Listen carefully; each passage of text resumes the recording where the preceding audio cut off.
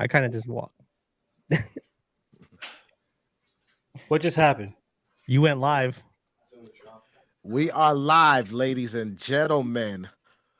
Welcome to another live collaboration between Matter of Opinion, the Gary Lamb Network, and we have a guest on the show. Would you like to introduce yourself?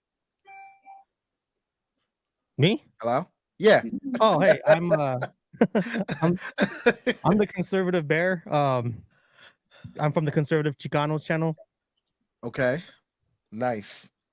And Gary, by any chance, Gary, of course we got Maladjust and we got Erica P, my co-host on Matter of Opinion, and me, I'm Walls P from Matter of Opinion. So, today's live. Now, I didn't see this video, so Gary, can you take the time just to break down this video real quick? Yeah, so this is what up, everybody. It's your boy Gary Lamb, bringing relevant content on life, freedom, and the pursuit of happiness. And today we are going to be discussing something that Godfrey, who is a comedian, said about Black people. He said, "You know what? Let me find it, and we'll just watch it. That'll work."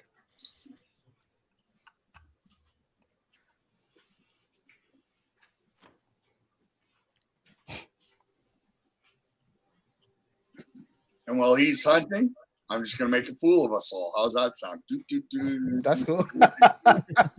It's interesting because I do want to see what it is that he actually said or whatever. I know you guys gave me like a little intro of it, but I want to see it, straight from the horse's mouth to see exactly what this gentleman said.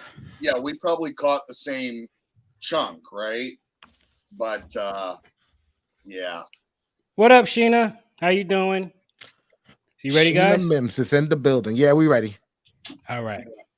I get your frustration, Godfrey, but is that entirely accurate? Black people who would get that, it would bankrupt the whole country. All of a sudden now you worried about being bankrupt when you spend trillions of dollars on defense, trillions of dollars to send Black men, especially to jail, trillions of dollars to drug up our whole country, trillions of dollars to the food up, to the air up, the water up, trillions of dollars to make people sicker and sicker and sicker and sicker in this country. Oh, we don't have the money because, and this is what I think, and this is what I believe, you just don't like Black people. For hundreds of years, we've been the most hated. But within that hatred comes the hypocrisy of loving our culture.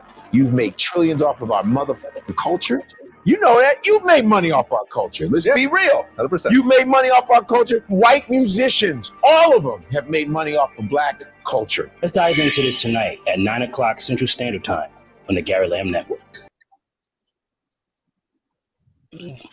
So now you guys are up to breast of what he was saying, right? Yes. Now, I wanted to give everybody a turn to discuss this, to talk about it yourself, because this is a lot of the what's going on in the Black community. They feel this way. And it was I just saw something happen at Panera Bread where a Black man really lost it on some foreigners.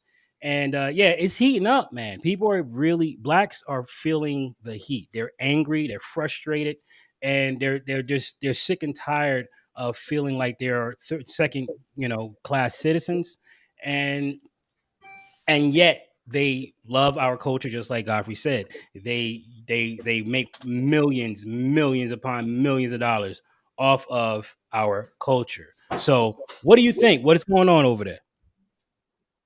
Who want to go I'm first? gonna let everybody run with this first because I'll go first. Yeah, when I go through it, it'll be cutting through a bunch of it, right? I don't think that the Black community is the most hated. Not at all by far. If you want to talk about the most hated group in America, that would be the Native Americans. They are the most hated group. They still live on reservations with no running water. I've been to a lot of them. They are the only group in America that's heavy. That's been the victim of the American genocide. They were almost getting wiped out the culture off the planet. So I don't agree with him with that. I do agree that white communities do use the black culture and use it to their advantage. There's no denying that. Look at Eminem, Elvis Presley. So yeah, For me, I wouldn't say the black is the most hated, but I would say they're the least respected. Because even like Native Americans, they still got their due where it's like, hey, any land that is on Native American soil, you don't pay any taxes or anything like that. So, what was it? The Washington football team, that was offensive, so that got changed up. So I think when it comes to Native Americans, I think they're more respected than the black community. I do agree, black culture is the most, I want to say, hijacked. You see it all the time. Commercials, it has hip hop or some type of hip hop or urban culture in it. A lot of the music is derived from black culture. And yeah, a lot of people like to use black culture, but want to disassociate themselves or keep themselves at arm distance from blacks in some cases. So I can agree with him to an You extent. good, Wally? You good? Yeah, I could agree with him to an extent, but not 100%. did you know the symbol of the Washington Redskins was actually designed by a Native American, and they didn't want to pay the family no more for that money no more. So that Native American family that from the Commanders, or I guess they're the Commanders now, Mhm. they're not getting any money from the copyright no more because of that. Okay. But a lot And of Native American have you been to a then reservation? you said what? Have you been to a reservation? Yes. No, I have Yes. not. There I are haven't. a lot of them, not all of them. A lot of them are literal shitholes. I don't know if we could cuss. I'm sorry, but they are. No running water. My friend Chico's wife is from one in New Mexico, and they used to have to go walk, I think, a quarter mile to go get water for baths, cooking, and they're still like that to this day. Okay. So on one end, I am going to say yes. I feel like things are being targeted with black culture just because that's what's popular right now. You also want inclusion. So because you want companies to have inclusion, they're going to start trying to market to the clientele that's buying their product. So that's, for me, that's the biggest change. It's like, hey, we're losing market share on the original people that were buying the product. So it's, how do we make more money? You start targeting other people. You target other people by making the commercials assimilate, by having music that they're interested in, by having the colors that they're going to wear. So the biggest thing to make more money is just to target a whole different group of people. Second thing is too, you have to look at the culture itself. Black culture is a mix-up of everything. So because it's a mix-up of everything, it's going to look like it's being taken, but how did you really get that culture? You got it based off of everything that was around you. So you got a little bit of Spanish in that culture. You got a little bit of Black in that culture. You got a little bit of Italian in that culture. You got a little bit of Chinese in that culture. So it's more of what's the most popular and what's going to gain you the market share. So I'm going to go like this. I'm going to let the panel decide. Do you want me to start with the music reference, or do you want me to start with a comment of the Native Americans? Whichever floats your boat. Right? Go ahead. Let's start with the music. So you brought up like Elvis Presley. So you're talking about how black culture started the blues and bluesgrass, right? Yeah. Mhm. Wrong. Where did blues and bluesgrass come from? Scottish Irish. hundred of years prior to African slaves coming over. So those the fundamentals of country, bluesgrass, and that actually start from white culture, the Irish, Scots, the Germans, and the Polish that came over. We can further go with that concept in that when we watched the Thomas Sowell video months ago, where did Black culture from the South come from? The undesirables that were brought, the white undesirables that were brought over from the British colonies 100 years prior to any Black stepping foot on what we call U.S. soil now. So the first problem that we have when we use something, for instance, like culture or music, is that where we're at in the we'll go to 2000s, right? So where we're at when we get, by the time we get to the 2000s, is there's no genre of music that has existed in the United States, beginning to end, that isn't a confluence of a half a dozen cultures or more. So, for instance, I'm a metalhead and I grew up with grunge and stuff like that. But when you look at it, what were the racial makeup of some of the big grunge?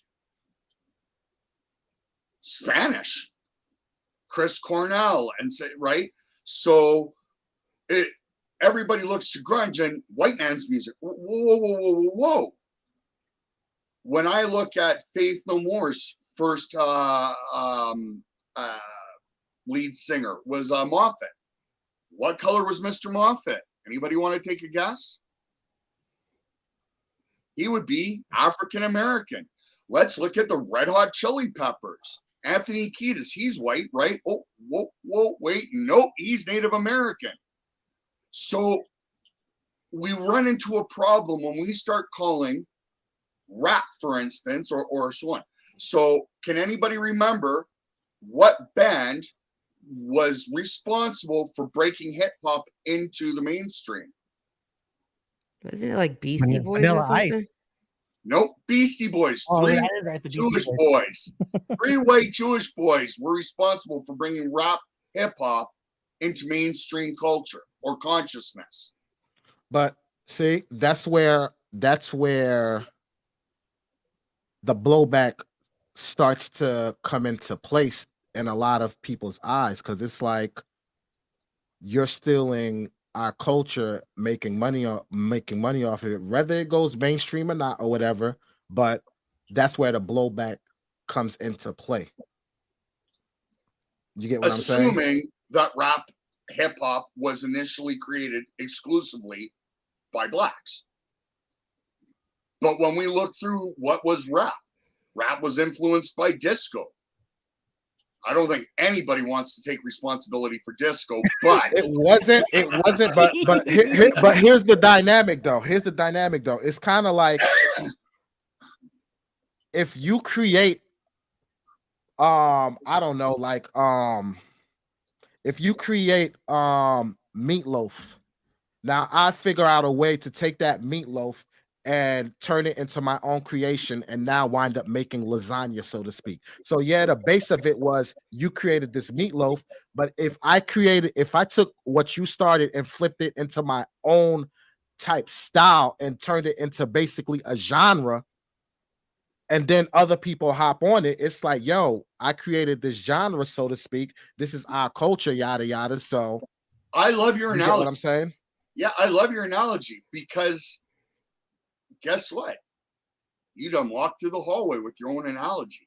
Mm-hmm. And that is, so you're talking about taking meatloaf, changing it up and coming up with lasagna. Here's the problem, is that you took meatloaf and you took Italian pasta and you took the French baguettes and you took from 5 different cultures, slammed them all together to make your lasagna. So you stole, by the logic, you took from 4 or 5 other cultures and created something new, but it's still based on what? Each one of those other cultures. I thought he was talking about, when he said meatloaf, I thought he was gonna go with the rock finger. I was gonna be like, dang. Oh, yeah. So we run into this problem of what culture created something. Because the minute we got into boats and started going around and hearing tunes, right? Reggae, ska, influence is one of my favorite genres. I'm a punk. I love my punk, especially my ska punk. So you start listening to things like Rancid, Social Distortion, stuff like that. What do you got? You got folk, ska, and a metal or heavier rock influence all crammed together into a meatloaf, right? Well, yeah, ska is based off of a Caribbean music sound. So one of my favorite genres is heavily influenced by Black culture, or at least Black musicians. No doubt about it, right? I would honestly be one of the people that would say like rap music in general, since we're talking about rap music, is as American as you can get. Yeah. It's basically American music. So here's the thing, right? Even though if we're taking it from music and all of this stuff, right? And the reason why like I'm giving pushback is because I'm just giving perspective of like the way a Black person would look at, the whatchamacallit. Like that's all it is, whatever. That's I know. all I that is. figured that. Yeah. So no. What I'm saying is, okay, so even outside of music, you're talking about the language, the slang, all of these different things that are used in Black culture is now like being used in mainstream. But again, So where it's did like, that come from? you said what? Where did it come from? Where did Ebonics come from? Where did Ebonics come from? Yeah. In my opinion, Ebonics came from basically the undesirables brought over by the white undesirables brought over by the British. So your Black culture that you're talking about started out as poor white people. Thomas Sowell does a good breakdown of this in his white something Black rednecks or something like that. There's 2 books, and he does a really good interview. One of these days we'll have to pull it up and over it. But in a nutshell, without us pulling up video clips and throwing them up and so on and so forth, historically speaking, the British came over to the United States, and on their boats there were British, there was indentured servants and slaves. And those 2 groups were what color, folks? White. And they came over and they built the infrastructure of the United States. They brought their white cultures, and I'm going to use that plurally, they brought over their white cultures. So when we look at art from the beginning of the US, it's the same artwork we see that are brought up about how people treat Blacks, like those really ignorant cartoons and stuff like that. The only problem is 50, 100 years before that, who were those caricatures? The Irish, right? Especially Irish children were done doing a lot of the infrastructure because they were small and to work for free. Now here's the thing. We understand like the infrastructure and stuff was built, right? Yeah. But what kept the economy stable? Slaves. Cotton. Exactly. So if you don't have the economy, the currency for the economy to keep stable. Why were we using Black slaves? You said why? Yeah. This is going to be I'm assuming because they were able to stay in the sun for long periods of time. Because y'all were the easiest ones to get. It was like going out to get a Happy Meal. We didn't have to do nothing. We pulled our boats up to the African shores, and the other African tribes said, all right, here's our goods. 2 rifles ahead. Right? Caucasian. I'm not disputing that. What I'm disputing is it's kind of disingenuous to say, yes, I understand that even though the infrastructure was already built, but what kept the infrastructure and currency able to keep building upon it was If it cotton. wasn't so easy to get the African slaves, what would we have done? What would they have done back then? They They'd would have have sold either off- had. they They would would have have sold off to either. Muslim countries. Right. They couldn't survive. The average Caucasian British person back then would be lucky if they could survive a year in sub-Saharan Africa. So their ability to pull up on a boat after months and months at sea, unload, go into a country where they're not wanted, so the locals are trying to nuke your butt, and then add in things like malaria and so on and so Oh forth, yeah, oh yeah. it wouldn't have been worth it. So what would the British have done? Too much work. Let's find somebody else who's willing to sell their people off. Jesus Christ. So as ignorant of a way to phrase it, we went with black slaves because they were the country that was giving it away cheapest. But that's not anybody's fault but their own country. Oh yeah, definitely. Yeah, Right? there's no The denying one- that. one- Enough that's people- why- there weren't that's enough why- people in That's Ireland, why and I hate the term African American, Black American, or just American. Right? I'm just like, I hate that like, term, just- too. I hate being called yeah, an American, bro. I'm just an American. yeah, exactly. I can't stand that term. I'm like, Africans don't even care for Black. Africa Americans, don't. you get what I'm- Africa don't want me. They So, gonna yes, look at me it- like, "Oh, you it from was- here? You don't belong here." You remember that? Africa definitely basically opened the door with the gateways for slavery to happen from the jump. Well, Now- yeah. Egypt too. now I'm going to throw Yeah. a curveball. The Jews gonna throw were a being little used over curveball. there in Egypt, man. I'm going to throw a little curveball here. Yeah. I have to be careful because I'm Canadian. Oh, you're a Canuck. Uh-oh. Oh, you're one of them. No, Terrence and Phillip. I got to dance around my comments around here a little bit. Okay. But here's the thing.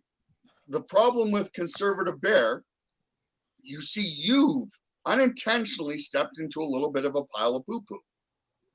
So you're happy to agree with the concept of the African slaving, right?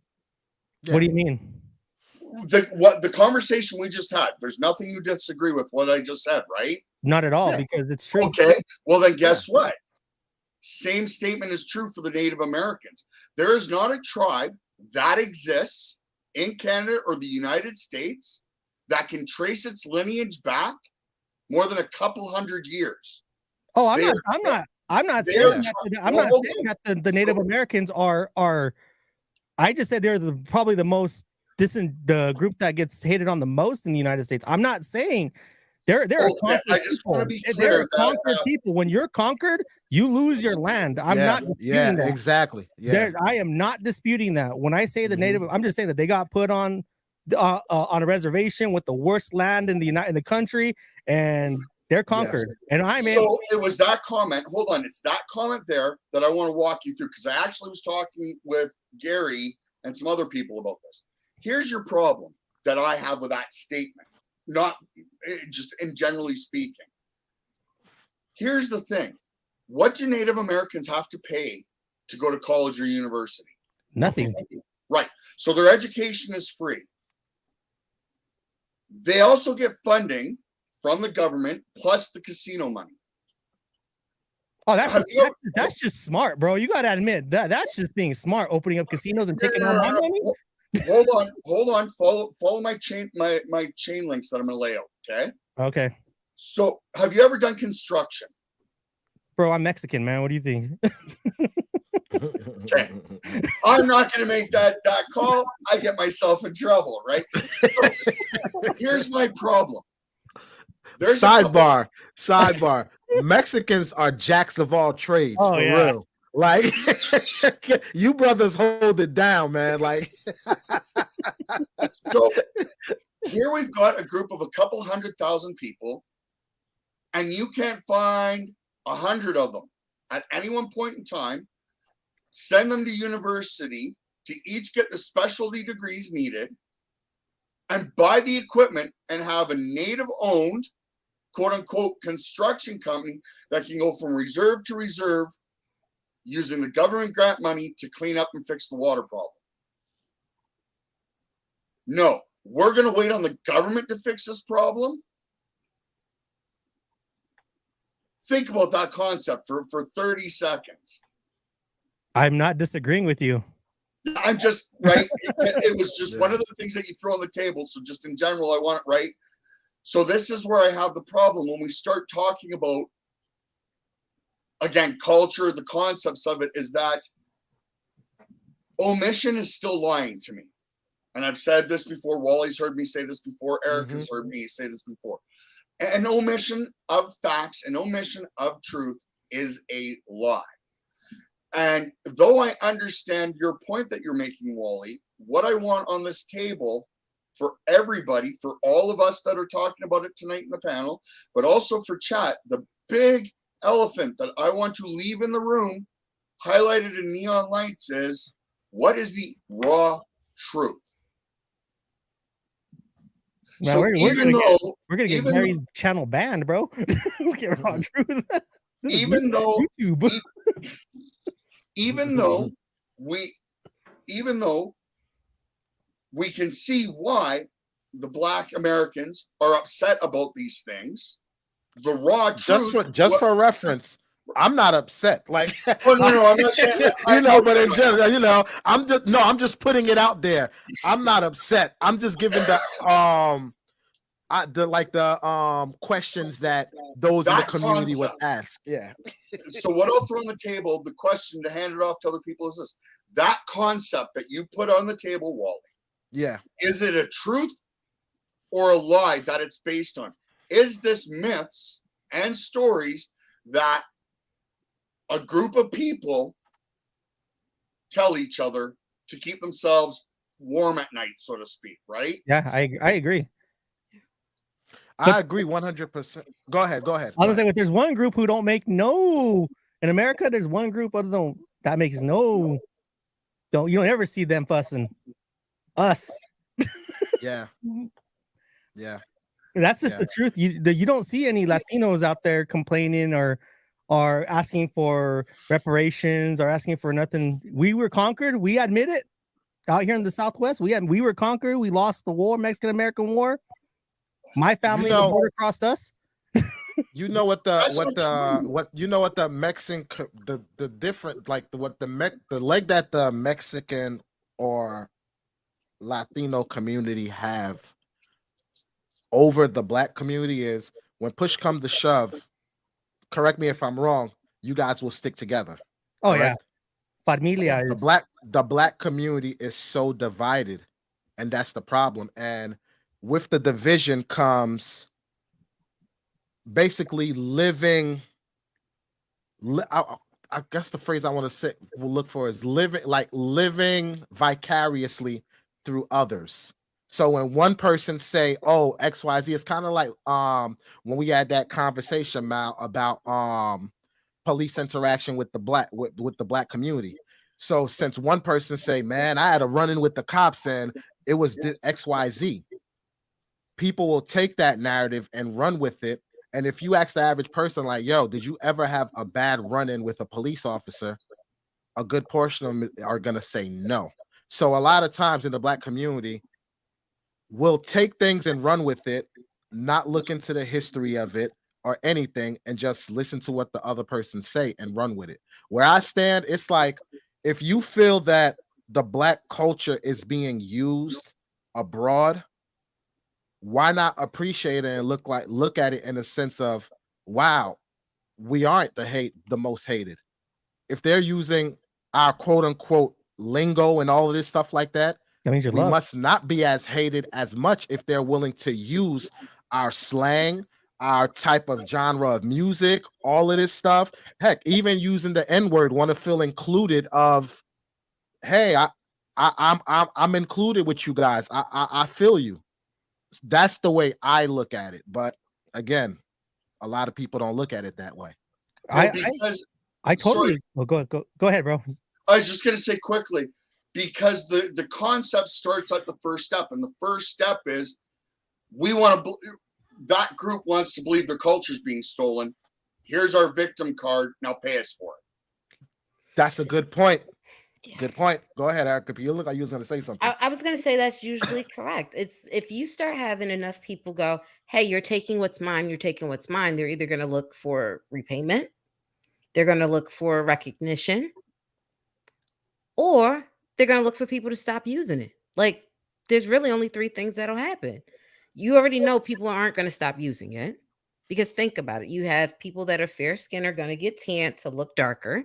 But you also, on the opposite end, you got black people getting straight hair too. So it's like you're saying, hey, you're stealing our culture, but it's not really your culture if you're wearing European hair. It's really not your culture. Yeah. I don't, You I don't know, know. if you think about it, it's like you still have to mix it and do something. Because think Go about ahead. it, even with just like women with wigs and weaves and things like that, it wasn't just meant for the everyday. You got a wig because you lost your hair initially. You got a weave to Alopecia fill or in something. for alopecia, correct? You got a weave to fill in what was missing. Now that's part of most people's normal everyday look. I'm gonna But give guess you, what? Go ahead. I was gonna say I'm gonna give you an example with what we're talking about, and I'm actually gonna throw this a little bit to conservative bear. I'm making some racist assumptions here, though. Okay, dude. I'm good, bro. I'm not soft, man. So for the panel, every one of us, if we went to go rent a place, so we move, we rent the place, we expect it to have a fridge and a stove in it, right? Correct. Mhm. That's an expectation. That's not a luxury. We go into an apartment or a house, whatever it is to rent it. It's got at least a fridge and a stove. Now, I have a couple friends that I do sub work for that are in Colombia. And this is where the racist assumption is. Conservative bear, is it a given when you rent in Mexico or in Colombia that you get a fridge and a stove included in your rent? In fact, isn't it true in those areas that you got to buy your own fridge? Yeah, Mhm. it's true. Because those are privileges, bro. Yeah. I was I gonna, remember a couple of years ago when I first started talking to this person, I was told this. Huh? What do you mean you need to get? And then on top of which, I got a little frustrated when I found out what they were able to buy a fridge for there. And I forwarded the money to them. Because Mm. honestly, with the cost of a fridge, it is my gravy, my ridiculous spending for 2 months. So I went without 2 months so that they could have a fridge and actually have groceries on hand for them and their kids. Yeah. This goes back to part and parcel what we've talked about before, and that is this need versus want that we also want to have on the table during this conversation. That sense of an entitlement Mhm. of what you need to survive versus what you want when you're surviving. Mhm. I was gonna go back to something that I'm sorry, what's your name again, ma'am? Erica. Erica. I have a really bad memory, so just You're not the only one. You're not the only one. one of the things I would, when I was listening to you talk, you were talking about, girls go get their weaves. It's something that's become more culturally acceptable in America. Just go get your hair done, get a weave, get a wig. Correction, conservative bear. Get your hair did. Oh, get your hair did. Yeah. Get your nails did, get your hair did, get it all done. Exactly. Come out looking flawless, right? Yeah, I know, right? And we're talking about music, and we're hitting all these things, dude. I remember I was gonna tell her when I was trying to cut you off. I was gonna tell you I don't know how old you are, but I'm getting close to 40. Oh, we're in And the same age bracket. Don't worry about it. Yeah. I remember. I'm the oldest. Oh, really? And I'm number 2. I just remember going to school, and then going to school down here in Colorado. We were always taught, and you guys probably too. The United States is a melting pot. There's not one culture. There's a reason why we don't choose English as a language. The country of language, even though most of the time most of us all spoke it. It's because we were a melting pot. so when we were talking about the music and getting your hair did and all that stuff, Mhm. that's now because part of a melting pot of American cultures. It doesn't matter if you're black, if you're white, Latino. I'll never use Kleenex, just so you guys know that Kleenex word. I don't use that. Yeah. I'm Latino, Latina. It doesn't matter.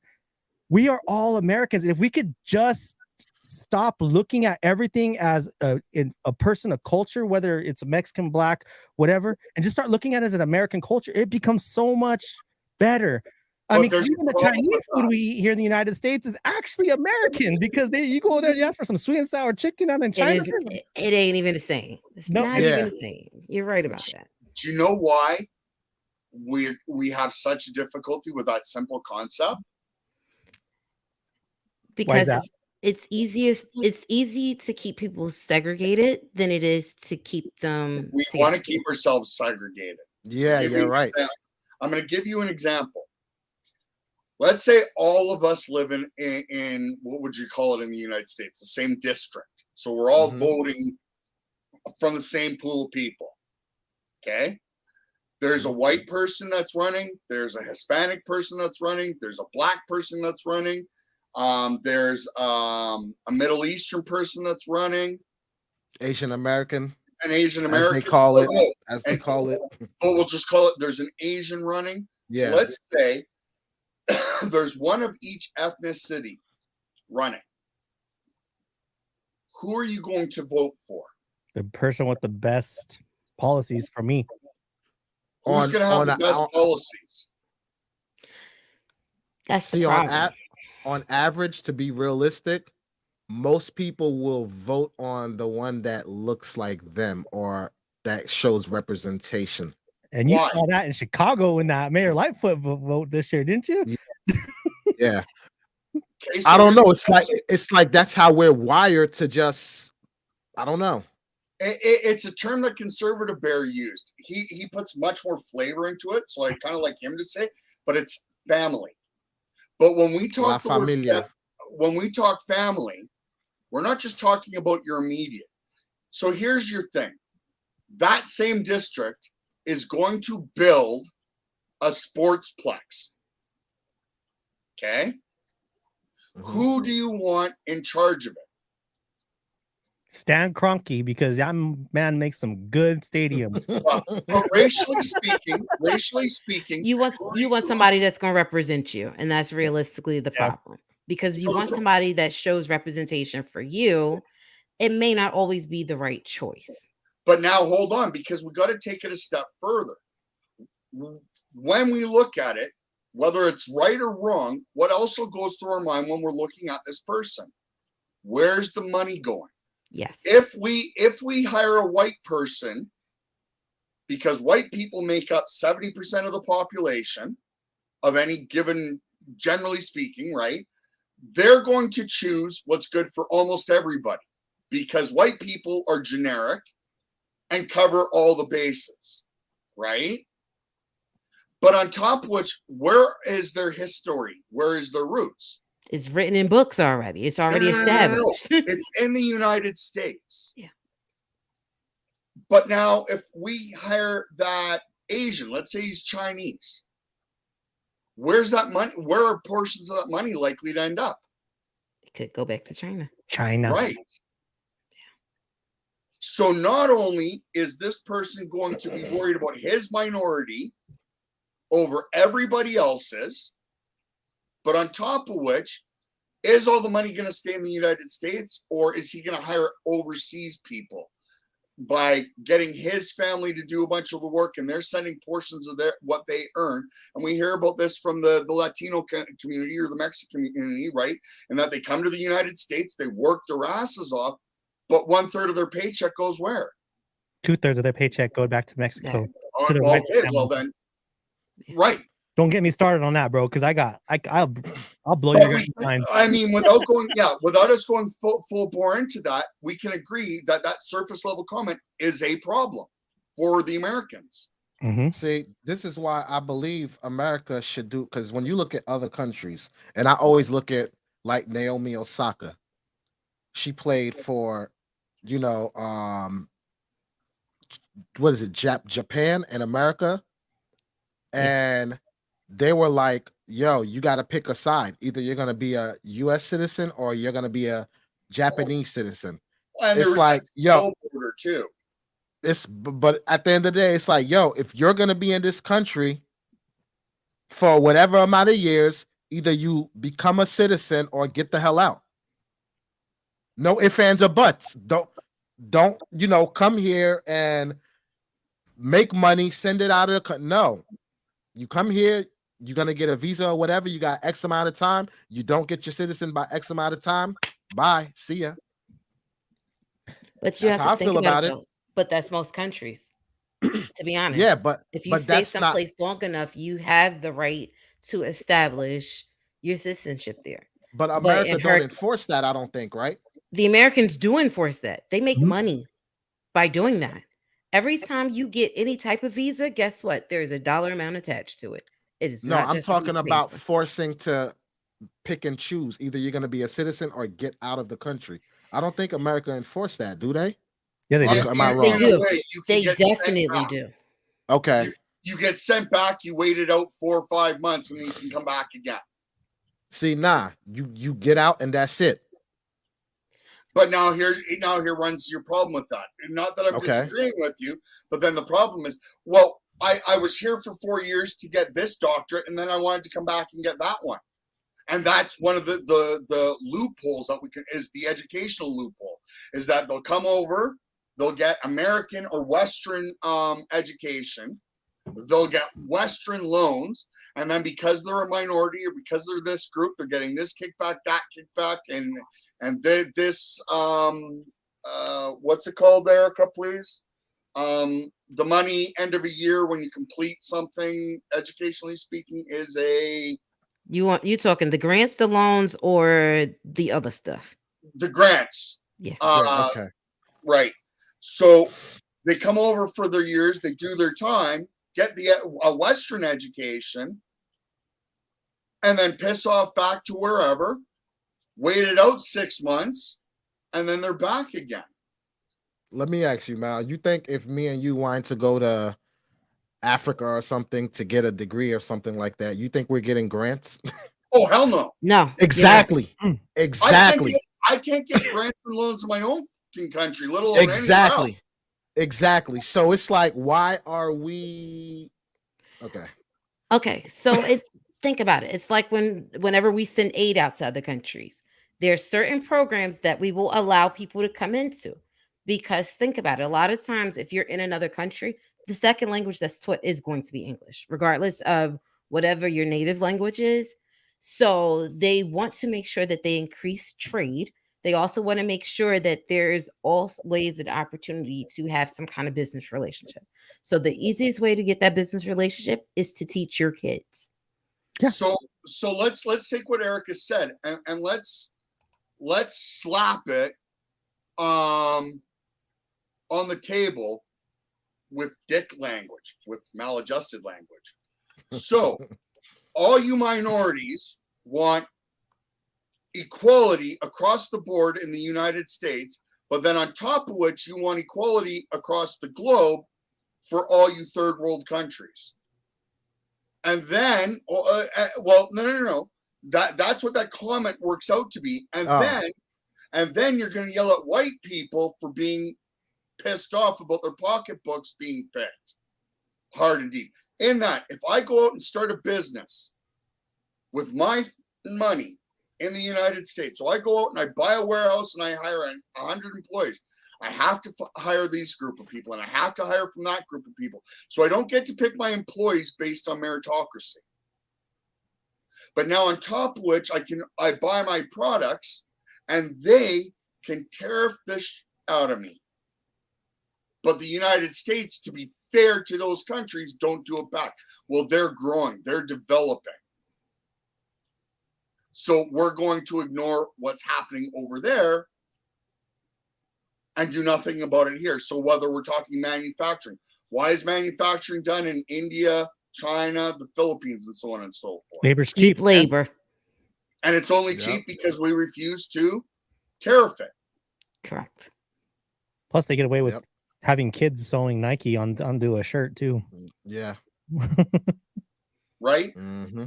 because they don't have the child labor laws like they do here in the United States. Yeah. Yeah. Now, here's a fun one. I love the child labor law concept because here's my question to you. Is it our problem or is it our business whether or not a country has child labor laws? Nope, No. none of my damn Why business. not? Because if we put those child labor laws in place, then that kid's not going to even earn the 50 cents. So now he's got nothing and still a little bit of something. Do I like what they're doing? No.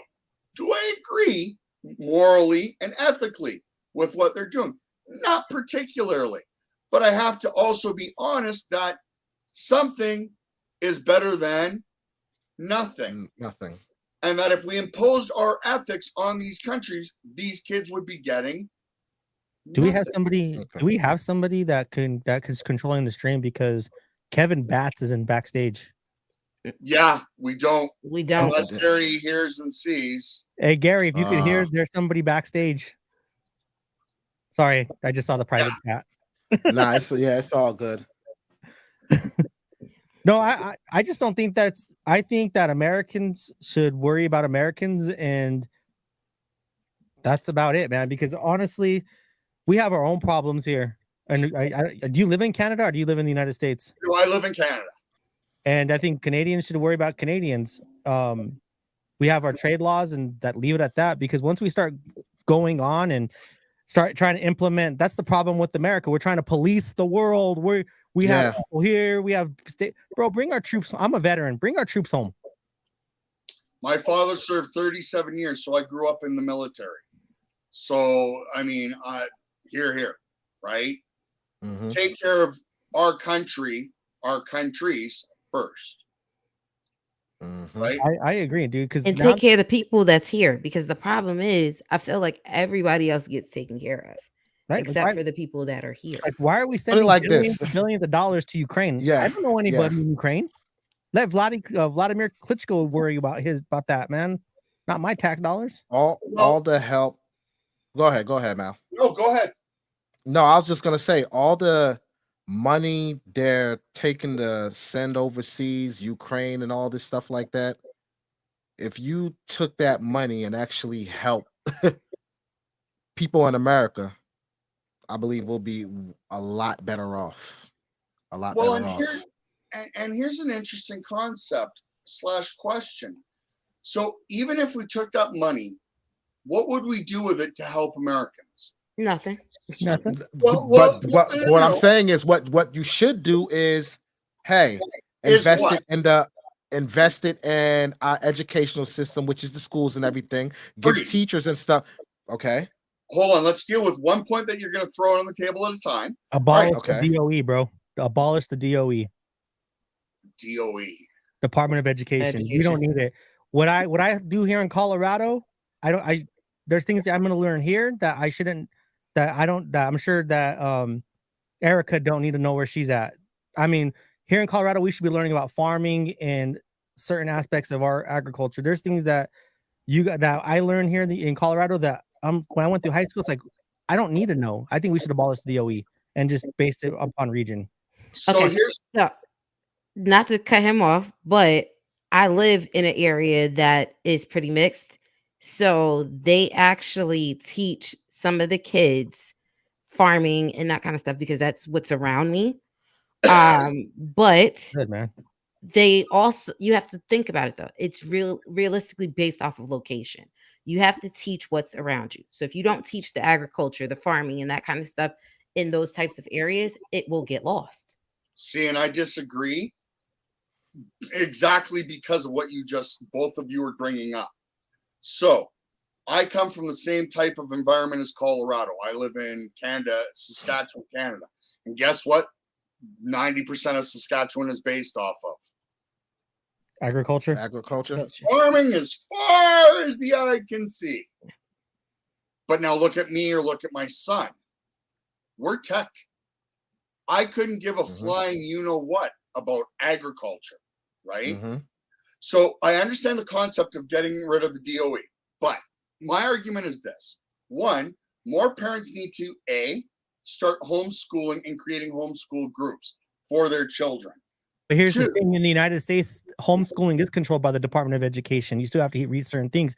If you abolish the Department of Education, you could then homeschool your kids to know. Because I mean, think about this: if I own a farm, hypothetically, if I own a farm, and I want to sit there and teach my kids the 3 R's: reading, writing, arithmetic, okay, the basics, and then teach them to farm all day. If I'm not teaching them calculus and other things, then we're screwed.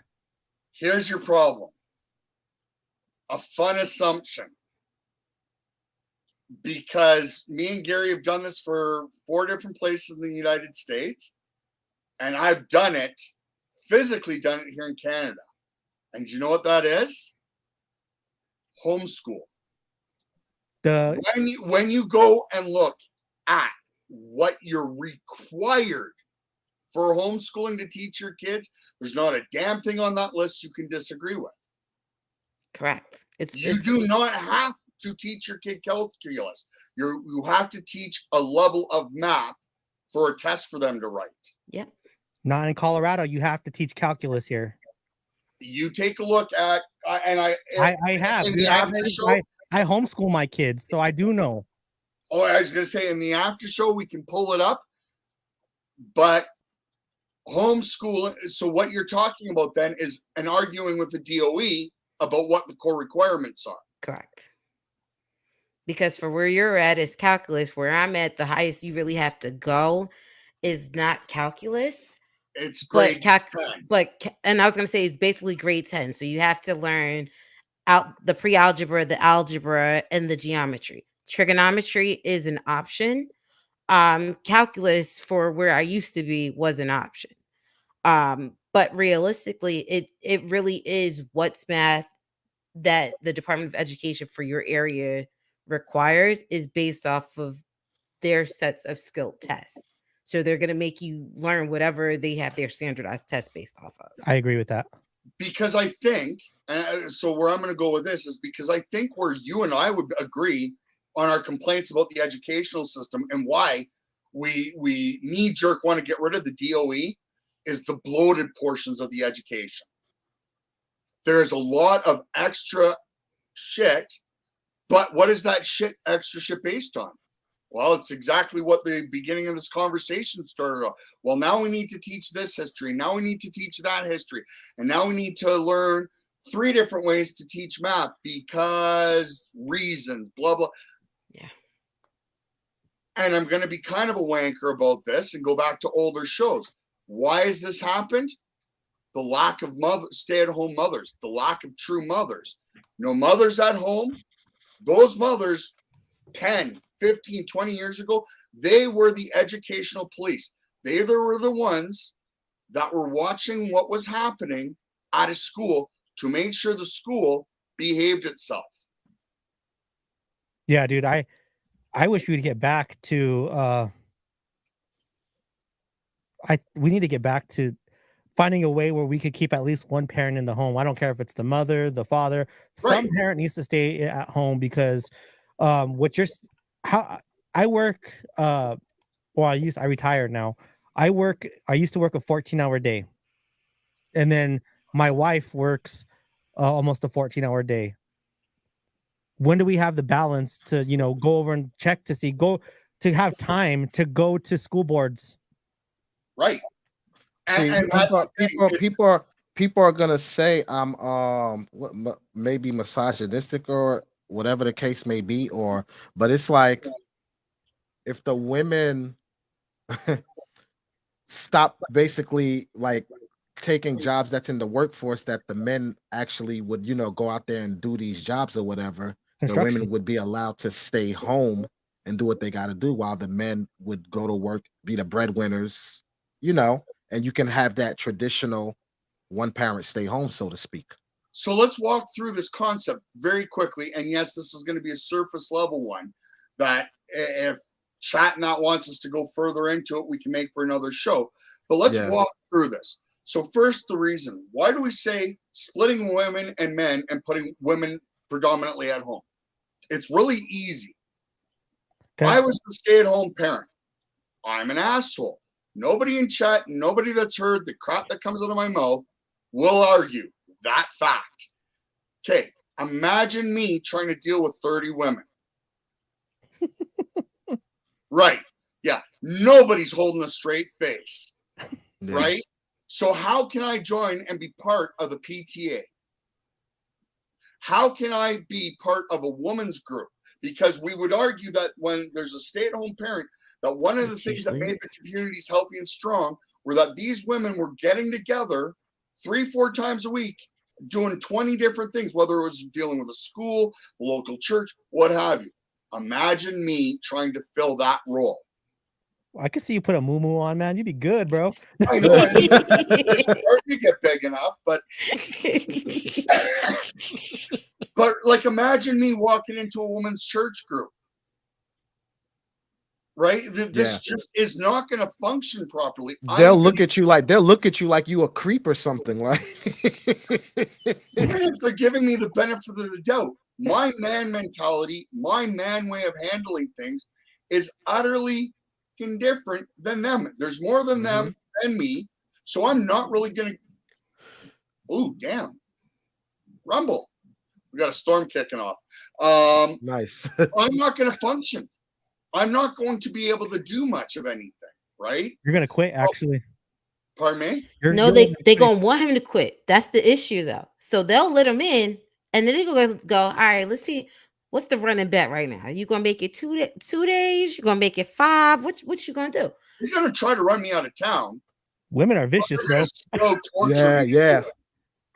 They're gonna slow torture me to do it.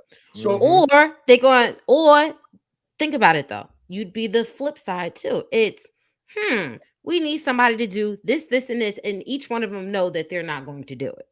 So then it's, hey, Mel, we need you to do X, Y, and Z. So now they trying to play supervisor. I get to be the sewage worker in the women's right. So you can in generally speaking, you can take this misogyny, women in the house that's being met, and you can take it, you can grab your ankles, and I will help you put it somewhere nice and safe. Women work well with women in this concept, men work well with others. But now let's move on. So now we've removed about 50% of the people in the workforce. Oh, wait, what's that going to do? Right now, more jobs than people. Now more people than jobs. Now there's more jobs than people, which means that what are employees or employers going to have to start doing? Paying higher wages. You got to pay higher wages. What do you mean this might make the average wage start going up? Yep. Oh, well, that's an interesting concept. So by removing the female from the workforce, we're going to help wages go up to make it easier. And we're going to have more control. We're going to have more micro control over every aspect of our government because the women are going to be at home watching what's going on. That local politician is not going to get away with shit. No. Because you don't have 2 people working 14-hour days. You got one person that's working 24 hours a day from home. And how are they working? They're watching the kids and they watching what's going on in their community, both their neighborhood and their local community. If you look back, dude, the best time I think, and I've done a lot of looking into it, the best time in American culture was the 1950s, when you would see a man would go to work, come home, dinner would be on the table, and I'm not taking nothing from women. A homemaker is a freaking hard job. It never. We always say that. We always say that. And I don't know why it became so taboo to ask your wife to stay home if you could support them. Oh, because you want to know why? Why? These people, because these mamas was going crazy out in these streets too, though. The ones that was, think about it. And I'm thinking on the opposite end. No, I respect every time that you see a minivan go up the road the opposite direction. In my head, that is more fearful for me than a pickup truck. Why? Because a lot of times it's either an overworked mom or a mom that's been day drinking, which bothers me even more than the pickup truck. But again, how often did that happen when we had strong family, strong neighborhood, and strong community? it wasn't as prominent as it was in the mid 2000s. Right. And this is the thing. We're applying the concept of the 60s, I said generally speaking, to people's behavior after we've let them get out of hand. But even when you look at it nowadays, anyway, women are basically telling you they don't want to be in the workforce, because what do a lot of women say they want? A guy that can take care of them where they don't have to work. Get their hair did, man. Get their hair did. So Come on. realistically, you want to go back to the traditional household. Traditional family. Yes. Yeah, but the problem is that people get butthurt when you use certain words. Mhm. People get butthurt when I call them a liar. I mean, think about this, man. In the crime rate in the Black community and in the Latino community was low in the night. Well, it was low. You didn't have Juan and Hector out there trying to rob the store, convenience store, because they know mama's gonna whoop that ass, and then daddy's gonna come home from work and beat that ass even more. I got you one better, but you also knew the neighbors was gonna whoop yeah. your butt on your way to the house. Yeah. And be like, this is why I whooped this butt. Now you whoop his butt too. Store owner's going to catch So you, slap the crap out of you. Yeah. They're going to hand you over to the cops who are going to slap the crap out of you. Those cops are going to hand you over to your daddy who's going to slap the crap out of you. He's going to hand you over to your mama who's going to give you your actual punishment. And that's Right? 5 or Yeah. 6 beat downs. That's true. Yeah. Right? There was a fear, and yes, it was a fear of, oh, hi. There you go, Kevin. Kevin Betts. Bro, I saw you in the back, bro. And I was like, Yeah. I We, was like, we hey. can't do nothing on this. Hey, end. what's up, guys? I know. What's going on? It's all good. How y'all doing? Not too Doing bad. Not good. too bad. Doing good. Introduce yourself, get us caught up with you. Yeah. Oh, I'm Kevin, and I previously had a show called Red River TV on YouTube. We recently stopped making content because we started doing documentaries instead. That's awesome. So That's awesome. we just put out a documentary 2 months ago, and I've been showing it all over the state for the past 2 months. And it's a story about a family that was wrongfully accused of murdering and molesting their grandson.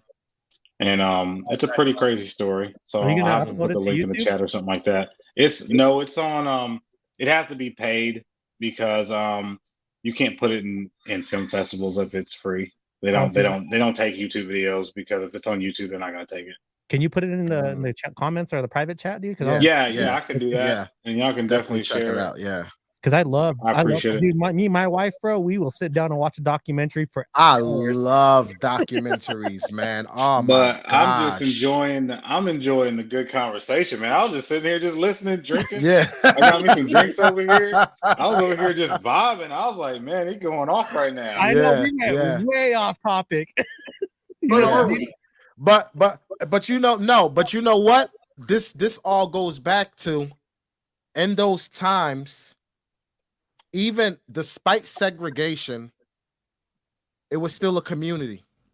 And you didn't hear anything about, they're taking our culture, they're taking our slang, none of that. Even when you look at like the reference of Elvis was brought up, of him taking black music, like black culture, whatever, for his music. Even in those times, those in the industry with him didn't look at Elvis as he's stealing our culture. They just looked at it as, yo, you're bringing music that everybody enjoys. Right.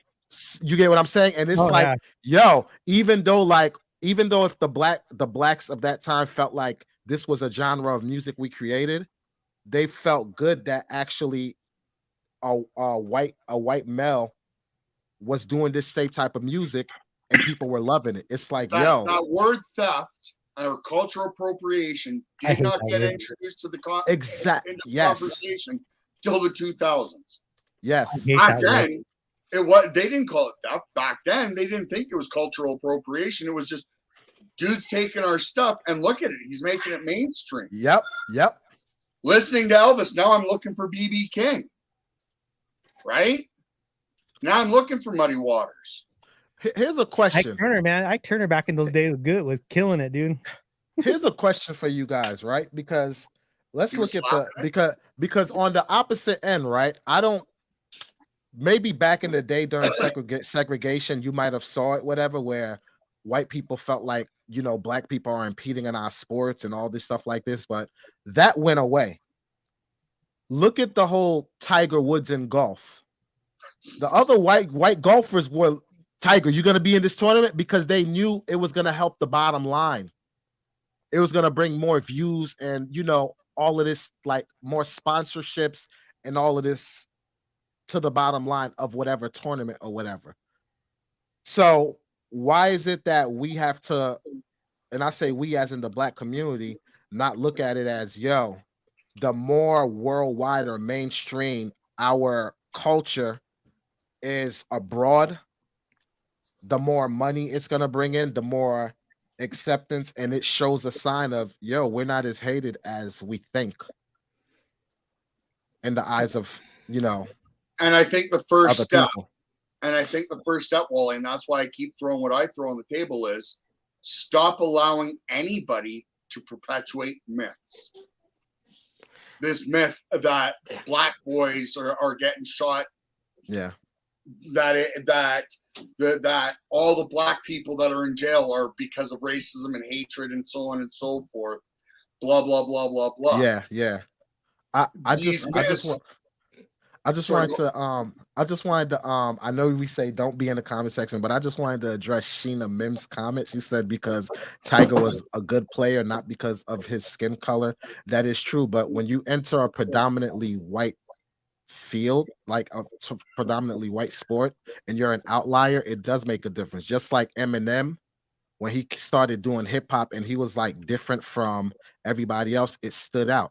Or even conscious rappers, right? You have black conscious rappers, but what's that white rapper that be on YouTube? McDonald? No. Yeah, the only one I know is Tom McDonald. Yes, Tom McDonald. Yes, Tom McDonald. He stands out because not only is he good at what he does, but he's also white, because you have other black conscious rappers that don't stand out. But since he's such an outlier, he's gonna stand out.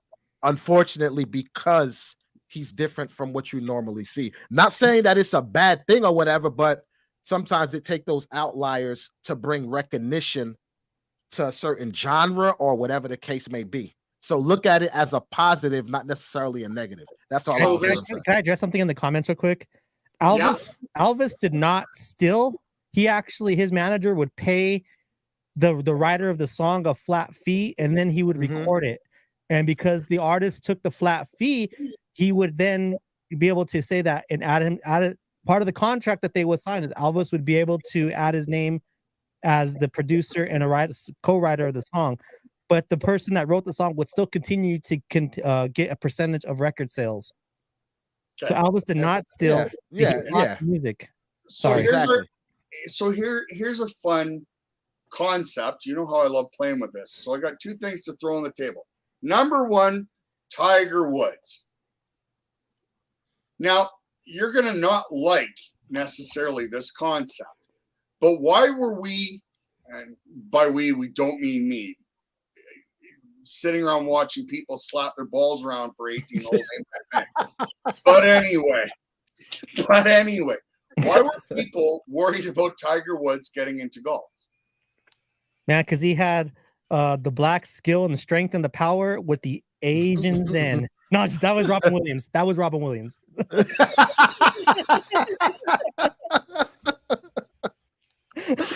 I love that. I love Robin Williams live on Broadway, and that's what he said. Yeah. Do you remember the movie Happy Gilmore? You know what? I remember it, but I never fully watched it. Chubbs, man. You don't need to remember fully watching it. So Happy Gilmore is that Adam Sandler schmuck where he becomes a golfer. Yeah. But he's a clown. He brought his hockey culture and hockey behavior into golf. Golf has a certain way of being. Golf was created. Here's the structure of it. Now you've got somebody else coming in. Are they going to stick to the rules, even if, or are they going to stick to the social contract of this thing, or are they going to start trying to change it? Right? So that's where I think you run into that. Back when Tiger Woods first got into golf, it's like, okay, is this another good golfer getting into golf?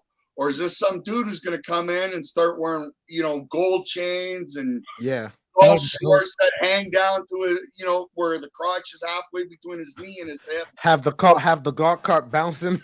Right. Bro, we're talking about having the 1996 Michigan team, bro. Right. So you've got to wonder whether, and one could argue, yeah, that statement or that concept is racist, but it's still valid. Yeah, what is this person going to bring into this environment? The next thing is this rap. It frustrates the living. Oh, people, you do realize that hip hop and rap wasn't just black people, even back in the beginning with Run DMC and stuff like that.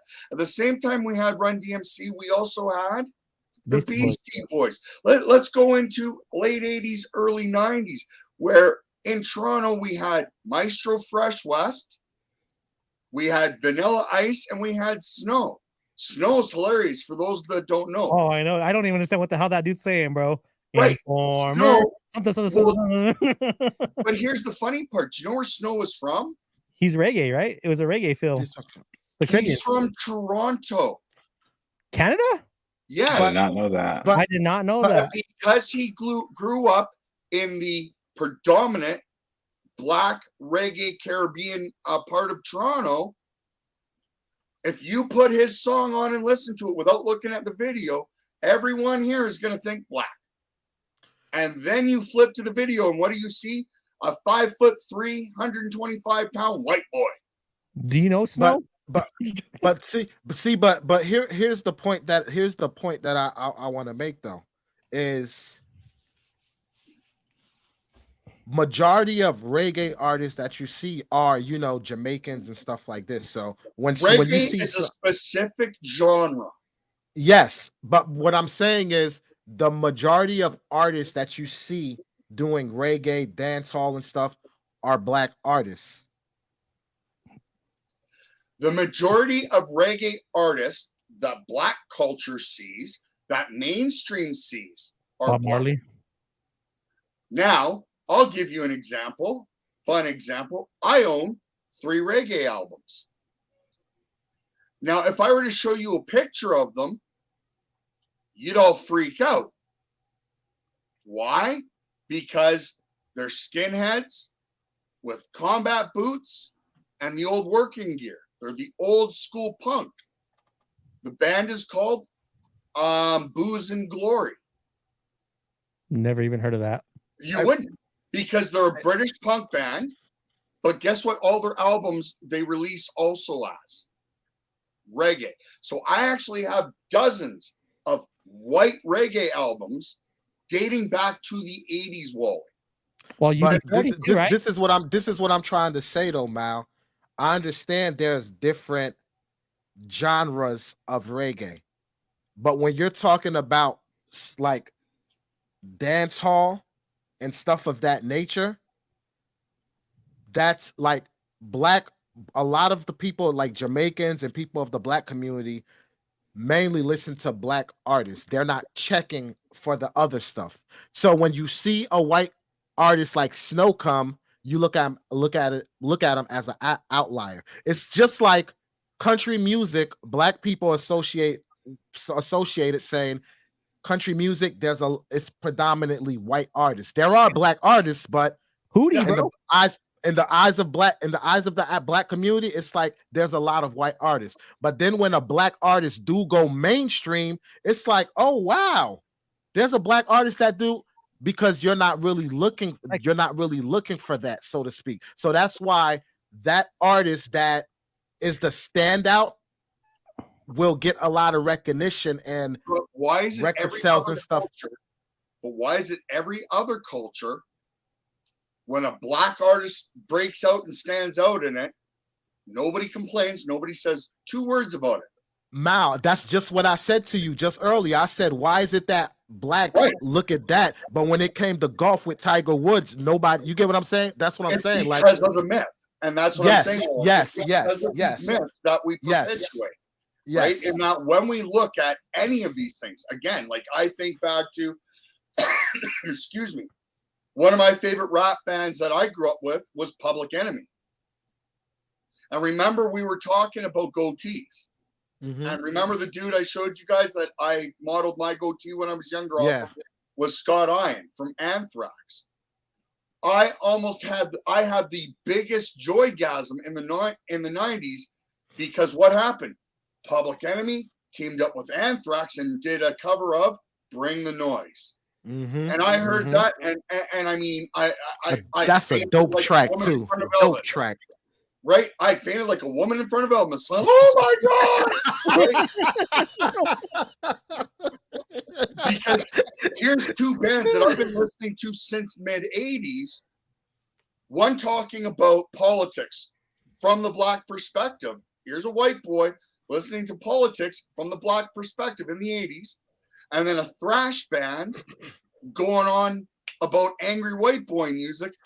And then the two of them got together and said, "We got your ass now," right? Well, it's like Jay-Z with Linkin Park. Yeah. I remember Busta that. Rhymes Those- did. those Busta albums Rhymes changed- did. Busta Rhymes did a song with Linkin Park too. Right. For me, that's not as groundbreaking, only because, again, when I go back to my roots, like you listen to old school Run DMC, EP Crazy. Well, dude, if you want to talk about that, then you could talk about Run DMC teaming up with Aerosmith. That But was no. groundbreaking. Yeah. Here's the That thing. broke Most people MTV. realize When One you of Run- listen, one of when Run you, I was DMC's just gonna. first I was, albums, hold on. uh-huh. One of Run DMC's first albums was called Papa EP Crazy. And when you listen to the tracks off that, it was rap metal.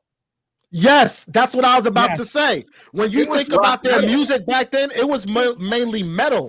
Like you listen Right. to the beats and everything, it was metal, and they just rapped over it. Yeah. Well, the Beastie Boys was a punk band, and then the only reason why they dropped what was the song that came out in I think it was Paul Revere. Was it Paul Revere? no, but they did it as a joke.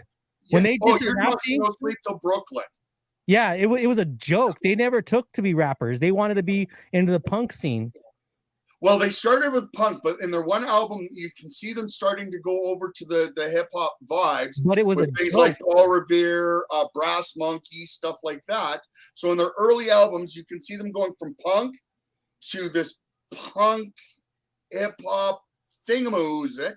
And this is the same time when you look at the first albums of Run DMC, where you've got a hip hop track or hip hop lyricism. It was literally metal. But it was heavy rock. Yes, it was literally heavy metal It when you was think back at it. sick.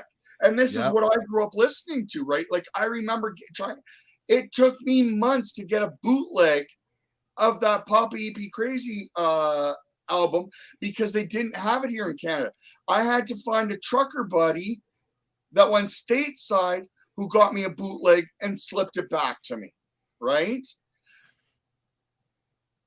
Everybody acts like this confluence of musical styles is a 2000 thing. And I'm like, no. Follow the actual roots of this music. And you look back to the Sex Pistols, like old school punk. Let me ask back you in the this now. Hit Let me. me ask you this. Do you think, or I'll ask you, Mal, and I'll also ask well, I'm asking everybody on the panel. I'll ask everybody on the panel. Everybody has it saying basically like, blacks don't know their history and everything like that, right? And do you think that transfer over to where they don't even take the time to want to learn their history, and that transfers into other things of not trying to learn the history of culture, music, whatever? It's just I'm gonna take it literal as gospel because I'm living vicariously through what other people are telling me or what other people are saying, so to speak. Because for the longest time, one of the things that you would say about Black people is, if you don't want them to know about something, put it in a book. I think the problem with Black culture and just Americans in general is we're lazy. We've gotten so lazy. If you go back to a Black family in the 1960s and the 1950s, they would know their history. They would know it. I really believe that they would know it. And the fact that now we've gotten so lazy as a community, not just the Black culture, but just in general, we've gotten freaking lazy. Nobody wants to open a book. I mean, I told my son to open up a Star Wars book, and he looked at me like I was speaking Greek. And it's just that we've gotten lazy all the way around. What's your take, Erica P? I was gonna say that y'all got to think about it. I'm the opposite. I learn, I read, I research. So because that's what I like to do, I have no problem gonna go. All right, I can't Google it. It don't pop up. All right, let me go to the library's website and pull up a research. But do you think everybody share that same common interest as you? I was about to say they don't, and because they don't, a lot of times it's, well, this is what somebody told me, or this is what I was taught, and they're just going to leave it at that. A lot of times people don't know the generation before them. Sometimes they don't even realize the generation 2 times over, just because nobody talks about it. And then it's like, okay, you don't talk about it, you don't read about it, you don't really know it. And guess what? History repeats itself. Because you're not telling that stuff. Before you go, Mal, let me just tell this one quick story. Let me just tell this one quick, and then the floor is yours. Like, it's sad, but I think the Black community is so lost when it comes to actually like researching or looking into history of things. Remember that whole concept when they said Tommy Hilfiger said he made his clothes like he didn't want Black people wearing it and all that stuff like that. Like he made these racist comments. Yeah, I remember Tommy Hilfiger never said that. Never said it. And every time you would bring that up to a Black person, they'll be like, yeah, I saw it on TV. Like he said it on Oprah Winfrey show. And I say, go back and look, do the research and tell me if you see it. And they come back afterwards like, yeah, you're right. He didn't say that. But you done built it so far in your mind that you heard a rumor for years and years and years that you actually believe in your mind that you actually saw this, something that never happened, to the point that you make it gospel, that you even think you even saw it. But they also cost that company millions of dollars. But the bottom line is people just heard something. Because when I hear something right now, the first thing I do is I go research it. Like, oh God, let me go see what's what, and try and, the average person, especially in the Black community, does not do that. They just, especially if it's something that's gonna be presented as racist to them, or something that seems like it's what's the word I'm looking for? Something that works against black people, like as far as police brutality and all that. Not to say police brutality doesn't happen, but I'm just saying anything that comes off as racist or contradict a narrative, yes, Black people will take it and run with it a lot of times. Go ahead. So here's the problem with history. Here's the first problem with history, and that's exactly what first problem is what you brought up, right? Mm-hmm. History is based on the perception of the people telling the history. So we got to. So part of the problem we've got to walk through is, again, the links in a chain. When we say Black culture or Black history, now I could be confused on this, but not all Black people have the same history or culture. Exactly. There's Jamaicans and there's Nicaraguans and it was Wateragans. I'm messing with you. I'm messing with you. I'll say which stop on the boat you want first. You want Jamaica? You want Haiti? You want Cuba? Which stop do you want? Because realistically, that's what it is. Between the lines. I know, right? I had to. That was open, man. I had to. It was. As soon as it came out of my mouth, I'm like, who's going to get me on this one? I know. You knew it was going to be him. You already know. Bro, he said that, dude, I put my head down. Yeah. You're like, let me Look, you close gotta my have eyes a little laughs, bit. man. You gotta have a good time, man. I'll take my licks. You know it. But yeah, so our first problem is, which Black history are we talking about? Yeah. Because I know that, so conservative, you're from Mexico? Like your My family was well, we've always been in Colorado. The borders crossed us, but it was Mexico back then. Okay. And would you agree that Mexican and Colombian culture are not the same? Like, totally different. Right. And yet, right? So me calling his family Colombian is kind of insulting, isn't it? Oh, just don't call us Puerto Rican, bro. They'd be like, look, we'll take anything that's close to our culture except for that. Yeah. It goes So, back to boxing. you know what, though? That goes As back crazy- to boxing. As crazy as it sound, though, if you say to a Jamaican, like, "Hey, are you Haitian?" I mean, if a Haitian or "Hey, are you Jamaican?" They don't get offended. Caribbeans like really don't get offended Because they as know much. they're both Caribbean. That's the problem. They know they're something. They're other. They're Black other. Because think about it, there's no other word to say it. It's y'all all Black, but you're Black with something else. So without going Black too with a far down the country, there you rabbit go. hole, we can talk. Use a very good example. The Rwandans and the other group, the Hutu, was it? The genocide. The Rwandans were genociding the Hutu. Yeah. Do you think that the Hutu would be a little upset if I said, "Hi, pleased to meet you"? Oh, you look Rwandan. Oh yeah.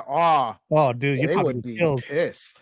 Right? I'd probably get this kicked out of me. Yeah. For it, right?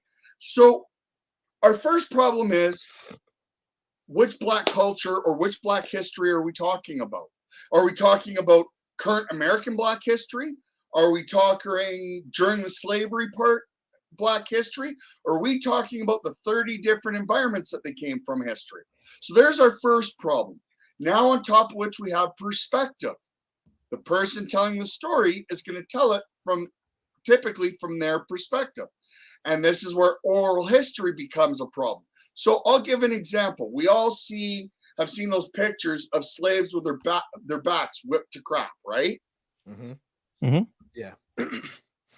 I'm going to argue that those pictures are probably lies in that they're taken out of context. Do you want to know how I'm going to prove that, Wally? How? I'm a plantation owner and I pay good money for 100 slaves. I need these 100 slaves to do as much work per day as humanly possible to make me loads of cash. So I'm going to fuck up my machinery, right? Does that make sense? That goes back to Roots, the movie Roots. Well, that's been debunked. And I mean, well, no, I know, but the reason why a lot of that you see them messing with their machinery is based off the movie Roots. Right. But that's what I'm saying is, like, when we look at it logically, those slaves were the equivalent of you or I going out and buying a machine to do a process. Do you really think these slave owners are going to beat their slaves so that they can't do as much work as humanly possible? Does that make any sense? You know, I'm business minded. In my head, no, I'm not messing up my workflow. I'm not messing up my money. Here's the thing. No, it wouldn't make sense. But if this one person can potentially cause a revolt for everybody else because he's standing firm, then I'm gonna have to make an example of this person, of this individual. Now, Wally, can you see the hallway you just walked into? Yeah. What's the hallway you just walked into? You talking about the unicorn. So yeah, a slave probably got the snot slapped out of him, beaten within an inch of his life. A slave out of 1,000, 2,000. But Mal, hold on. So the statement is no. What I'm gonna the majority of slaves treated poorly. That I don't know. That I could not answer. But this is what I will say. And what I'm gonna say is gonna make your point even more. So don't think I'm like challenging you. You got to look at it from the standpoint of nowadays. When it comes to painting white people in a bad light, black people in a bad light, women in a bad light, who's the ones that stand out? The ones that stand out are the few that are the bad apples. So again, if you see the picture, it was probably a few that, that's all I'm saying. But I don't know what the hell happened there. So I can't really say if they were treated good or bad. Well, according to records, the worst slave owners were the black slave owners. Like Anthony Johnson was a monster. If you go back and you look at Anthony Johnson, he was a monster. Conservative Bear, between me and you, yes, sir. Every time I speak to another black person that I've never met before, and they always share the same thoughts of saying, hey, when I went to go get this job and it was a black person who was in charge, they didn't hire me. But when I went to another person that was in charge, like from another race, I got hired. That's all I'm gonna say. Yeah, all I'm saying is that when we talk about history, I know, bro. Because part of it's dropping a little bit of just basic fundamental logic, right? I'm going to argue, logically speaking, if I buy machinery, no, you're right. You're right. I'm not going to abuse the crap out of it. I need it to do the work. And I agree with you. From a logical standpoint, it makes absolute sense. So this is where we run into all these problems with history, is that history's messy because it's tainted by humanity or the humans telling the history, right? Mm-hmm. So, yeah, I mean, I don't know that there's any way. In some ways, we almost need to just get rid of history because, yes, we have the expression that those that ignore history are doomed to repeat it. Mm-hmm. But what history are they actually talking about? You know what? When that comment is made, we're talking about slavery as a whole. Can I ask a question real quick? Yeah. Just to. Do you guys think that the civil rights would have succeeded without white people? No, absolutely not. Because what irritates me a lot about the civil rights movement, and it's even like the Latinos, because we benefited from it too. Because if a lot of people don't realize is Latinos were being lynched down in Texas and over here in the Southwest. There's pictures of it and everything like that. You talk about that, you get slapped in the face. But how dare you mention anybody else suffering the same things? But the reason why I mentioned that is like the modern day, where we're at modern day with a lot of people, is that they forget that it took white people. They would have not succeeded. It would have failed. If you think about the Mississippi burning murders, if it would have just been a one black person thrown into a ditch, they would have never said anything about it. It was because there was the two Jewish boys in that car with them that got murdered as well. That made it so public, made it so known that that was one of the biggest turning points in civil rights culture was Mississippi burning. But hold on, we got a problem. And then Emmett Till too. Emmett Till was huge though. We got a problem, Conservative Bear. Go a few rounds before what you're talking about. So me and you are in Britain, and we hop on a boat, and we came to the United States. We had civil rights, right? Mm-hmm. Yeah. No. In the beginning, in the founding of the United States, who were the only people who had rights and power? White colonialists. Yeah, I was about to say that. Landowners. Ah, true. Yeah. Yes, you're right. Yeah, you're right. If you didn't own land, you didn't get a vote. So I'm sorry to tell everybody, but no, not everybody hopped on a boat. We was all white, hopped on a boat, rode over to the United States, and freedom for white people. No, sorry, no. Not only were there others like the Scots, like the Germans, like the Irish, like the Africans, and so on and so forth. But when we all first came over on that boat, no. Wealthy landowners had the vote. Wealthy landowners made the rules. Because check this out. How do you think there were black people that held positions in office during those times? We do realize that, right? Yeah. Right. There were black people that held Because positions. they're wealthy landowners. Yes. So Pretty much in a nutshell, what I'm gathering is, which makes sense that you said, Mal, is like you said, history can be presented by whoever, it's their perspective. But if you look at it from a logical standpoint, just look at it in a sense that like makes sense, so to speak, like logically, like how you said, yo, if I buy a piece of equipment or machinery, because at that time people were basically, equipment, and it is what it is. Am I going to F up my machine? If my computer don't work, am I going to slam it on the ground and be like, all right, now it should work? Absolutely not.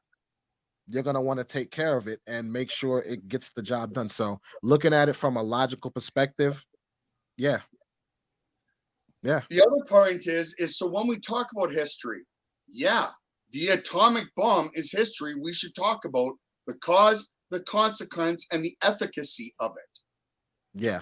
That's when we talk about not wanting to repeat history. That's what we're talking about when that quote is being considered or being thrown on the table, is major concepts, major turning points in history. Never heard from Kevin. I'm gonna say we didn't talk to you. We didn't talk to you. You just walked in there. You just listened. Yeah. I think he's sitting back chugging a White Claw. Yeah. You're muted, dude. But you know what? I think if a more I'm muted. Yeah, you're muted. Still can't hear you. Yeah, Kevin, check your setup. Yeah. You muted yourself somehow. While he try and mess with his settings, this is what I will say. If you're gonna teach like the whole history of slavery and everything like that, tell the whole thing where how it started with Africans, selling off blase blah. Because I think if you give that total perspective on things, because the way it's viewed upon is, white people went to Africa, stole black people, brought them over here in a ship, yada yada. Tell the whole story of how it happened, the why, the cause and effect. I believe that it will give people a different perspective and make them kind of look at it differently. You don't think so? What was that movie that came out about the women kings, and that just came out that was awful? Oh, that movie was so bad. They don't even talk about that. They were the biggest slave traders in Africa. Oh yes, exactly. They whitewashed it. Exactly. Yeah, they whitewashed. Well, they blackwashed it, as you would say. Yeah. I just like when I was like I was gonna go watch that, and because I love history, I love all history, and I was gonna go watch that, and then I was watching reading the reviews about it, and they're like, "Dude, this is not even anywhere close to being." But you know what, though, I will say this: a lot of people knew it was just entertainment, and that's not how it happened. Because but that's everywhere you look, that's not the story they sold in the media and wow, serious, wow, yeah. But think about it. They did the same thing with Roots. Think about how many years people thought Roots was accurate. Think about it. Right. So they did the same thing. No, but I didn't run into any black people that was like, yeah, this was history. I never did. They were just like, all nah. The trailers, all the YouTube trailers, and all the TV stuff, and that based on a true story. Yeah, actual historical event. Wow. But you know, getting back to black culture, man. You know what's a freaking shame, man, is they are erasing a lot of black culture, and if you think about it, they're trying to whitewash a lot of it, because if you go talk to the Harrington family or the Short Harrington family, Aunt Jemima, she was a multi-millionaire that bought a 38 bedroom house, I think it was. They took her off the bottle. They took her off the bottle. For what? Her family was proud of that bottle. Her family, they interviewed him and they're like, dude, why are you doing that? Like, I'm paraphrasing here, but why are you taking her off the bottle? We're proud of that. Why would you do something that asinine? And she was a big deal. I mean, when you think about pancakes, you think Aunt Jemima pancakes. Yeah. Best pancakes out of a box. I got you one better. But how about after they changed it? Do you not understand they lost sales because people did not realize that Pearl Millings is Aunt Jemima? Yeah. And it's the same color box and everything. And I'm not even going to lie. I don't see it. You're like any other brand to me now. Oh yeah. So I'm buying whoever's the cheapest. I'm not buying the tried and true, the brand that I would always go to. Aunt Jemima and Mrs. Pennyworth. Mr. Buttersworth, wasn't it Buttersworth? Yeah, Buttersworth. Yeah, Mr. Right? Butter. Yeah. She was on that bottle, and the advertisements used animation so that it would move around. I mean, those two brands are synonymous with my pancakes. Did they take off? They took Uncle Ben off too, didn't they? Yeah. Yep. Yeah. What was wrong with Uncle Ben? That's what I'm saying, man. They sit there and they talk about they're sitting there saying that they want to raise up the black community. They want, dude, but you're literally taking off the families of people that, I mean, Uncle Ben was not obviously a real thing. This is the only thing I say when it comes to, let me just say real quick in the floor. This is the only thing I say when it comes to like history or whatever. When it comes to like events, like serious events that were so game changing, whether it was an Asian, a black, a white, a Latino, put it in there. Yeah. That's it. Just put it. I don't care who it is. Put it in there. Don't alter it or whatever. Exactly. Just put it in there. Like, that's it. I don't want you to go do some extra. No, just chronicleize what happened, and that was it. Well, you guys know who Emiliano Zapata is? No. He was the first person to invade America by himself. He was from Mexico. He invaded America by himself, and it's huge in Chicano studies, which I actually hate. But he was a renegade who, during the Mexican-American War, he invaded the United States, and they don't talk about that, and that's part of our culture. Or here's even better. Why is it that they promote who won the Alamo? Do you guys know who won the Alamo? No. Did you know the United States lost the Alamo? The Mexicans won the Alamo. They don't teach history. Yeah. They don't teach it. They brush over it. Oh, there was a war at the Alamo, but Davy Crockett got killed at the Alamo. So that gets that little page in the back of the book too. Because remember, there's pages in the history book that no school ever gets to. So it's probably one of the pages in the back somewhere. And it's only going to give you about 3. Yeah. It's probably going to be 2 paragraphs at the bottom. But and it's so funny because that's what we were talking about a few weeks back with history being taught to kids. It's like they don't get the full story, and then they don't get enough of it for it to even make sense most of the time. But then see, and here's the thing though, like Conservative Bear is kind of proving why one of the problems with history being taught in schools is that if we want to cover everybody and their contributions, think of how thick the history books would have to be. Yeah. And how many hours a day kids would have to be at school. Yeah, and that's why that they have those extra courses like Chicano studies, I wouldn't even be against having like a Black history for people that want to study it. But College courses. yeah, But they're not. There certain places aren't even allowing that though. Well, But- so, but- but here's the thing. Hold The on. problem is with that though is you got these multicultural centers, but they're not letting multicultural people into it. And when I say multicultural, I'm meaning you guys should be in there. Me, is it Millie? Mal Should be in it. You shouldn't just keep it to safe spaces. The only way that we're going to become a true melting pot is if we're able to mix our histories. See, here's the problem with that concept that I have. Where the fuck is all this money supposed to come from? That's why you have it in college, because you pay for those courses. But just like women's basketball, if women's basketball was left to its own vices, it makes or breaks itself. You do realize, chat panel, who pays for women's basketball to exist?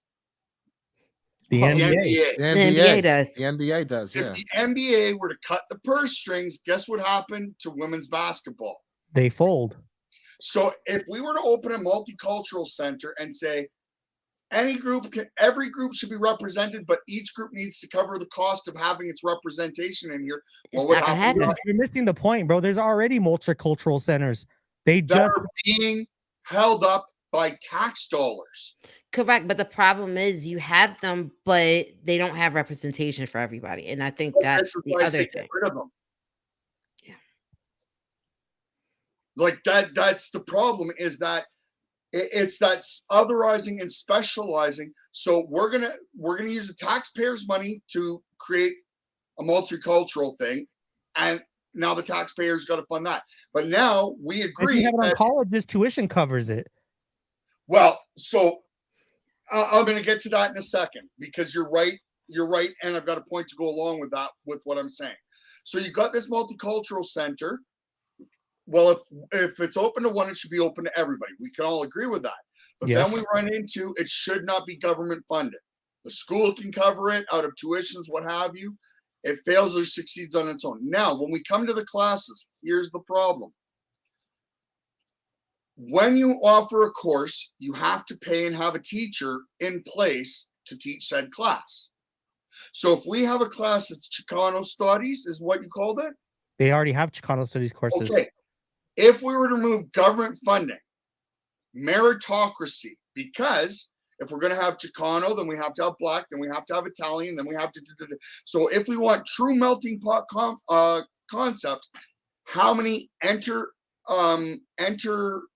culture here studies would we have to have with teachers covering it? What you're missing the point, bro, is that The The minute you Chicano remove government studies funding, class- what would happen to these courses? the Chicano studies class is always full. I've Is taken Chicanos. Yeah, I've taken Chicano studies. Because you got to think about his location, and that's the Yeah. other thing. I'm not saying to have it like in New York or anything else like that. I'm just saying though, it's always If full. if the people are asking for it in that community, Give it to them. then You should yeah, offer give it. it to them. That's what I was meaning. But when I said multicultural, my point to that was simply that you have they exclude people. You saw the YouTube video that went viral where they were kicking the white kids out. Dude, that's uncalled for. But think Right. about it. The same thing was happening when, lack of a better word, when white kids were applying to HBCUs. The same thing happened. They can get accepted. They can go to the school, but you had students that was making these kids' lives miserable because they were there. Their money spent just as well as your money spent. Oh yeah. But depending on where you are, dictates the people that's around you. And I felt like, hey, the same abuse that you were doing is the same abuse that was happening to your people at one point in time or another, and you're doing it to somebody else. But Like, this is make why that I make push back. sense. This is why I push back conservative just on that the concept No, not- I get what you're saying. of the multiculturalism is because there are just so many cultures in the United States that if we start othering, or the minute we start othering or granting special privileges, you get the what about me? and there's not enough cash to go around to cover everybody's what about me. No, I Or agree. it's everybody or nobody kind of on my end. And my argument always rolls back to nobody. Right? Right, but you're right in that if I've got a college where you're at, and I've got I've got student after student saying we want this program, and I'm looking, shit, that means that according to them, I'm gonna have this course packed, guaranteed for the next 10 years. Let me do the math, tuition plus teacher. You're done. It makes good business sense. Oh yeah, you always It's the operate minute you in start business. having to say, we want this thing, give us government grants or give us government funding for it. That's when I'm like, whoa, no, pull those purse strings tight. But think about it though. That's realistically what happens when you look at any major college in any state. They're going to look at the breakdown of their community. They're going to look at the breakdown of the adults that are enrolled, and that's how they plan their courses. I told y'all I'm going back to school for my master's. Guess what? I'm an accounting major. They don't offer that many places anymore because most places are losing their accreditations. But they're doing that because accounting is not as popular as a finance or something else right now. It's a good trade too, though. Damn good trade. Liberal arts college. Yes, you can go to those with Evergreen.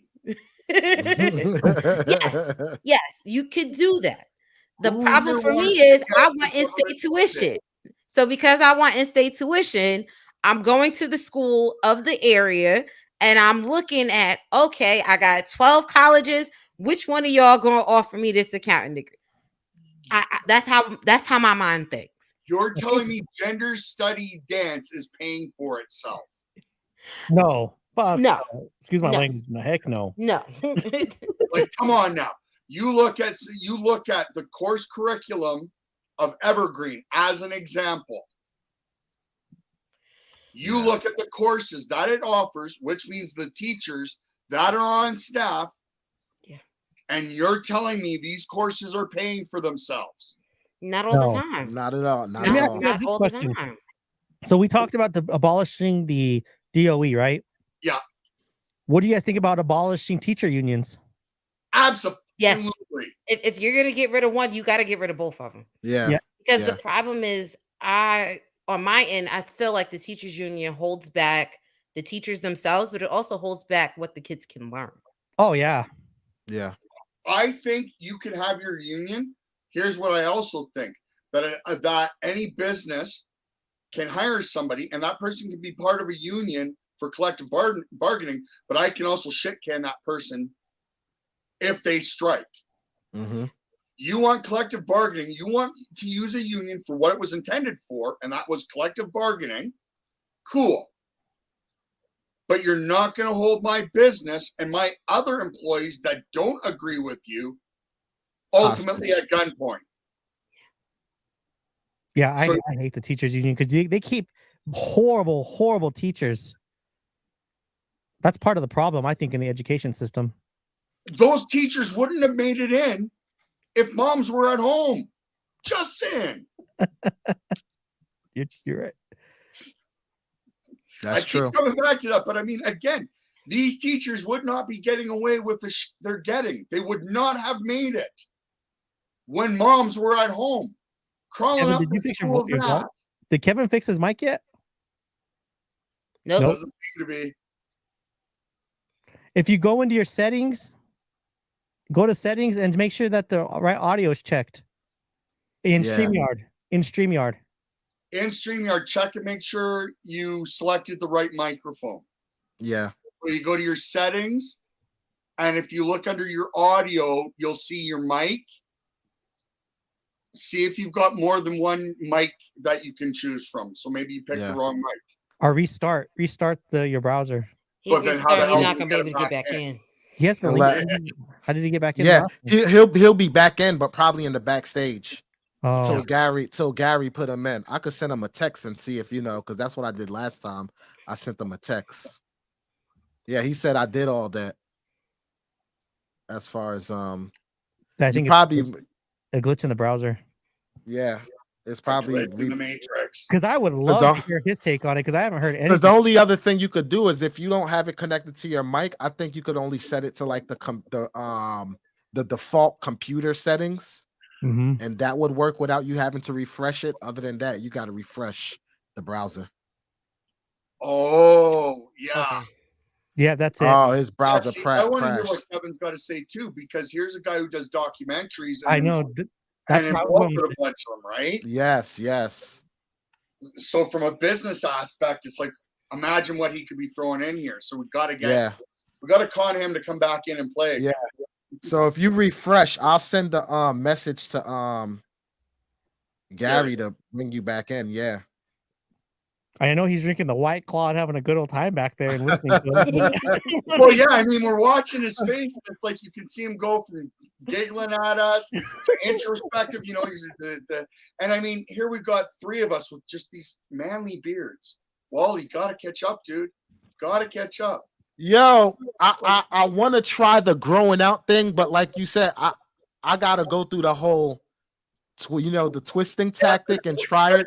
Yeah, I gotta try. I'm gonna see how it go. I'm gonna try to just shape this up and let it continue because y'all definitely got the whole beard thing.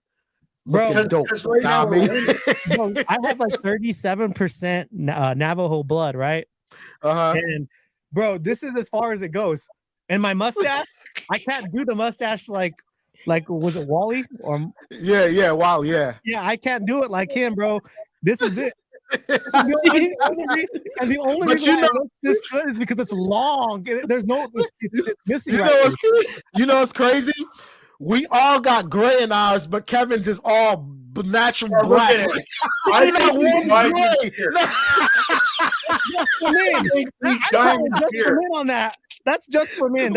We all got the salt and pepper thing going on, and it's just all natural black. Like, all he needs is the Billy D. Williams voice. Look at that. Oh, dude, don't I know it? Yeah.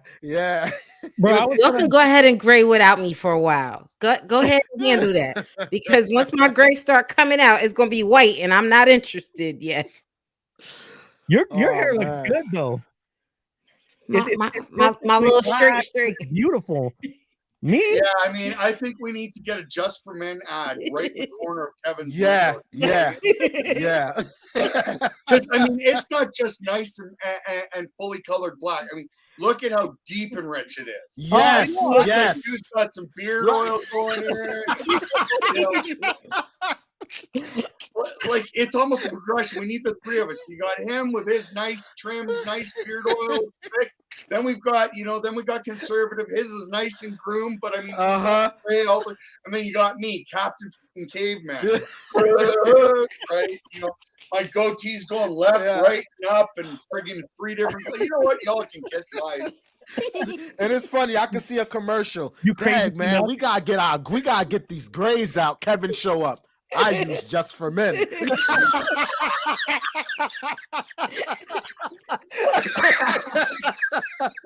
Gary Lamb channel sponsored by Just for Men. Yeah, I know, right? You're so silly. But I mean, rolling back through it, it's the culture concept. As long as we hold this concept of melting pot, or as long as we hold up the conversation of melting pot, when you talk about it, you think about it. When you think about it, you start thinking about all the ingredients. In that, when you go to a store, you don't think about all the ingredients in the burger you just ordered. You just know it's the juicy goodness when you bite into it. Oh, yeah. We gotta stop ignoring all the ingredients of the past. Facts. Because we've all proven time and time again tonight and conversations before, as soon as you start trying to throw histories and whataboutisms of the history, shit gets weird, shit gets argumentative and twisted fast, right? And because of that, we got to stop focusing on that so that we can start helping each. What's going to help the Black community? threefold in my opinion, because we've talked about this and I've had time to think about it. Step one, start holding each other accountable for the myths we tell each other. Mm-hmm. And this is true of every culture. But you know what, Mal, though? I believe we know the myths, but just like it's like, I don't know. People just like to deflect and not take, like, we know it, but still look to deflect just to not take the full responsibility. But in the back of our mind, we know it. Yeah. Wally, talk the talking points again. Just humor me for a second. Pretend we're starting this conversation. Talk the talking points for me again. As far as like the black culture, sure, and stuff like that. Yeah, sure. How pretty much black people look at it as, hey, our stuff is being stolen because of the simple fact. That's a lie. Stop talking about it. Go do your homework. Keep going. Keep going. Yeah. You know, our slangs, the hip hop music. A lie. Take your time. Go learn your history on it. Yeah. The minute I call it a lie, you can get mad at me all you want, but the minute I say that's a lie, I'm not talking to you about it. Go do your homework. And I turn my back to you. It's no different than my kid running up and saying, Daddy, I want. Shut up. I told you no. And then I turn my back on them. I'm not discussing this anymore. I told you, if you want this thing or want to say this thing, sell me on it. Whimpering a lie, whimpering a myth is not something I'm going to listen to. I'm done. Moving on. Yeah. Point number 2. All minorities, all groups have to realize all other groups are sick of all other groups. We've got 20 different cultures in the United States or Canada, and each one of them has their own sad story to tell. Each one of them has their complaints about how they're underrepresented, how their cultures. Every single story that Conservative Bear tells me about sounds relatively similar to all the stories that you and Erica have shared, which sounds relatively close to all the stories that I hear my grandpappy tell me from the Irish community or from the Polish or the German. Guess what, motherfuckers? We all got treated like shit. History wasn't kind to any of us. The rich abuse us poor. We are the workers. They are the kings. Get over it. That's how the world works. Money talks, bullshit walks. So we ain't going to fix any of these problems. Mal, how can BS walk? You know what's that from, right? That was from the movie Twins. Vincent. How does BS walk? Yeah. But yeah, I had to do that. Go on. 3. We need to teach history in a true concept, and that is the lesson. What is the lesson we're trying to learn and not repeat? We don't want to repeat slavery. End of story. There. I've now taught slavery. We don't want to fucking repeat it. It happened. It was bad. Every culture, every corner of the world had slavery. It was bad. There's history for every culture wrapped up in, what was that, 20 fucking seconds? Right? The atomic bomb taught us playing with shit and science creates really cool shit, but can also kill a lot of people. So we should make sure we look at the moral and ethical considerations of anything and everything we can do. There's that history. Rolled up all. Next thing, war is bad. People die. Ergo, we should be very considerate and very selective in the wars we go into. Right? So history can be very simplified. Now, all the history I just shared, was it white history? No. Was it black history? Or was it just cause-consequence history of we did this thing, it had a bad result or it had a good result, so follow these footsteps, or you know what, maybe don't follow these footsteps. Yeah. When we start looking at it and boiling it down to our favorite concept, and that is KISS. Keep it simple, stupid. and we don't lie to ourselves, and we don't allow each other to propagate myths or lies, then we can start moving forward. And how do we prove it? We got a white boy, we got a Hispanic, and 2 black people who have talked about everybody's race, everybody's culture, told nasty jokes and made funny comments, and not a one of us is going to walk away from this chat angry. I am, because you're Canadian.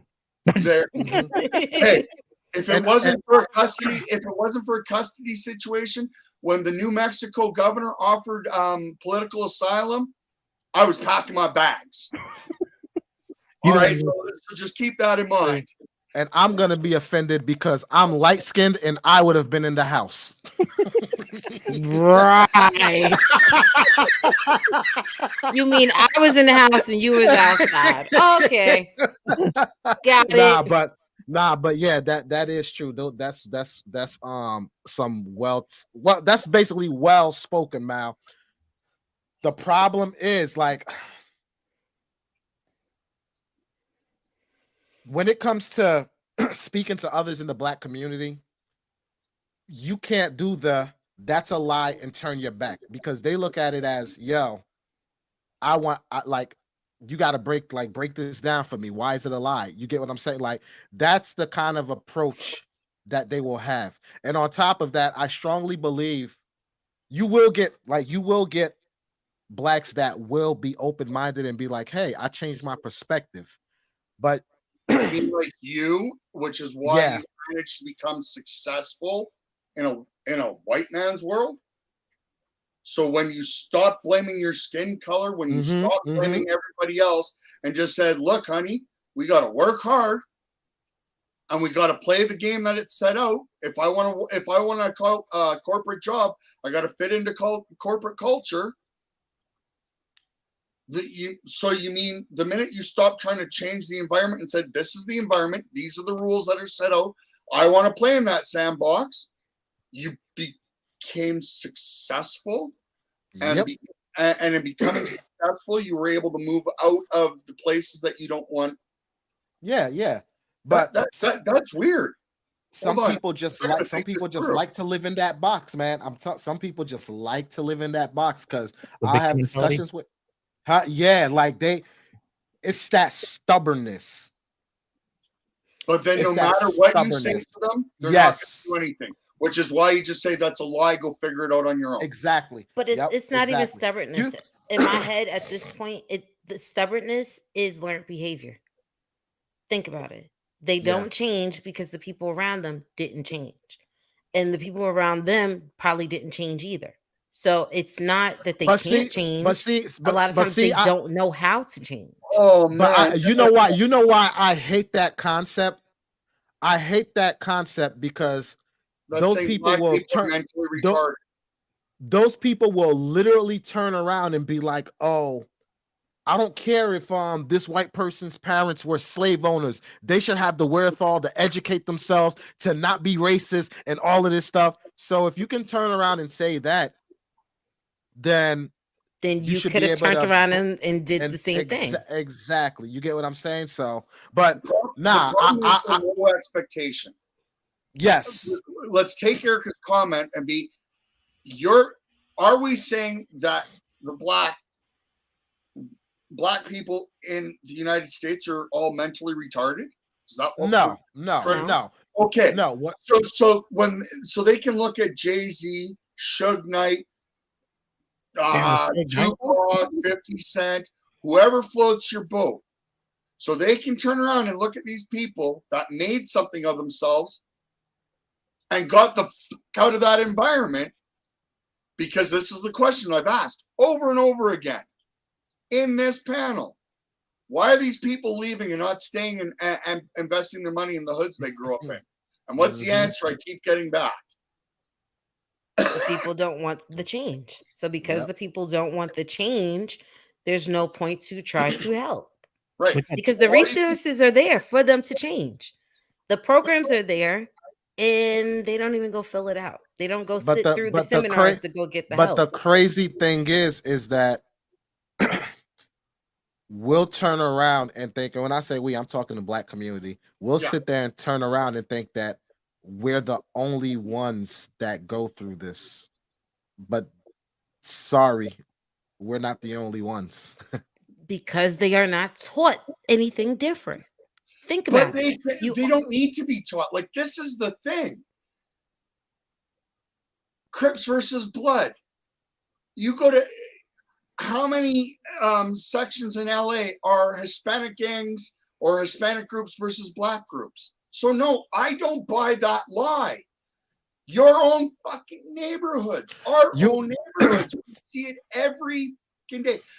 Dude, you're telling me that I couldn't go to some of the neighborhoods where you all grew up and you could say, Randy, hey, stop. No. Do not cross this street. The minute you get to the minute you push that button and follow that crosswalk and get onto the other side, you've gone from the this group to the that group. And you know, another reason why I know for a fact they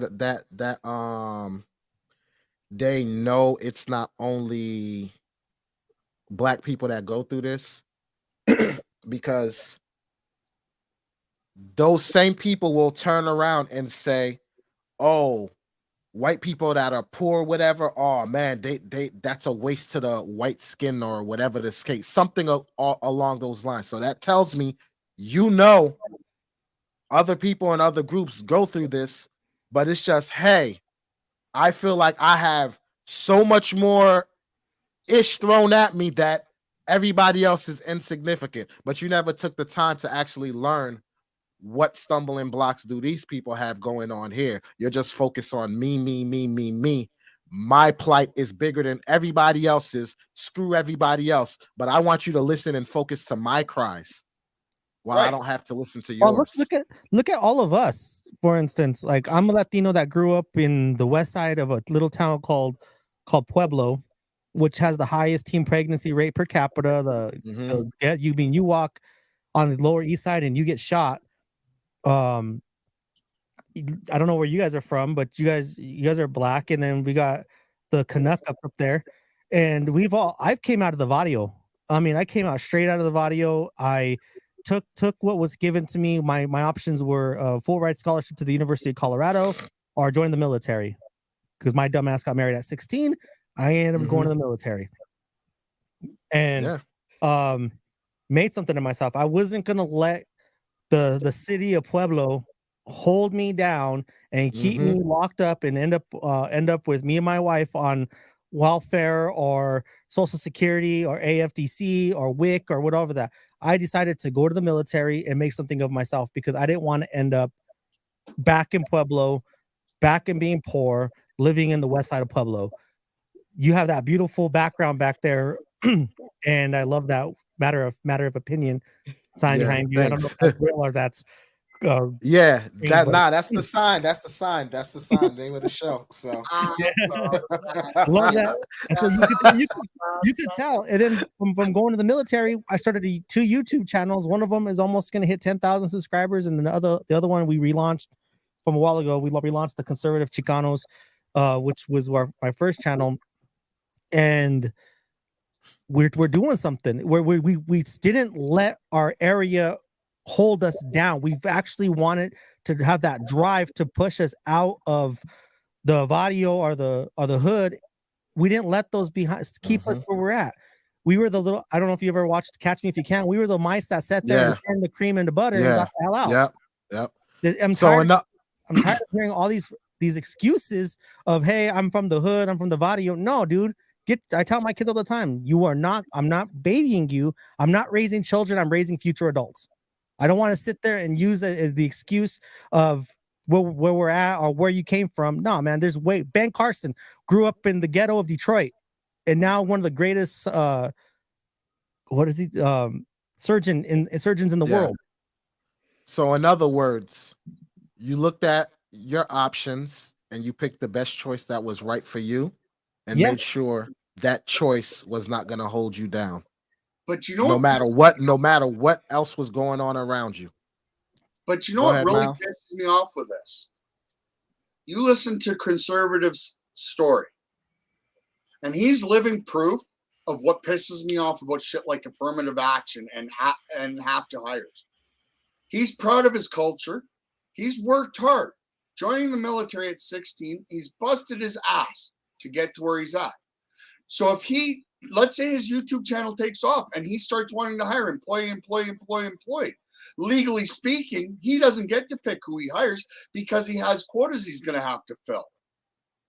Why shouldn't he be able to choose all Mexican employees to help? He should be able to. Neighborhood. He should be able to. But legally he can't, because that's if I walk in, well, not if I walk in, but if you or Erica walk in and ask for a job and he says no, by law, the allegation, well, you're not hiring us because you're black. Well, so what? Maybe that's true. Maybe all he wants to hire are Mexican people or Mexican American people from Pueblo.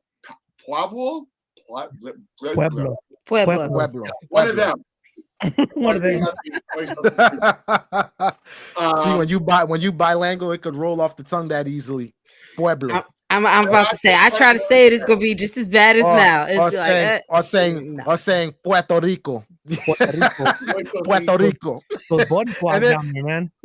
with the roll of the R's. My R's ain't never gonna roll like that. Don't do it.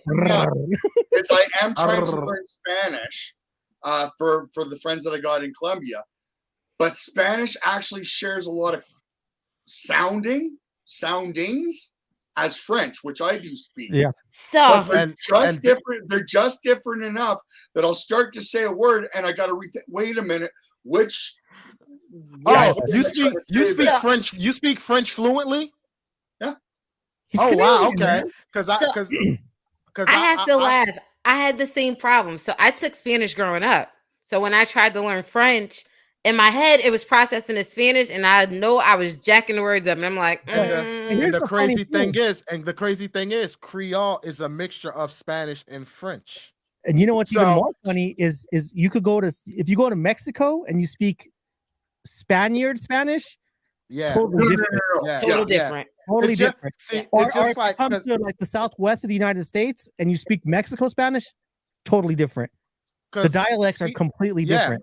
some words in Creole is the same Z's as and in T's. Spanish. Like for instance, when you say pique, that's spicy. Same thing in Creole. Just like in French, you say le chat, which is the cat, but in Creole you say chat la, cat the. So it's like it's a little bit different from French Well, and and it's Creole. even but- more different than you realize. Like no, you know, it is a what's lot the different, difference but between le and la. yeah, it is. Le, But masculine, la, feminine. Just like in yeah. Spaniard Spanish. Yep, And yep. that's right. Like they add L's and the masculinism L's. and feminism to the word, and it's like Yeah. And Yeah.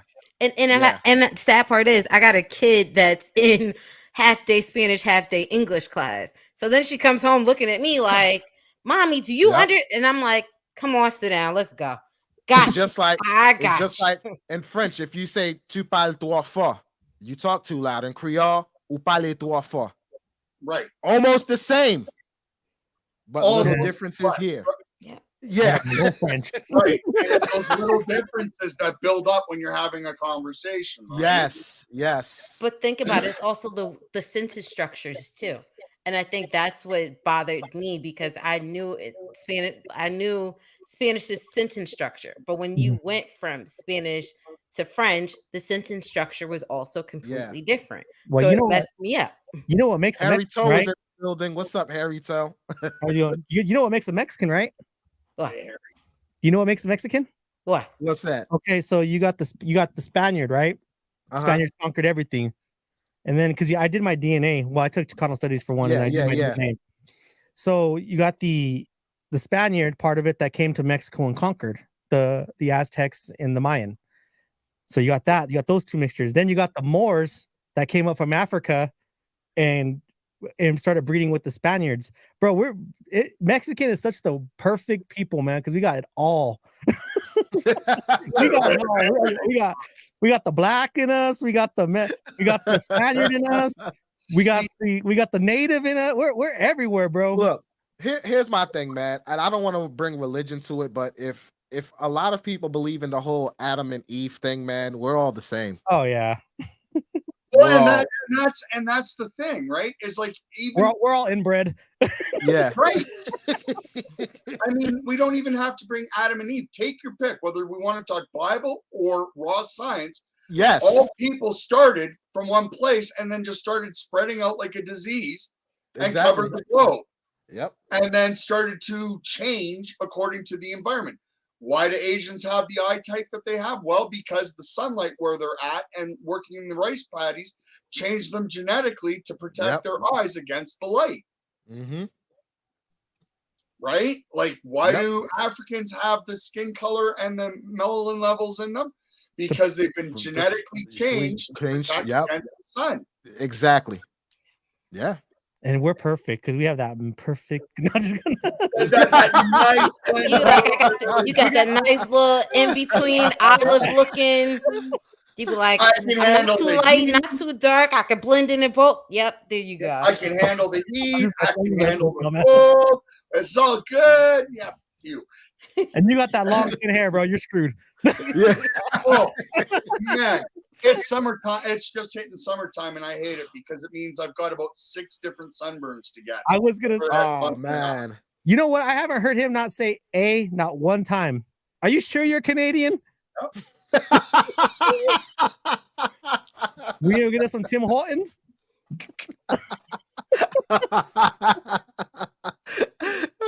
I know right there. Do you have your Robin Sparkle CD too? Robin's is a few blocks farther, which is why I got the Timmys. Oh, you know who Robin Sparkles is? Nah, I have no idea. Oh, you guys ever watch How I Met Your Mother? No. Let's go to the mall. I'm a Three Stooges, Abbott and Costello comedy kind of guy. I never get into sitcoms, but yeah. And again, we're with this all. It's this living proof of. It sounds to like when you listen to the four of us, we're just American culture. Yes. Yeah. Like I am very much growing up in the military. I think even if you're Canadian, when you grow up in the military, because of going all around the world and having the different respects for different things, guns, so on and so forth, right? You unintentionally become more Americanized. Mm-hmm. I have a love for guns in that, the Second Amendment, bring it to Canada, right? Freedom of speech, bring it to, right? Your prime minister is not going to ever let you have a Second Amendment. Dude, yeah, we don't even want to go there. All I'm going to say is the last time my prime minister came to where I live, I had the cops knocking on my door wondering what my plans were for the day. That's all I'm going to say. Wow. Right? So, yeah, Trudeau can go suck up anyway. So I feel more akin to American Texan concept. Yeah, you get the brush up. Than I do with the average Canadian environment. Right? You sound more American than you do Canadian because when I was in the military, I served with a bunch of Canadians down in Iraq, and they all had that really thick Canuck accent. And I don't hear that in you at all. Yeah, I think part of it is because of I work in computers and work with globally, that it's been kind of just worked out like that a lot of that drawl has been worked out. Like if you come from the South and then all of a sudden start work, and one of two things are going to happen. You're going to keep that Southern drawl and everybody's going to tease the shit out of you, or progressively gets whooped out of you just because you're tired of hearing the fucking wisecracks. Or you get that telephone voice kicking like mine do. You have a customer service voice, don't you? I actually used to work customer service for 10 years. So it flips on and I can't even tell. I'm guilty of sin when it comes to stereotypes, because I know if Rex see this, he's gonna be like, Rex Wu, not Logic Rex, Rex Wu, Oh. Asian cat that we do collaborations with and that we cool with. When I see an Asian person, I expect they're gonna have an accent. Like whenever I see an Asian person die, so I'm guilty of stereotypes. But I think everybody is guilty of stereotypes, Bro, in one way or another. my best friend is a Japanese Jew. Wow. But it don't even sound like it's supposed to go together. It's like, Yeah. how did you no. make that happen? His last name is Gonzalez, okay? But he's a Japanese Jew. with a Hispanic last name. His grandma's Yeah. name was Mansuka. What's up, bud? What's up, What's man? up, bud? How's everything? You good, Gary? You good, Gary? Yo, what up? So we still on our way to the emergency room. Okay. Nah, we still on our way to the emergency room. So We're Okay. still going. Yeah, I'm Maybe all right. short. You haven't fainted from blood loss yet? oh, wait a minute. I got the Just remember, chicks dig scars. bull. Yo, the conversation true. is lit though. I love this conversation. It's awesome. Good. Thomas, But I'ma wants go to know back- what happened. We're gonna wrap it up soon anyway. I'm about to So say we about to. Yeah. We Yeah. gonna go ahead. So we you gonna can wrap it go up ahead and soon. knock this out. Yeah. Yeah. This is probably one of the But- best panels I've ever been on, and I've been doing YouTube for 2 years. Oh wow. Thanks, man. Appreciate Thank it. you, Hey, thank this you. every Saturday. This I met every Gary Saturday the with very us. first time right after he went viral. Yeah, right. Yeah, please let's not talk about that viral incident. I'd really rather not talk about it anymore. I'm just saying, Yeah. I met you right after that happened. Yeah.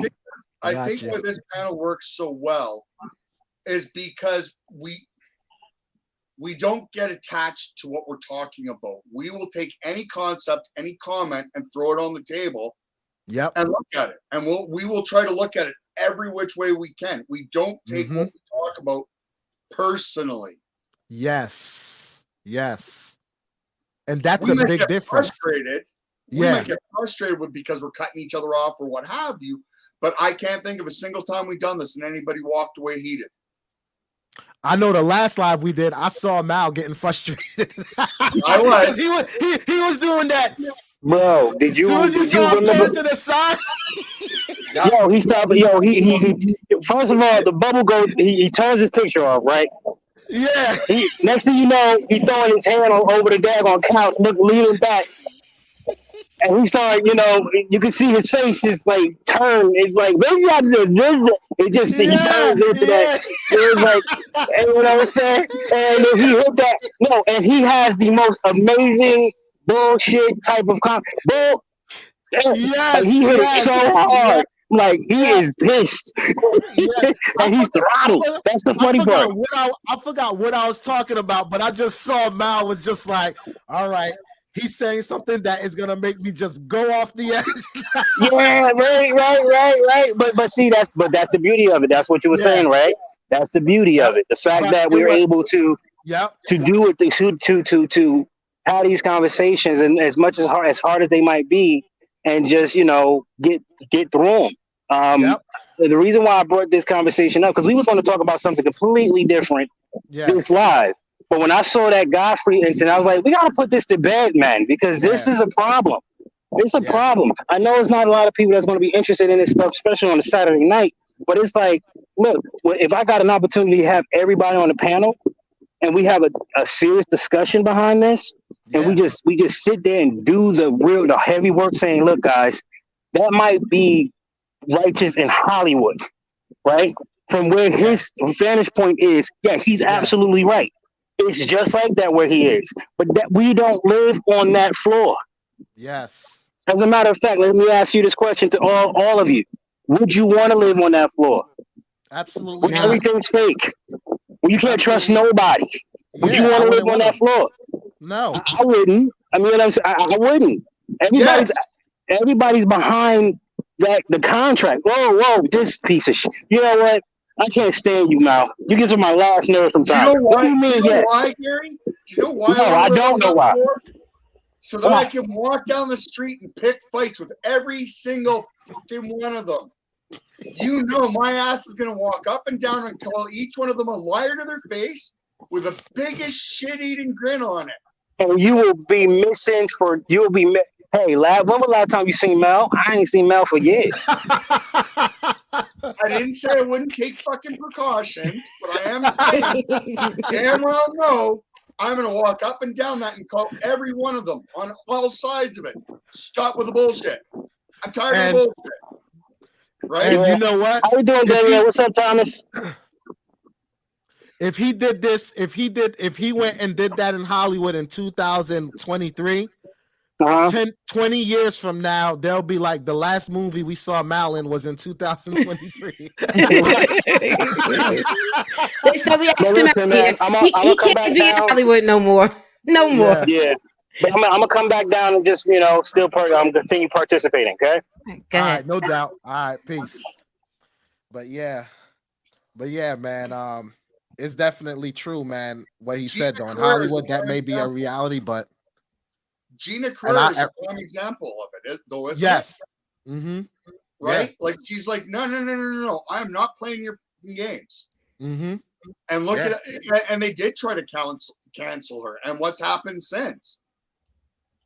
Can you imagine if Eddie Murphy Raw was released today? Oh yeah. Cancel culture. They beat it. Canceled him so fast. It's crazy. Richard Pryor, like, oh, dude. But all of the people. See, the problem one of my is they came favorite out is at the George right Carlin. time. Because if they didn't come out at those times and they tried to come out now with the same rhetoric, it wouldn't fly. Like, you can't. See, but here's the thing, Erica. People want them to be so PC now. You said right time, but let's look at with what conservative brought up. Could it have been done in the 60s? Yeah. No. Yeah. Could it have been done in the 70s? Yeah. Yeah. Could it have been done in the 80s? Yeah. Yeah. Could it have been done in the 90s? Yep. It wasn't until we hit 2000 where we started bending the knee to all the special interest groups that PC culture hit. Because if you think about it, the Mr. T part of that, Mr. T being gay, bro, that is probably one of the most classic stand-up skits, or what I don't know what they call it, skits or whatever. Yeah. Ever, bro, dude, and just the stuff that he said on that, dude, it was just a great comedy special. That it's funny because you have Netflix on. It's on Netflix now, but if he was to actually release it, like a brand new special, he would have got canceled. Yeah. Oh. See, think of Coming to America. Oh, I love Coming to America. Right? Like, these are movies early 80s. Right? You Spies Like Us, Coming to America. You think Spies Like Us. Oh my gosh, that's my movie. I've never seen it. What? I've never seen Spies Like Us. Yo, when they were acting like doctors in the tip, did you see me cut his chest? I was probing to determine muscle tone and skeletal girth. Yo, they were such BS artists. My favorite is still Stripes. Yes.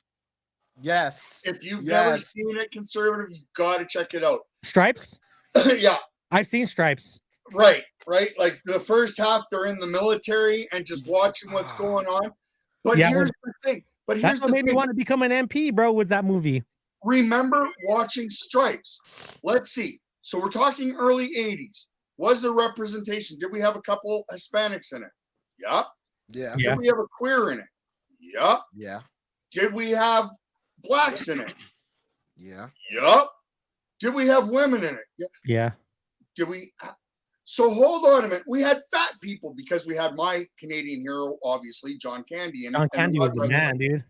Right? And the Mud Wrestling scene. So here's a movie, 20, 30 years old, full of diversity, and nobody complained. It's 40, dude. It came out in 85. Yeah. Man, you're making me feel old. Thanks, Dick.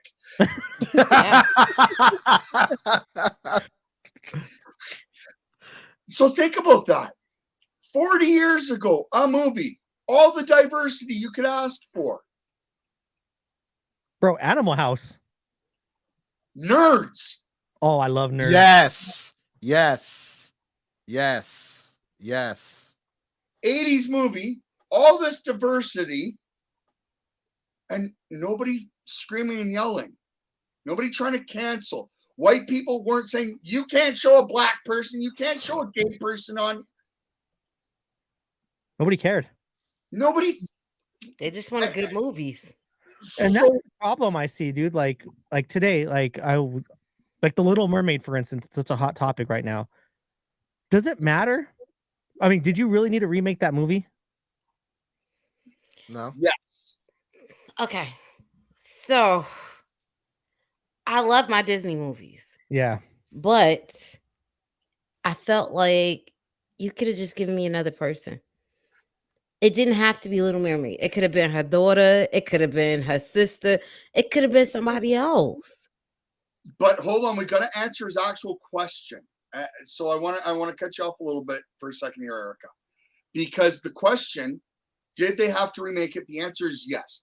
They need to try to get these live actions. Hold on, they need to try to get these live actions out there to regenerate, rekindle the financial gold rush that they created. But it's gonna lose money. Did they need to reimagine them and diversify them? That's when we get into what Erica's is talking about, right? So we kind of got to separate.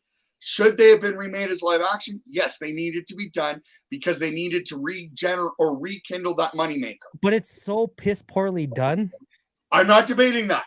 We're not talking. Your question wasn't about whether I thought the movies were good or bad. That's what I'm saying. It shouldn't have been redone because you're never going to capture the magic that was the original cartoon. But you have to. But you have to, and I'm going to tell you why, though. Because if you don't remake it, you lose the next generation of kids. So and you they have won't to know keep the original. And they don't know it. Think about it. They wait so late to put these remakes out. I remember the original. I was part of that original group going to New York to the IMAX at that time. So they made it for me to take my kid to. Is basically what they did it for. But Now, but that's been happening throughout all of time. They've been redoing and remaking pretty much everything. Like I look at some of the cartoons that my kids watch, Alvin and the Chipmunks and DuckTales and stuff. It's completely different from the ones that's out now. And I'm like, dude, you don't know what you're missing. The one back there. Oh, but it doesn't matter though. But they still get Alvin and the Chipmunks. Exactly. And that means Alvin and the Chipmunks still get lunchboxes and book bags and sneakers and all of the sales that they got in the mid 80s when it was out for us. But I will say this, like I said before in previous lives, I like my white Superman. I like my husky bearded Wolverine. Like, you're not like Canadian. Exact. Keep it how it. Yes. Yes. Yep. Yeah, definitely Canadian. Because he was with Alpha, what was it? Alpha with Sasquatch and Puck. Yeah. Yep. They were all Canadian superheroes. I might add. Was who? Which one? One of the characters, I can't offhand. I'd have to look, but one of Alpha Force's characters were gay. Because I know it was Sasquatch,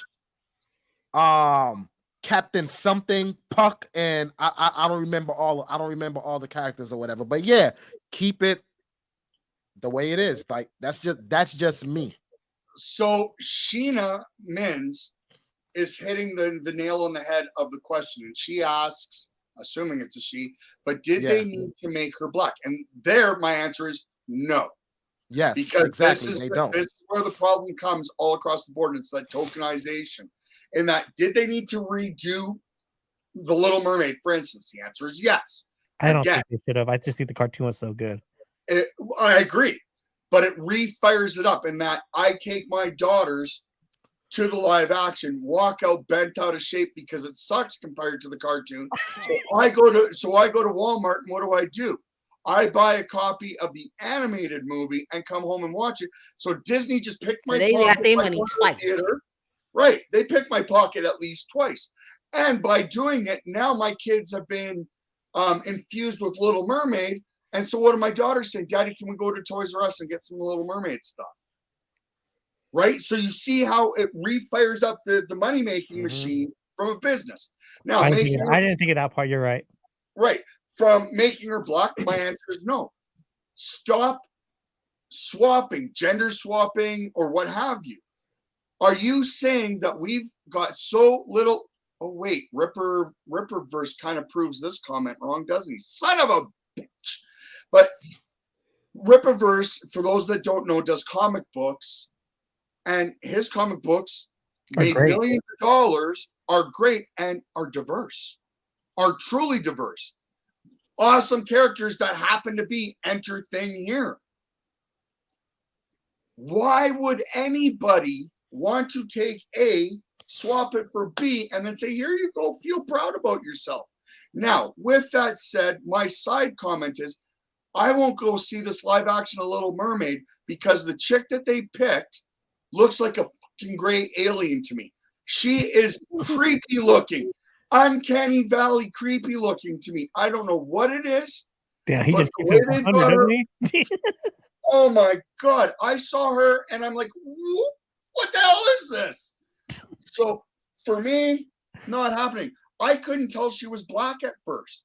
The way they've lit her and the way they've framed her in all the shots, she looks great.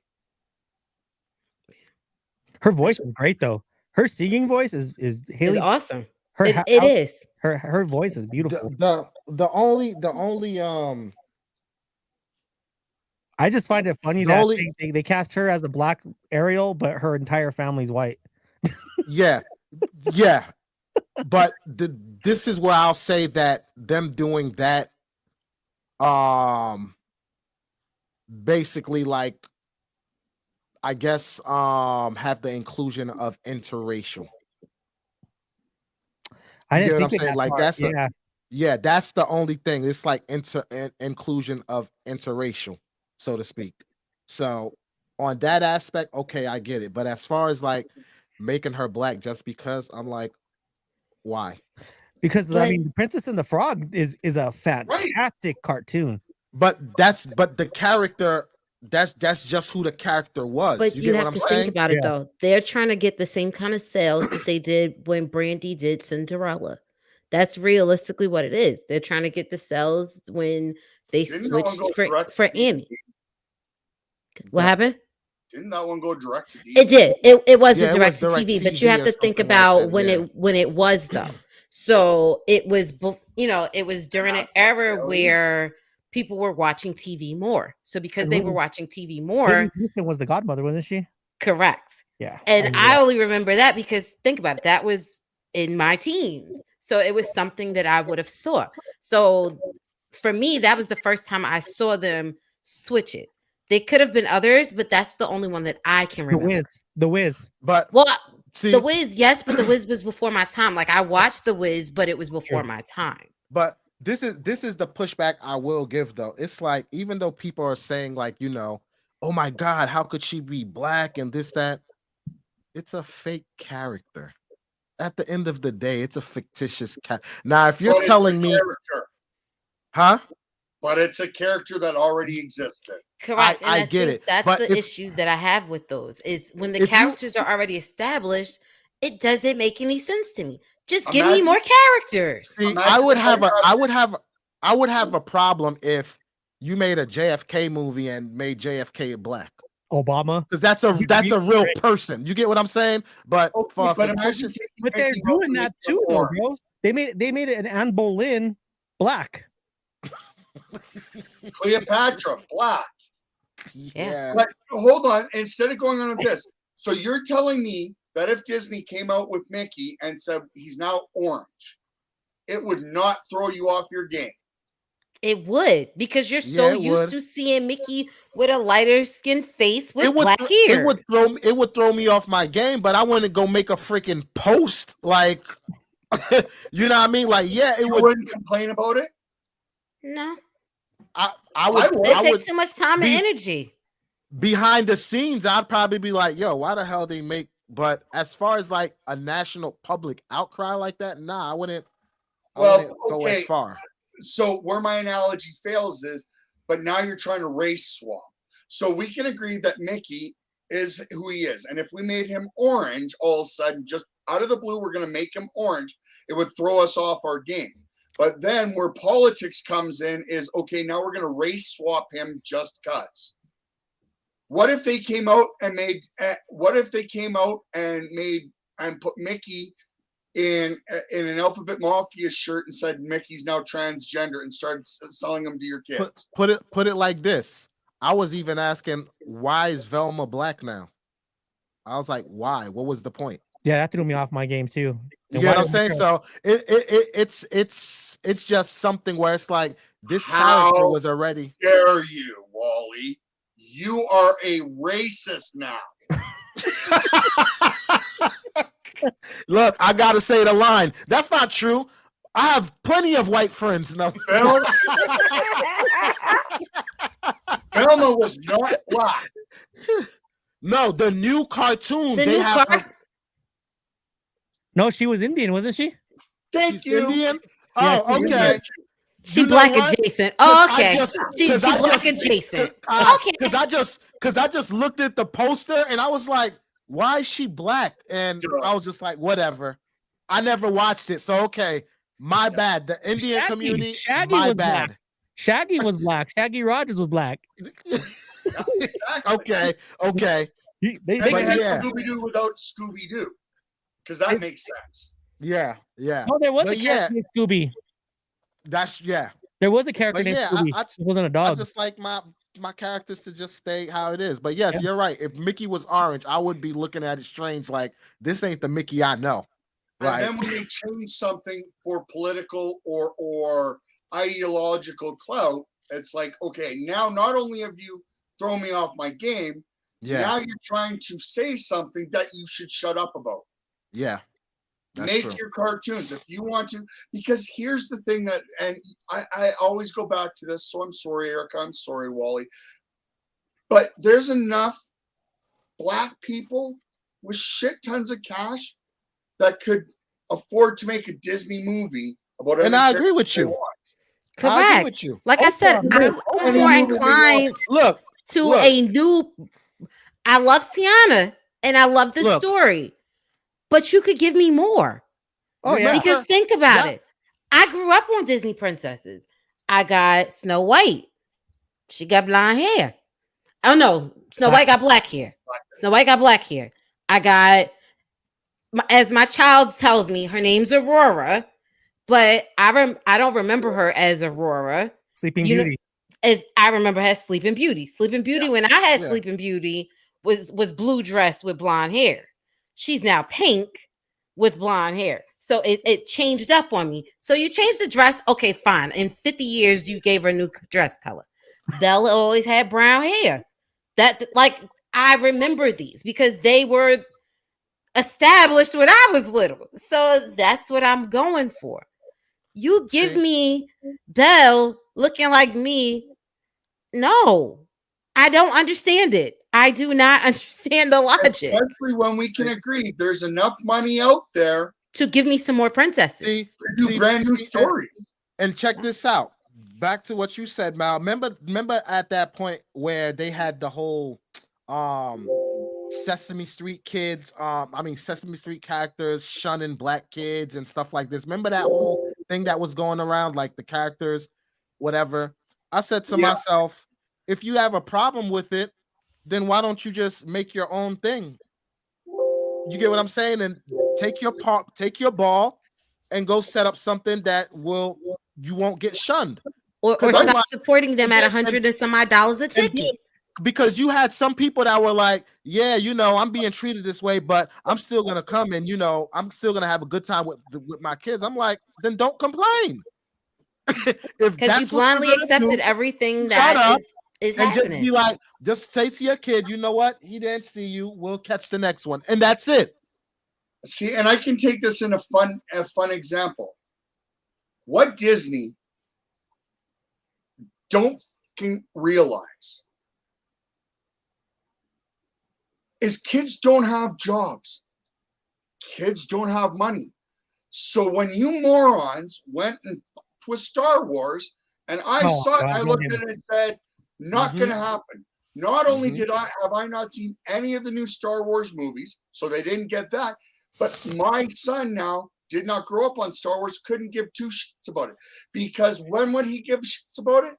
Is if I like the movies, I'd be taking my son to watch the movies. And then I'd Yep. be buying him Star Wars toys and buying him this. So me alone, raising a single boy who is now 13 years old. So Star Wars has probably lost out just by me $30,000-$40,000 over the past 10 years. Bro, can you Times see that by Henry? how many? Times that by how many other people in Canada, the U.S., and so on and so forth. Not only did your movie suck and lose you money, not only did your movie suck and lose you respect and goodwill, your movies lost billions behind the scenes because not only did I not take my kid, but I didn't buy my kid the books, the toys, the clothing. Yeah.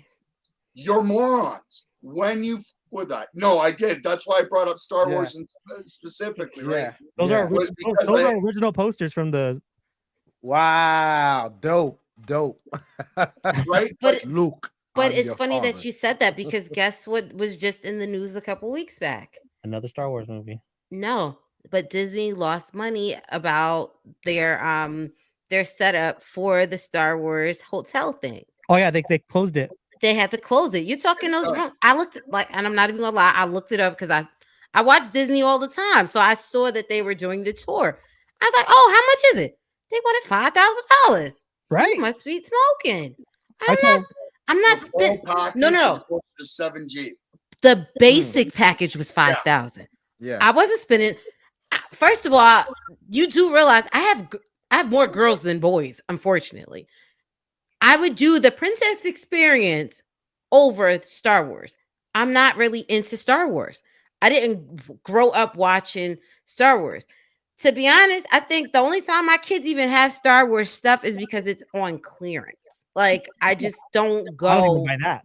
But you know what? Sometimes it's the only thing in the size. And if it's the only thing in the size, then you got my money because it was on clearance and I needed that particular size. But let's use your example for a second there, Erica. You're a woman who grew up around Disney princesses. Your love and warm, fuzzy feelings of Disney princesses is why you wanted to share that with your daughters, which is why you went out and bought them Disney princess outfits, Disney princess shoes, Disney princess hairbrushes and hair clips and this and that. This is why you bought them Disney princess dolls. The minute they piss off the parent, that wallet sucks closed. And Hands down. It's not just the movie. It's not just that $20 movie ticket you lost out on. It's hundreds. But that's that dollhouse that's gonna cost me a couple $100. Right? That's the doll. That's the t-shirts. That's the what did I just buy? Rain boots the other day. That's the rain boots. No, I'm sorry. Certain things I just don't buy. And if it's stuff that don't resonate with me, I don't buy it. Stormtrooper. Well, no. That is pretty cool though. Just think about it. We all know Elsa and Frozen is like a big character, big time character, whatever, in the Frozen. So imagine 20 years from now, all of a sudden they redo Frozen and Elsa's black. It's like, wait, what? I mean, there could be no region black people. I've never seen. Yeah, one. but it's like, wait, what? But it's gonna have the same logic, though. That's the problem. But they do it periodically just to see if they can gain steam. And in my head, it's a marketing tactic. How do I get people that look like me in the building? I get it. You know how? Just create a new storyline with the character that. Well, we already like have our one, and that's the problem. You have your one. She's from New Orleans. I like her, but that's all you're gonna get probably for the next 20 years. And that was But one if of, you the, can- one of the best ones. I think Princess and the Frog is one of the best Right. stories. Yeah. Correct. But think And- about how long it took for us to get that one. That's true. But here's the She thing. was but- not but- around when I was little. I had to wait But until I was an Erica- adult to get But her. Erica, you're making my point. What I'm saying is, if you saw that Princess and the Frog worked so well, why not create other creative stories if you Right. want to represent and grab a certain demographic of people?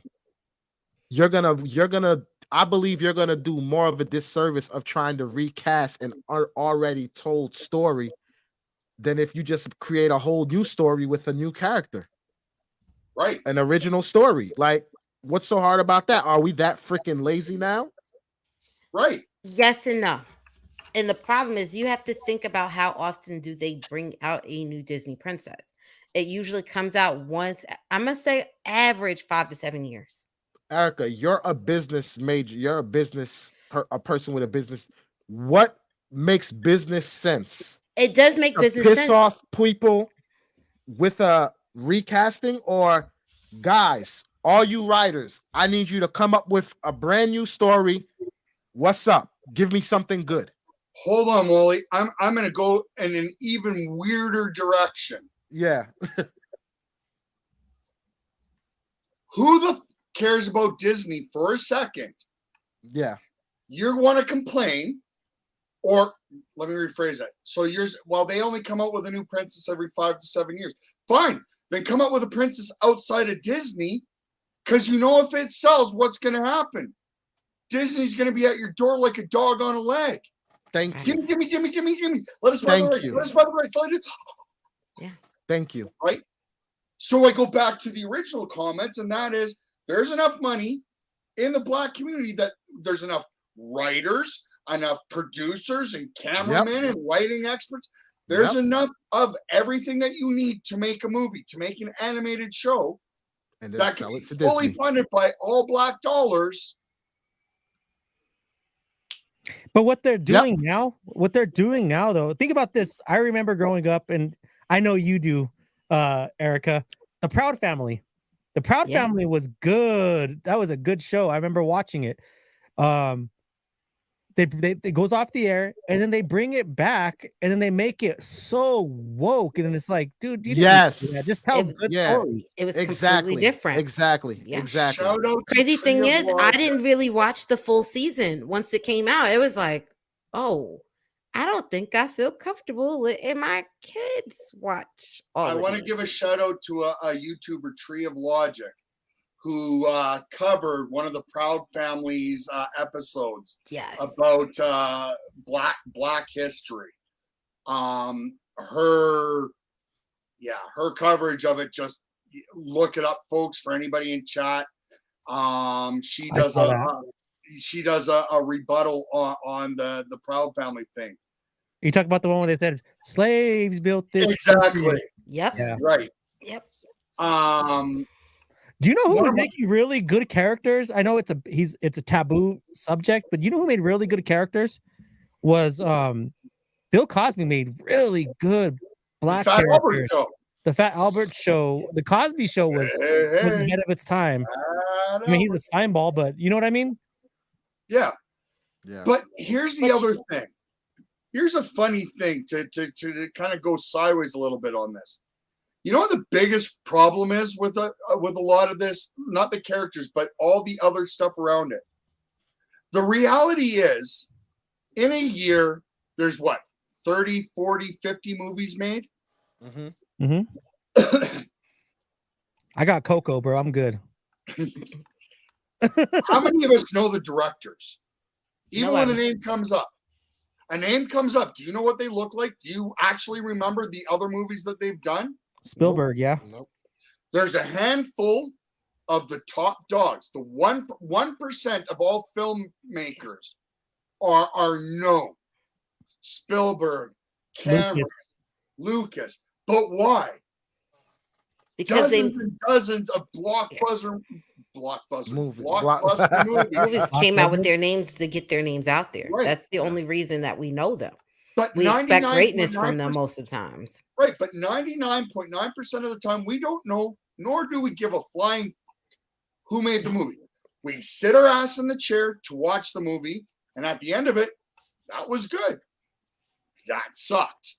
Yep. We don't look, was the director like, and maybe you guys are different, but I know that if I go to a theater to watch a movie and I'm looking at it, I'm not sitting there, okay, which directors are white? Which directors are female?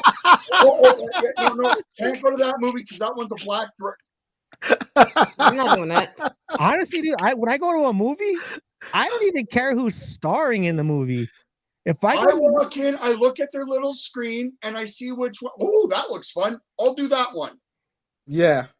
Yeah. I mean, seriously, like back in the 80s, man, you didn't, when you went to go see Beverly Hills Cop, you didn't sit there and like, oh, well, it's a black actor. Or if you went to go see Cheech and Chong, did you really give a damn that it was a Mexican and an Asian? Nope. No, you wanted to go see, you wanted to make sure they made you laugh and that they did something stupid. I've never went to a movie and I was like, "Bag, man, that movie was great." But that white actor, they shouldn't have had him in there. They should have had a black. You know what I mean? Like that. you get up and you're like, that movie sucked, or damn, that was a damn good movie. I'm gonna come back and see that again tomorrow. I don't care. Honestly, bro. I don't know if I'm the only person. I don't give a damn about diversity in my movies. Nah, I don't. I don't give a damn if I see me. As long as it makes me laugh, I'm entertained. We don't think about it and we're enjoying it. Nope. Yeah. Do you care about diversity in your films, Erica? I don't, but I'm gonna tell you how I was still down that Disney rabbit hole looking at these dates when these princesses came out. And these dates are shocking to me on how far apart some of these princesses come out. Right. I mean, so you went down the rabbit holes. I told y'all I was research queen. I listen to y'all, so I be paying attention, but I still be down rabbit hole. Snow White came out, what, 28 or 38? Snow White came out in 37. 37, my bad. But then guess what? How about Cinderella didn't come out until 50? That's 30. Yeah, a lot of them. That was 13 years in between that you just had that one. Those Disney movies were back in the 1930s and 40s and 50s. But think about it. I told you, I remember it. I remember the first Snow White. It came out in 89. Do you not understand there was no princess between 1959 and 1989? Are you serious? I'm serious. I went down the whole line. So you had Sleeping Beauty came out in 1959. The next one was Ariel in 1989. That was 30 years. Holy cow. Belle was 1991. So like I remember, but now this is the kicker. I remember when Princess Jasmine, Pocahontas, I remember all of those because that was the early 90s. It was 91 for Belle, 92 for Aladdin with Jasmine. That was 95 for Pocahontas. And between then, they were doing the Bambis and Fantasia. Yes, they were doing those remakes. Yeah. But more importantly, what were they doing? Sunday evening. Yes. The movie night. Mm-hmm. What was the purpose? So we got two comments here. What was the purpose of a Disney movie? Money. It was to get the families together. It was a family movie. Mm-hmm. And to sell all their other products. Yes. Just like what was the purpose of G.I. Joe? Better yet. Yeah. What was the purpose of Ninja Turtles, man? Ninja Turtles, G.I. Joe, Transformers, My Little Pony.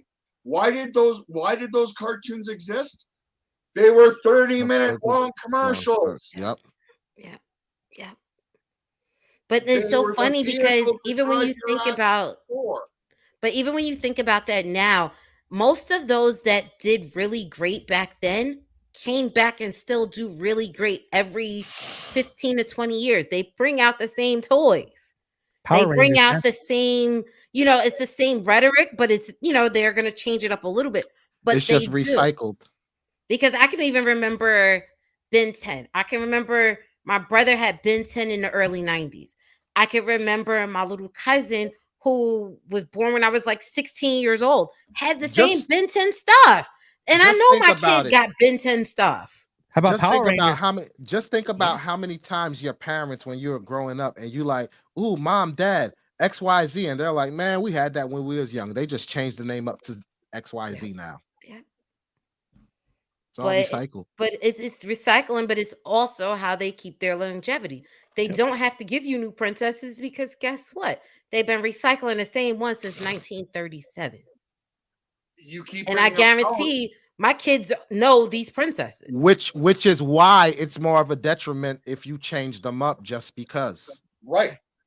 It's more noticeable, but Power Rangers is a good example because Power Rangers is actually a funnier vehicle than most people think of. Power Rangers is a ripoff, well, not a ripoff, an homage to Asian cartoons. Yeah, to Voltron. It is. bro. Voltron. Oh man, I loved Voltron. Oh, dude, I'm a Voltron kind of guy. But Power Rangers rekindled it, right? Power Rangers created its own market and its own toys, but also rekindled Astro Boy from the 50s and 60s. They bought Haim Saban bought the rights to Power Rangers from Super Sentai, which was a Japanese. I don't know why I know that, but Random shit we learned. right. I was like the little facts that we're like, oh, let's play trivia. Pick him. He knows the stuff. Well, that was funny because the Power Rangers were all men except for one girl. The Yellow Ranger was actually a guy, but when they cast the characters, none of the fighting scenes are actually the actors. Like those are all they brought It's the like stunt doubles.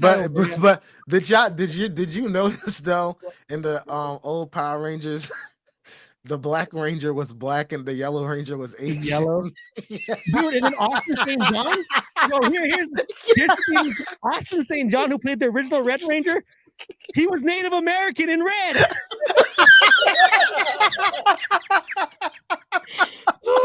Look, at least there was representation. It was though. It But as a was. kid, you didn't think of that.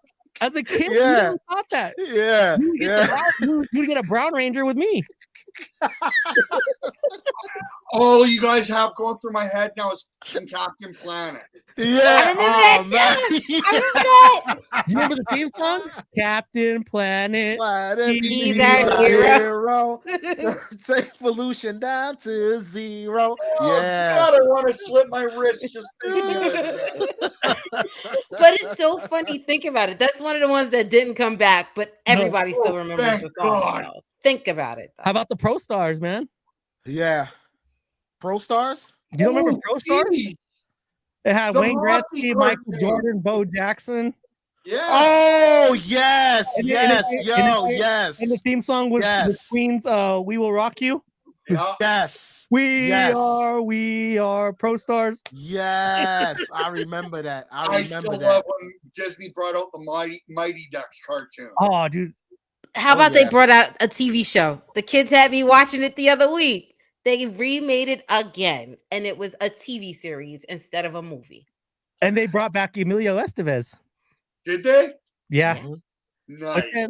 But then he ended up getting fired for the second season. I actually watched that. I don't care. I get back in my watch because I love the not the Power Rangers, the Mighty Ducks.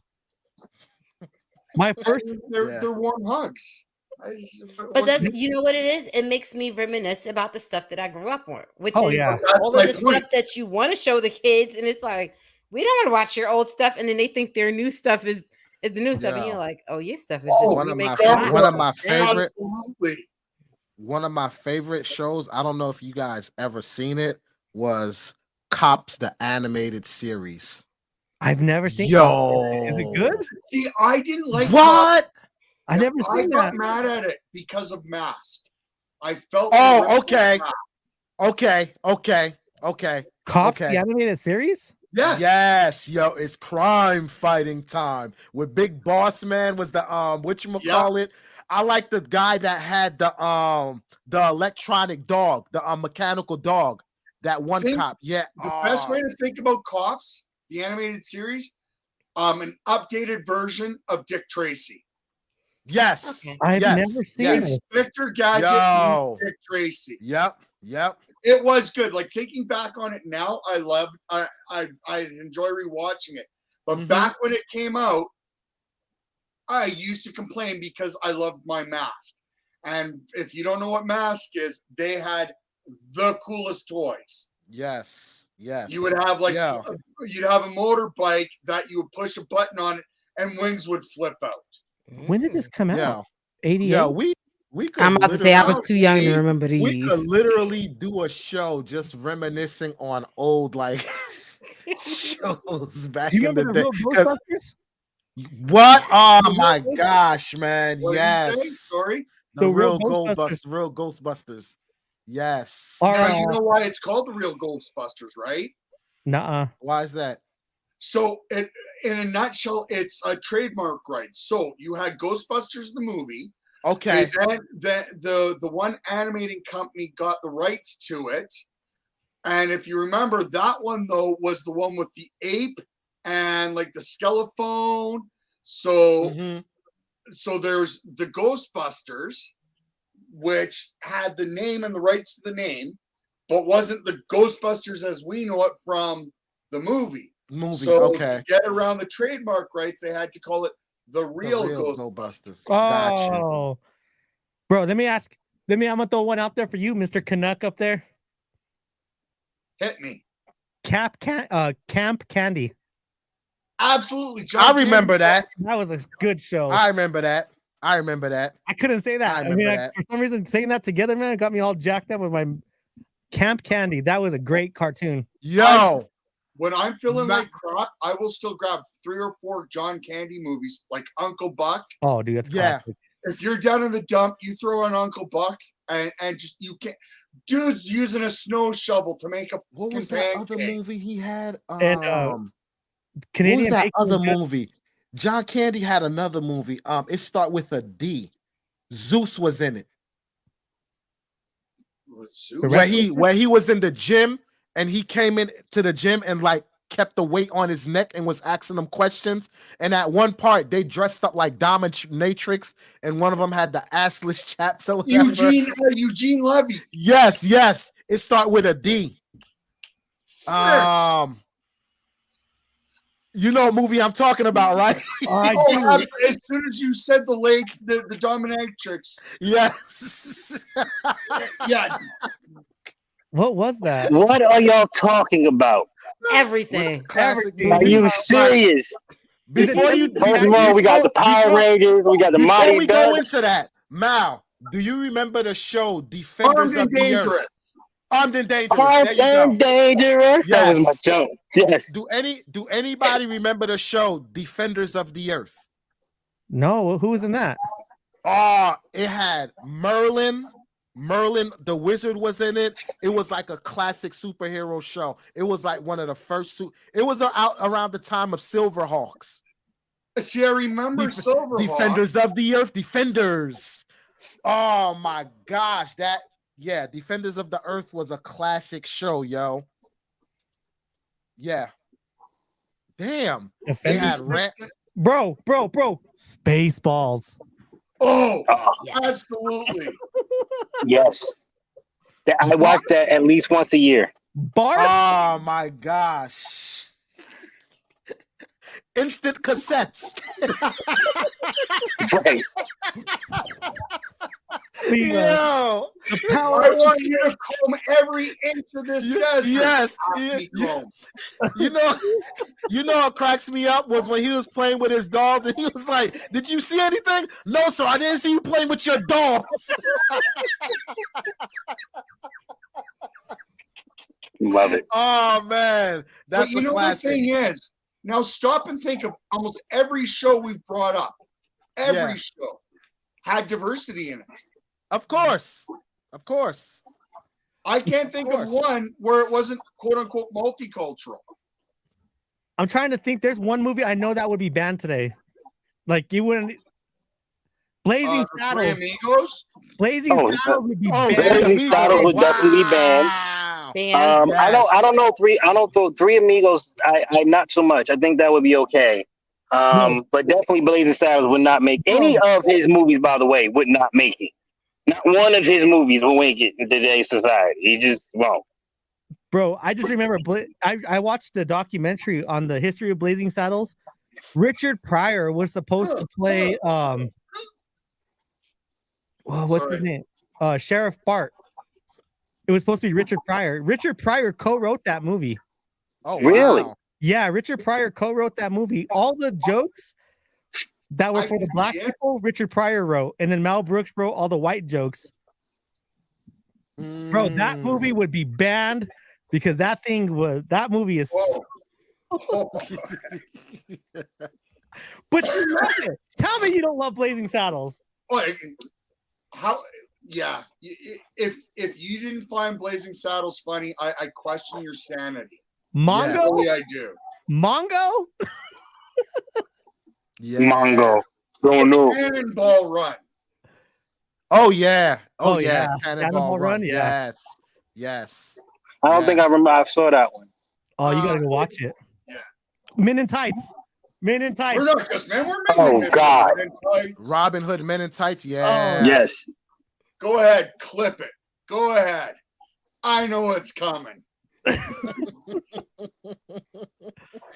That was Chappelle, wasn't it? Chappelle, that's one of his first movies. Yeah, Dave Chappelle. White men can't jump. Yeah. That was a good one. Leslie You know, Snipes. most of the 80s movies were really good. Even the terrible ones was good. Right. Dark Crystal, that was a crappy one, but it's a freaking iconic one, right? Yeah. It was creepy.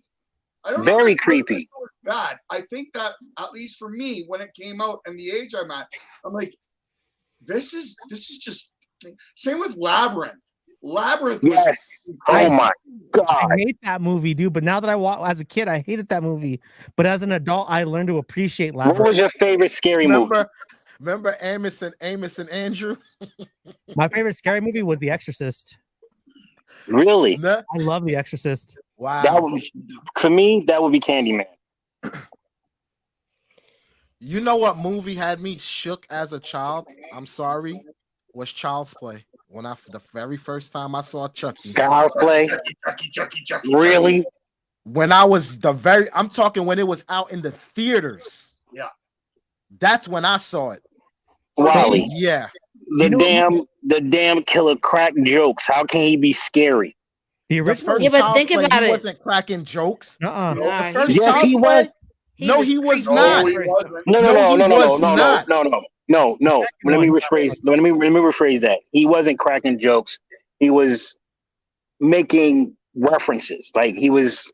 No, he not the first Child's Play. He's not even in the movie that much. Not that Yeah. 1988 version. The first Child's Play, yo, that it wasn't till like Child's Play 3 Because he Child's Play started cracking jokes. Child's Part Play 1 was and the best 2, one. part 1 and 2. Oh man, You know what For me, movie it scared was the crap out of Nightmare on me? Elm Street. You know what movie scared the crap out of me as a kid? what's that? Kazam. Kazam. Wow, serious? Right. Yeah. With Shaq. Yeah. That scared I the know crap out exactly of what you mean. Have you seen Oh that? yeah, it's scary. Shaq acting is scary. Yes. And rapping. Oh my god, that movie's terrible. I am so sorry, damn. Okay, so we're not going to bring up Shaq Fu then, are we? Oh my god. No, terrible. That was horrible. No. I didn't even see that. So here's the question: what movie for each one of you on the panel that you saw as a kid that scared the bejesus out of you? I just said Nightmare it. on Elm Street. Candyman. Oh, okay, Nightmare. Part one? I was sheltered. I ain't watched scary movies until I got older. So we good on that. I didn't have to watch none of that stuff back then. The movie that had me shook, where I literally slept in my parents' room, Arachnophobia. Oh, dude, yeah. When I tell you I am so scared of spiders. Yeah. That scene in the camp when he lift up the blanket and the spider bit his leg. Yeah. I said I'm done. I said I'm done. Yeah, that movie. Yeah. I slept in my parents' room for like 2 years, yo. Yeah. What? Yes. Thinking about 2 something years. Overkill. They ain't getting no buns. There was no. That's why you're an only child, huh? He said that's why I'm the only one. That's why I'm the last one.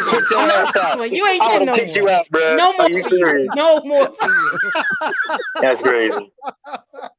Nah, but Candyman had me running from the bathroom. You ever walk real slow to the bathroom and you sprint to the bruh? Yo, Yeah, Gary, but Candyman you had to summon. Poltergeist. Freddy Krueger would just decide that you're one of his victims and would just come at you in his sleep. Yeah. Poltergeist got me, bro. That little white girl. Oh, yeah. Nah, yeah, Yes. Carol. Come to the light. That little Yes. lady, dude. That Yeah. voice gave me nightmares, and probably Oh, still yeah. does. Yo, You speaking of remember which, the Gary, gate? the what? The gate. Oh, Wasn't that with the Yes, little I remember creatures on that. the- with But that was the cool though. Like the gate was cool because it was another dimension and Yes. the eyeball and the eye hand and all that stuff. It was really cool. Yo, when he you know plays that how record backwards. Yes. Yeah. You know how trifling we was as kids, Gary? We had one of Say them. what? Remember them? You know how trifling we was as kids, me and my brothers and sisters. You remember them Talk Boys from Home Alone, right? Yeah. That little recorder. Mhm. So when somebody's in the shower, you turn out the light and put the Talk Boy in there, Candyman. All you hear is, yo, get the hell out of here! That's wrong. Bro, you guys are shicey for that. Oh my God, man! You tripping all over yourself trying to get out that. You guys want to hear a funny That's story? wrong. Do you guys want to hear a funny story about some grown ass What's that? Yeah, what's that? Okay, so when I was in the military, I was living in the barracks, right? And we had just watched was it 1408? That movie 1408 with John Cusack? Okay. Yeah. And so we watched it, and we had a friend that was sleeping, so he heard the movie. So what we did is we're like, "Oh, the movie's over, bro." My friend had the CD of the Carpenters. It's only just begun. Oh, we put that on the sound system in our barracks, dude, and we played that all loud, and we left. Like we set it to the timer, bro.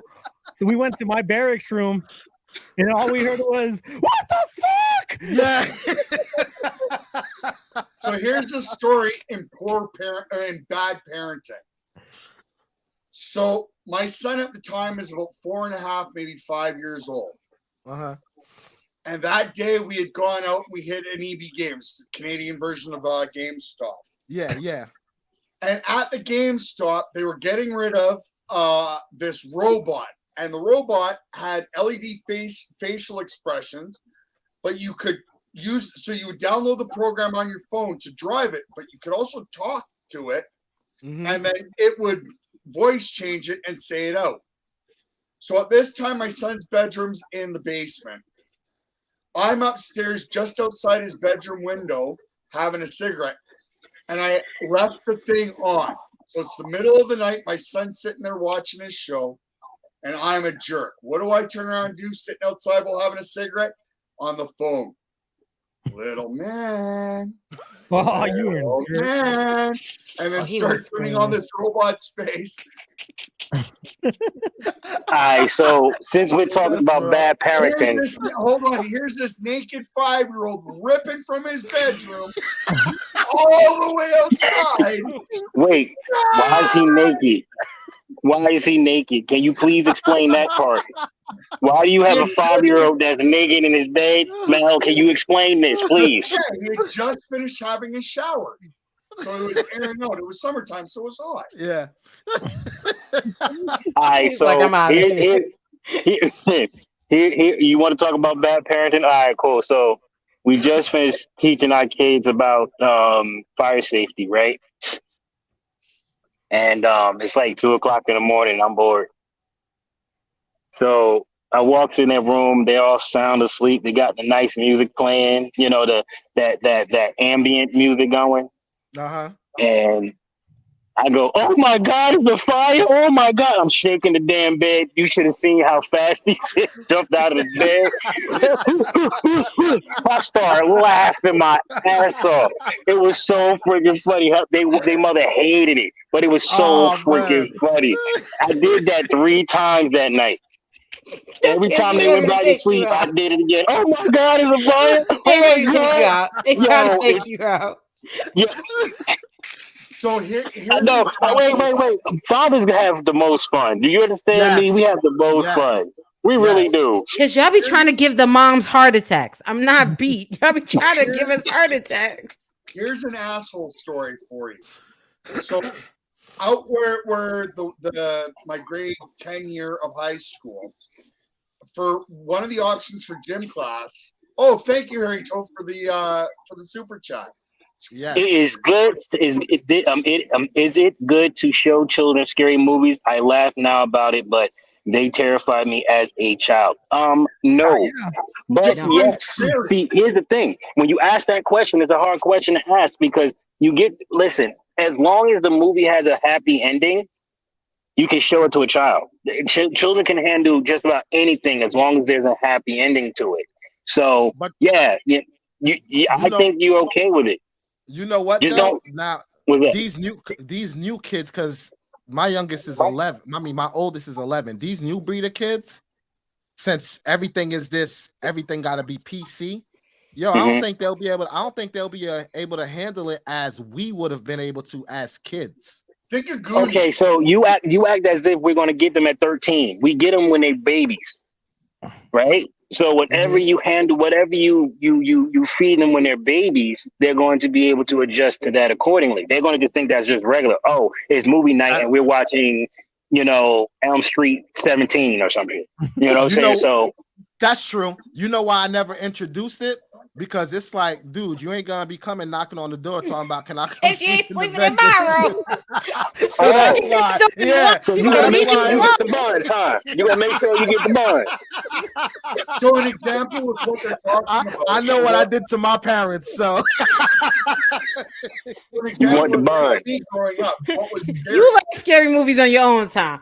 About 15, Right. 16. You go sit there and watch this scary Don't movie. get it twisted. Don't get it twisted. My mom did try that horse shit. Telling me something. You cannot watch scary movies anymore. I was like, cool. I would go in the room and I had cable. You know, I had that old cable box where you had the little switchboard. It's like 50 channels and little buttons. You got to click the buttons and stuff. So I'll sit there and be clicking the buttons and I'll click it on to, let's say I'm watching, like, I don't know, Elm Street, just to say whatever. Yeah. It gets to the bad part and I click over to Wonder Years just to get rid of the bad part. And I click back. Yes. So I used to do that. Yeah. Bro, did you guys ever watch Sleepaway Camp? Yes. Bro, that was ahead of its time, bro. Oh, it was definitely ahead of its time. Sorry. I like that movie. If you haven't seen it, you won't get the. Let's just say. I don't want to ruin the ending. The ending is the greatest part of that movie. See, the thing about Jason is because it was at Crystal Lake, it was not that hard for me to not be afraid of Jason because it seemed like he only was around a body of water. So it was like really easy to like, I'm not going to camp. We broke. We ain't going no damn camp. So I ain't going. But then they had the nerve to bring his ass to New York. That ain't that far from New Jersey. And I was like, hold up. So for me, this fool's on the subway now. Like, when do we get to this? Yeah. See, for me, I don't know about with your kids, but I grew up watching war movies from the word go. Oh yeah. So Platoon? finding a movie that scared me as growing up. I don't know if you've ever watched Bat 21 or Tour of Duty. Like I would sit with my parents and watch MASH and Tour of Duty. And so I grew up seeing meatball surgery and bodies getting blown up from as far back as I could remember. So scary is subjective to the environment you grow up in. But you gotta think, man, because there's scary movies like like The Shining. Right. Oh, but that's not scary though. See, The Shining wasn't scary to me. But the reason why it was scary to me is because Freddy's, that's fake. That's not gonna happen. My dad coming down with with an axe, that's possible. Yeah. Okay, what type of dad you got? Did any of y'all see Dr. Sleep? Yes, that was a good movie. It was a great continuation. It was a great continuation of The Shining. Yes. It surprised the hell out of me. It was a phenomenal continuation. Check it out. Yep. The Shining didn't scare you, bro? No, The Shining. Okay, so don't get it twisted. Don't get it twisted. I totally understand the whole gimmick behind The Shining, and I get that, but it just didn't scare me. It was just didn't scare me. It was creepy, right? But I wasn't scared. It was creepy. There you go. That's the word. It wasn't scary. It was creepy. Unsettling. Would that be a better word? It was unsettling. Don't get it twisted. It was a damn good movie, but I wasn't scared. I didn't go to sleep thinking like Jack Nicholson was going to jump up and you know what I'm saying. Like that didn't scare me. Poltergeist did that to me. What about Those are Hellraiser? the guys I was scared of. I was afraid of the damn TV, but I love the TV so much I never took it out of my room. I kept that bitch in that goddamn room. You know what I'm saying? I ain't get rid of the daggone TV. What But about Hellraiser? Hellraiser was a Yeah, so yeah. now we're getting deep. Hellraiser was the shit when I was a kid. When I was a kid, it was awesome. But then it just got to a point where it was like, I got into a place where it was like, that was cool. And you know, those gory type movies where, you know, the psychotic person gets out, stuff like that.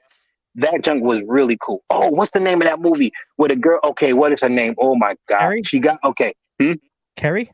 No. So the woman, okay, so basically it was a zombie movie, right? And it was this couple, and it was on his bike, and he had gotten a bike accident, and it killed his girlfriend. So he took his girlfriend to this top secret base where his father works, and opened up the container to make sure to bring her back to life. And next thing you know, she started eating brains and stuff. What's the name of that movie? Oh My wow, boyfriend's I back. don't know. No, I know what he's talking about. It's one I of know the it. original zombie movies. I know it's not Pet Cemetery because that's a No, kid. No. No, he's like the movie's basically like one of the grandpappies of like Night of the Living Dead. Yes, that's exactly the name of it, Night of the Living Dead. But Night of the Living Dead? I think it was the name of Night of the Living Dead. I think that's the name of it. But so, hold on. Now I gotta Google it. You know, a movie that creeped me out was Mirrors. Yeah, That's a with crazy Kiefer movie. Sutherland. With Kiefer Yeah. Sutherland. Yo. Or that Flatliners. movie. Yeah.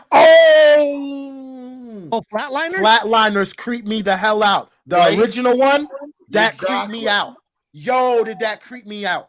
Is it called? Is there a way we can do a creep out live somewhere? Minus me, because I don't do these creepy movies. There is a way to do it. I'm gonna find out how to do it, and like we're gonna Amazon definitely Prime do or it. something like that. Yes, something I like used to that. do Yeah. it. I used to do it on my when we first launched the Chicanos. I used to pay for an app that you could stream movies, and you guys just have. Remember, I used to have movie night, Gary. Mm-hmm. Yeah. So Was I'll it have to called figure that that boy- out. was it called but- Warm Bodies? Oh, I was gonna say that story. So in high school for gym class, you could pay cash and go what they called outdoor education. And what it was a bike trip and a canoe trip, right? So you would train and you had to pass the test, and then you would get to go on a bike trip. And they took us for 3 days mountain biking in the mountains. And then the second one was a canoe trip, and you were portaging across seven of these little lake areas. So on like the second or third night, I'm bored. We're on an island, so there's about 20 of us teenagers on this little island, all camped out. Our canoes are all tied to the trees. I couldn't sleep, so we had the tents, fire in the middle, tents around it. I can't sleep, and I'm in a bad mood. So all of a sudden, I go to my tent, I grab my Bowie, and I grab my whetstone. I'm sitting in the firelight, so all the tents are getting like my shadow bouncing off it, and all you can hear is me going shh, shh, with the knife sharpener, and then I start going 1, 2, Randy's coming for you. Shh, shh, 3, 4.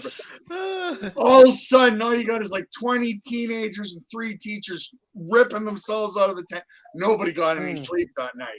Oh man. Do you guys want to know what movie I just watched last night? Actually, Return of the Living Dead. Okay. So Okay. Return of the Living Dead. Yeah. I've never seen that either. I've seen the original Night of the Living Dead. Yeah. The girl was nuts. But you want to know what movie I just watched for the first time? What's that? The original 1988 Hairspray. Wow. Dude, do you know how good that movie is? It's good. Do you know how good that? Not the new one, the original. The original, yeah. By John Waters. Oh my, that's a damn good freaking movie. So all I want to do is watch the Minions doing that song. Which one? Hair. Like the old 70s movie? Yeah, give me the head with hair. long, beautiful hair, shining.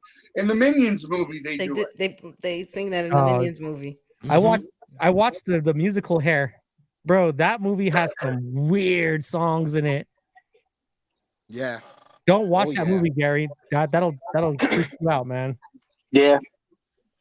But Hairspray is good though. With John Waters, Divine, I recommend it. I never seen it until last night. I was bored and it was on TV. I was like, I never seen the original. I never Dude. seen it. Well, I never saw Hairspray. I don't think I ever saw Hairspray. Bro. Period. Yeah. you know who Ricky Lake is? Yeah, she's in it. Yeah, she was in Hairspray. Yeah. Crybaby. Oh my gosh, God, really? that The movie's dude terrible. with the tear with Johnny the tear Depp. tattooed Dude, under his eye. Yeah. Johnny Depp. Yes, Johnny Depp. Yes, you're right. Yes. Wow. Hatchet face. Ricky Lake all knocked up. That dude. My sister used to love that movie. Was that a John Waters film too? Maybe. See, and this is what I was talking about a while ago. I mean, you think of all these classic movies. We don't remember who did most of them, just that they were classics. Yes. That's true. Right? Like, all of us have heard and seen all the posters for Clockwork Orange. Everybody talks about how it's a masterpiece. Come on, I dare anybody to tell me who produced it.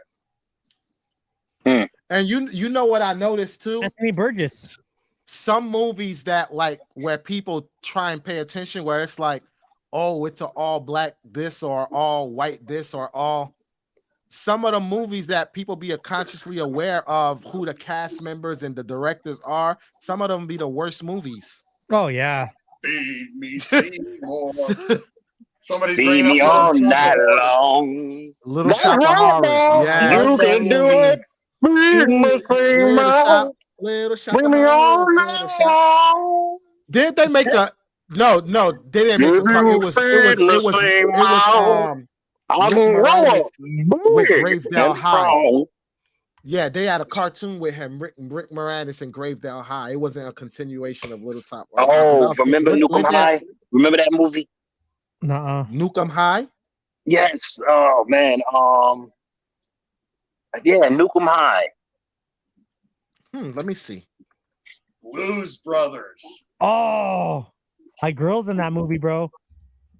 A girl. That was Carrie Fisher. Yeah. Bro, Classic. everybody's first crush was Carrie Fisher. Pretty much.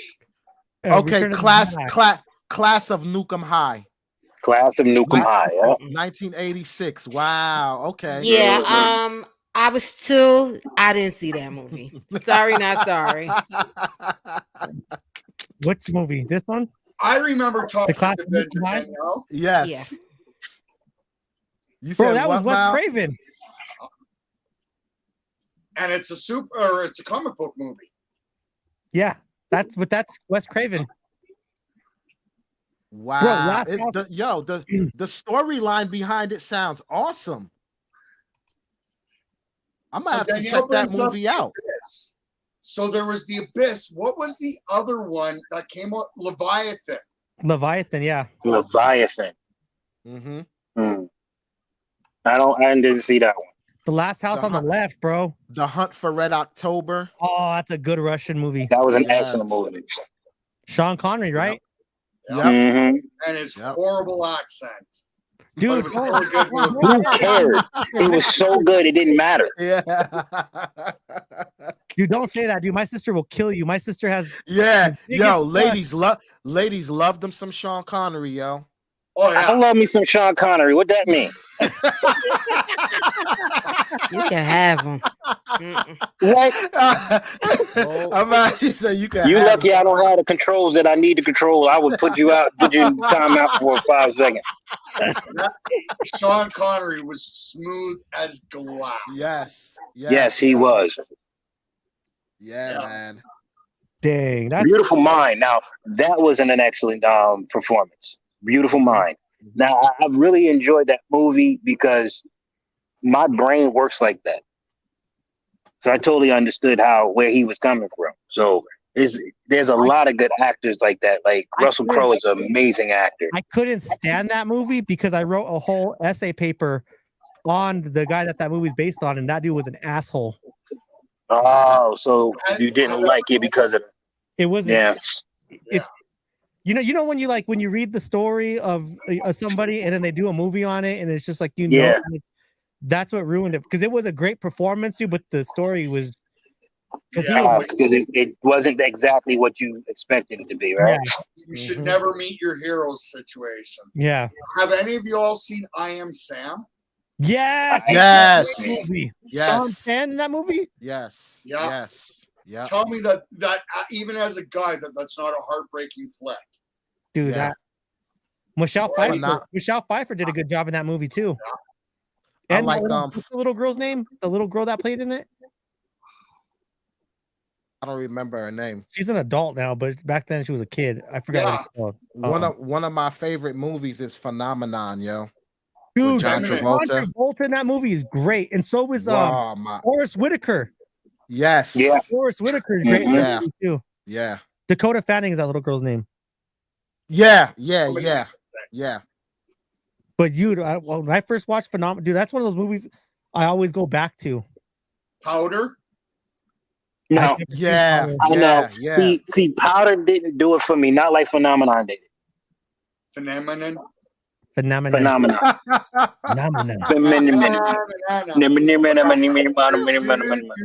I'm gonna say a movie. Only one movie. Only one movie is only one movie brought a tear to my eye. What's Mystic River. Mystic River. Haven't seen that one. I know You've never seen Mystic River? Mm-mm. Oh, bro, it has Tim Justin, what's up, man? It has Kevin Bacon, Tim Robbins, Lawrence Fishburne, Sean Penn. I feel pretty, oh so pretty. I feel pretty and witty and gay. Yo, well, not that kind of gay. Listen, what movie? y'all, we taking our flag back. That the mango flag is a Christian. That's a Christian flag. That's a Christian thing. So I'm taking that back. We're gonna take the word gay back. You can't have the word gay. Okay, I like the word gay. All right, that's an amazing thing when you really want to like get into your bad choice of words. I'm going to refrain from saying it that way. But if you really want to like get under your that's another bad way of saying it, considering the fact that I'm talking about. Listen, if you really want to piss somebody up, make them know what that's gay, bro. Don't even do that.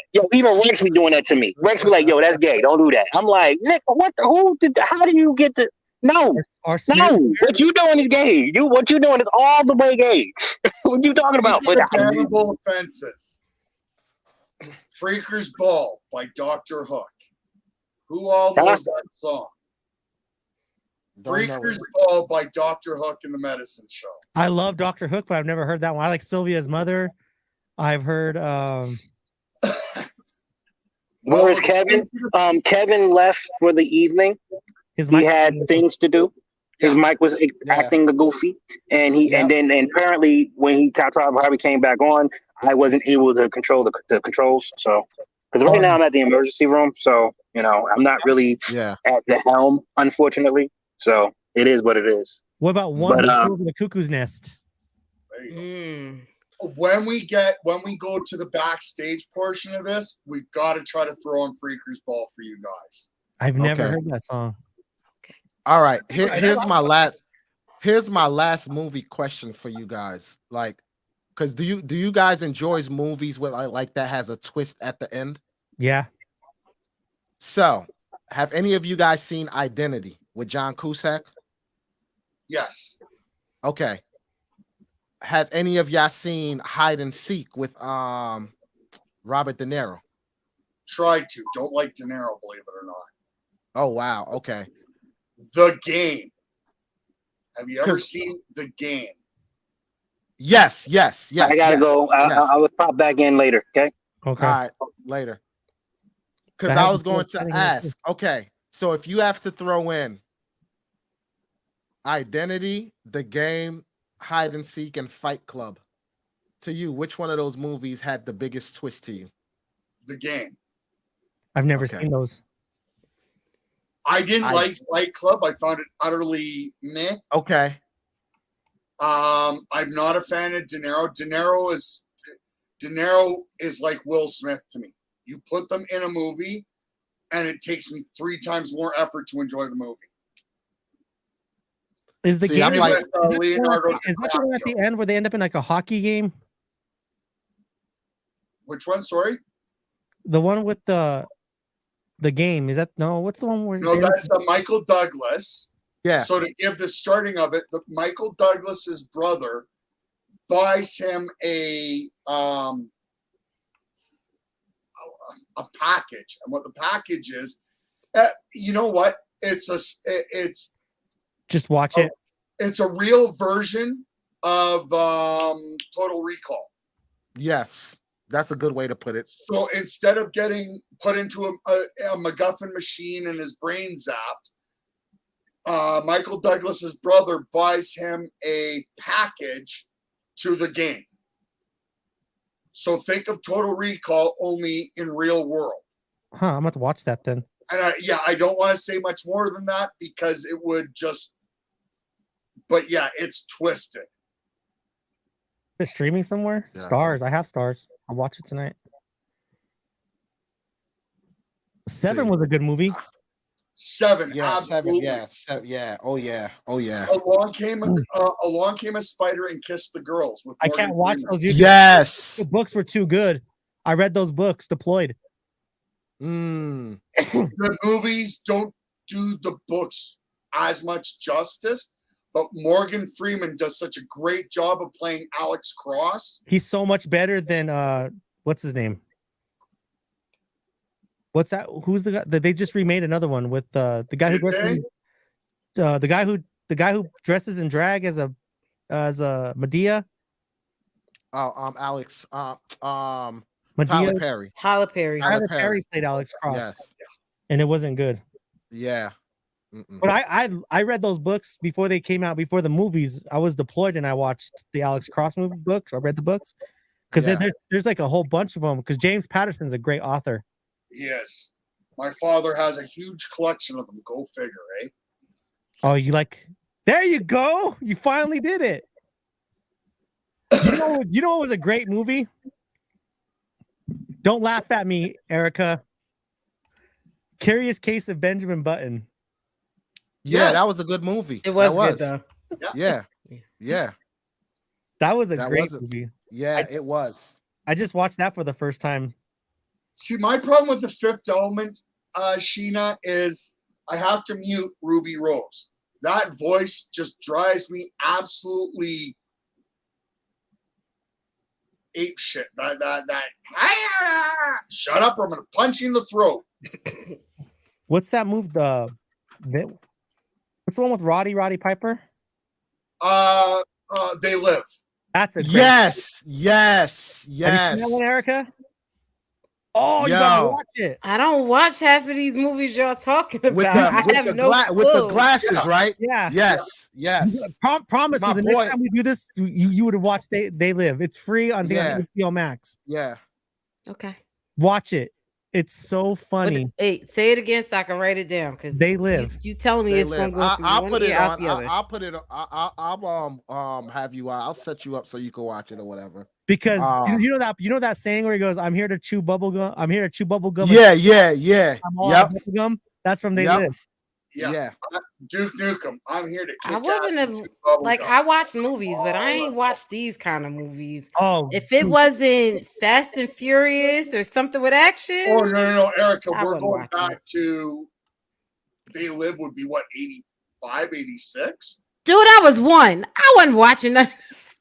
I ain't watching none of this. Dude, I stuff. still watched it. That's a good movie. I'm pretty sure I'm right. It was 85, I think. Doesn't matter if it was 85. I was still 1 year old. I wasn't watching this stuff. But you watched Nightmare on Elm Street? Yes, but I didn't watch that until I was an adult. That's the problem. Half of the stuff So that you came out, I didn't watch it until So it you're was like- on TV. So you lived a life like my wife, because my wife lived a very religious upbringing, and she's never watched a lot of movies because her parents wouldn't allow her to watch them. You know, it's not even the fact of allowing. I did sports, so I wasn't Oh home. yeah, much. War Games, Iron Eagle, Lou Gossett Jr., and who was the other kid in Iron Eagle? I only remember Lou Gossett Jr.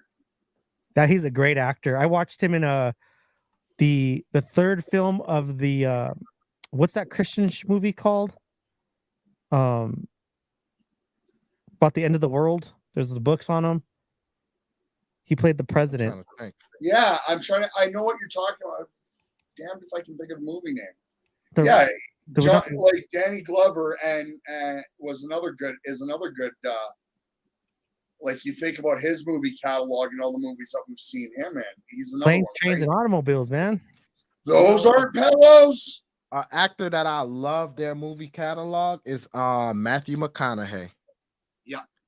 I Yeah. love his catalogs, man. What's the one that played when he was gay or not gay? He was dying of AIDS. Matthew McConaughey? Matthew You, McConaughey. sure? dying of You AIDS? mean Tom? Wasn't that Tom Hanks, No, Philadelphia? it was Jared Leto, Matthew McConaughey, Dallas Buyers Club. Dallas never seen Buyers that. Club. Oh, I never seen dude, that. you want to watch a movie where Matthew McConaughey shows his not his comedy, his drama?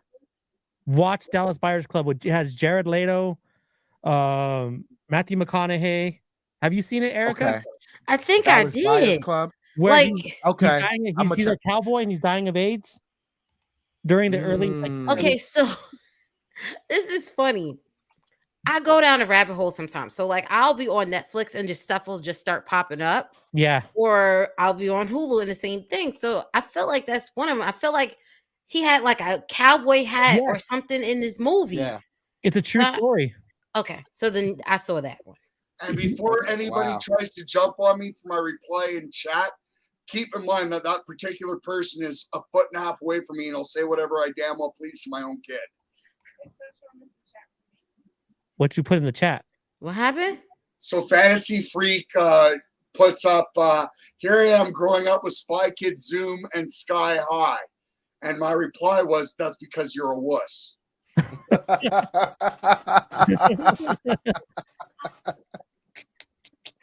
Bro, have you guys? But then again, Spy Kids came out in the 2000s. I remember Spy Kids. I remember that. Did you ever watch Mommy Dearest?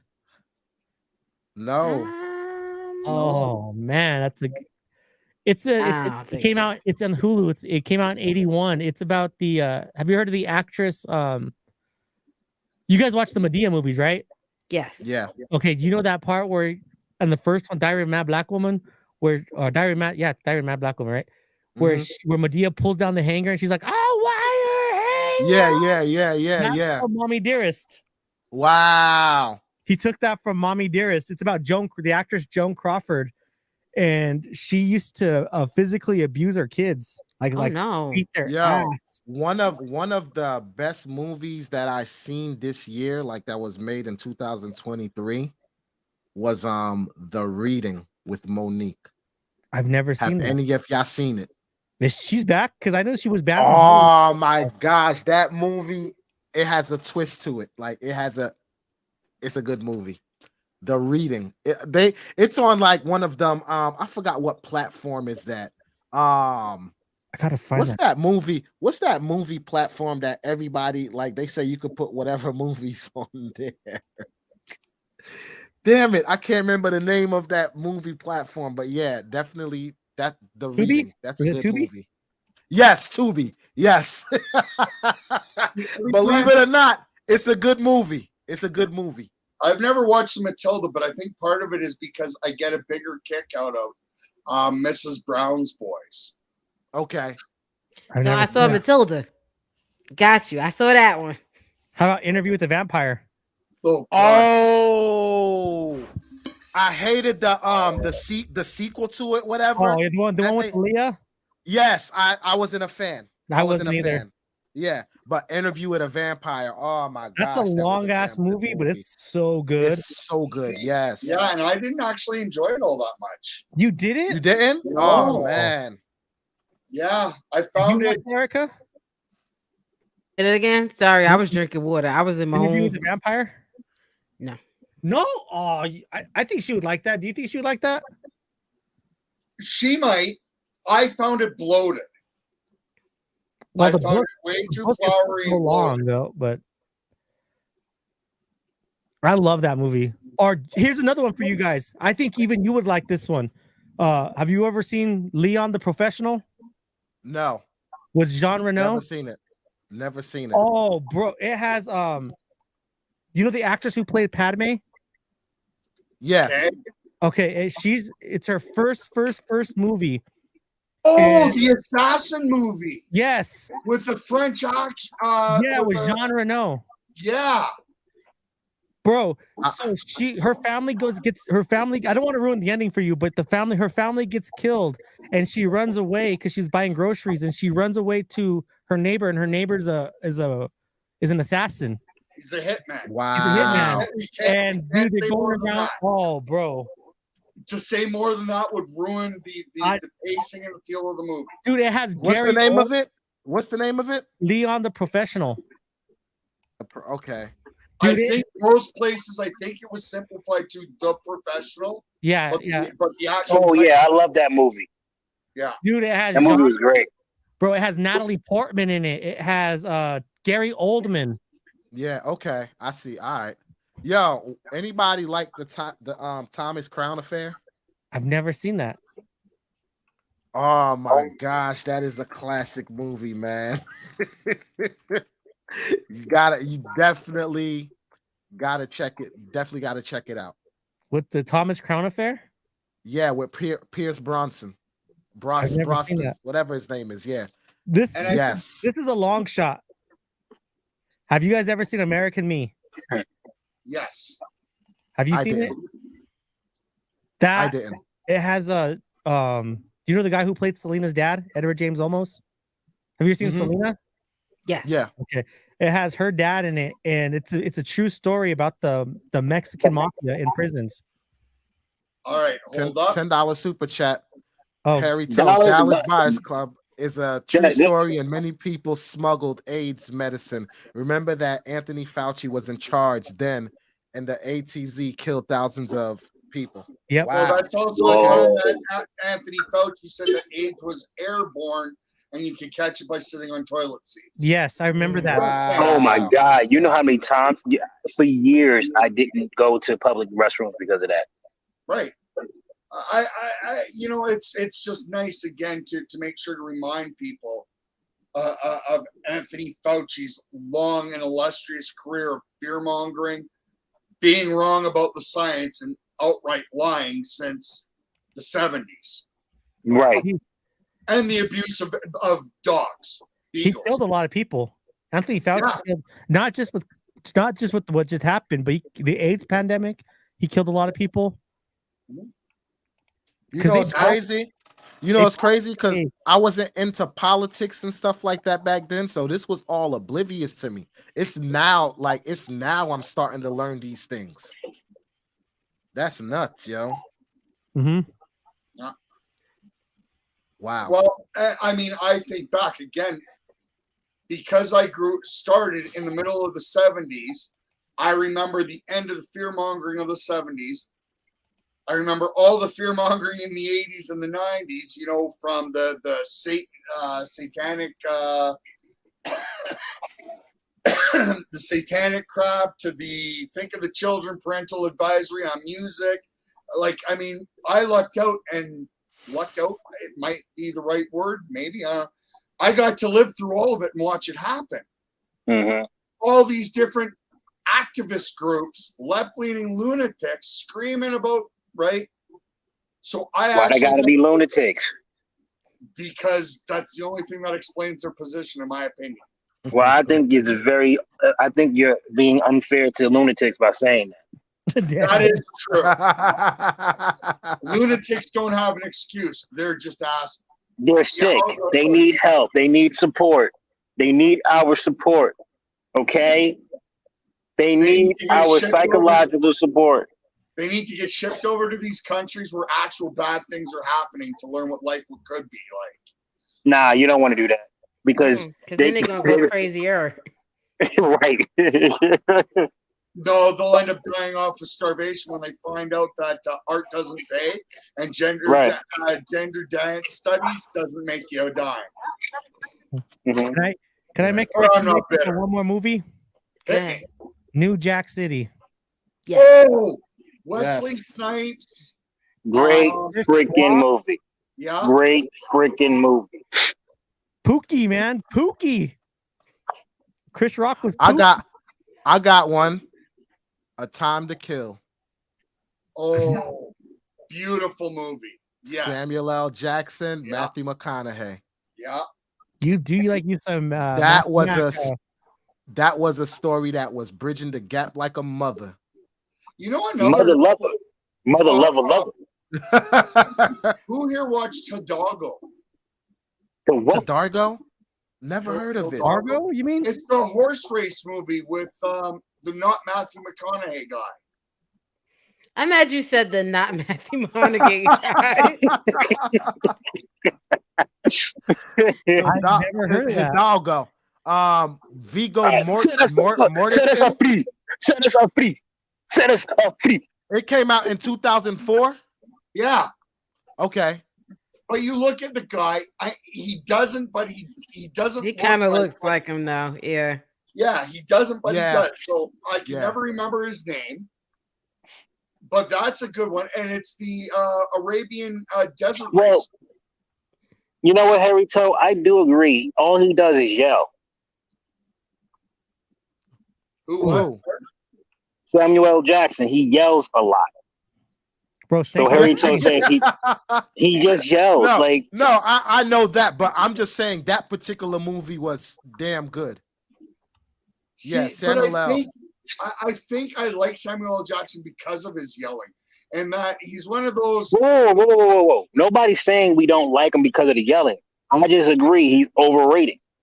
No, see, but what I was saying, or where I'm going with it is because I think he's kind of got that black and white point of view when he's acting, and that, like, I am saying this thing, I'm not discussing this thing. To me, you know who I have a list of overrated actors. What does that mean, Mal? I don't understand.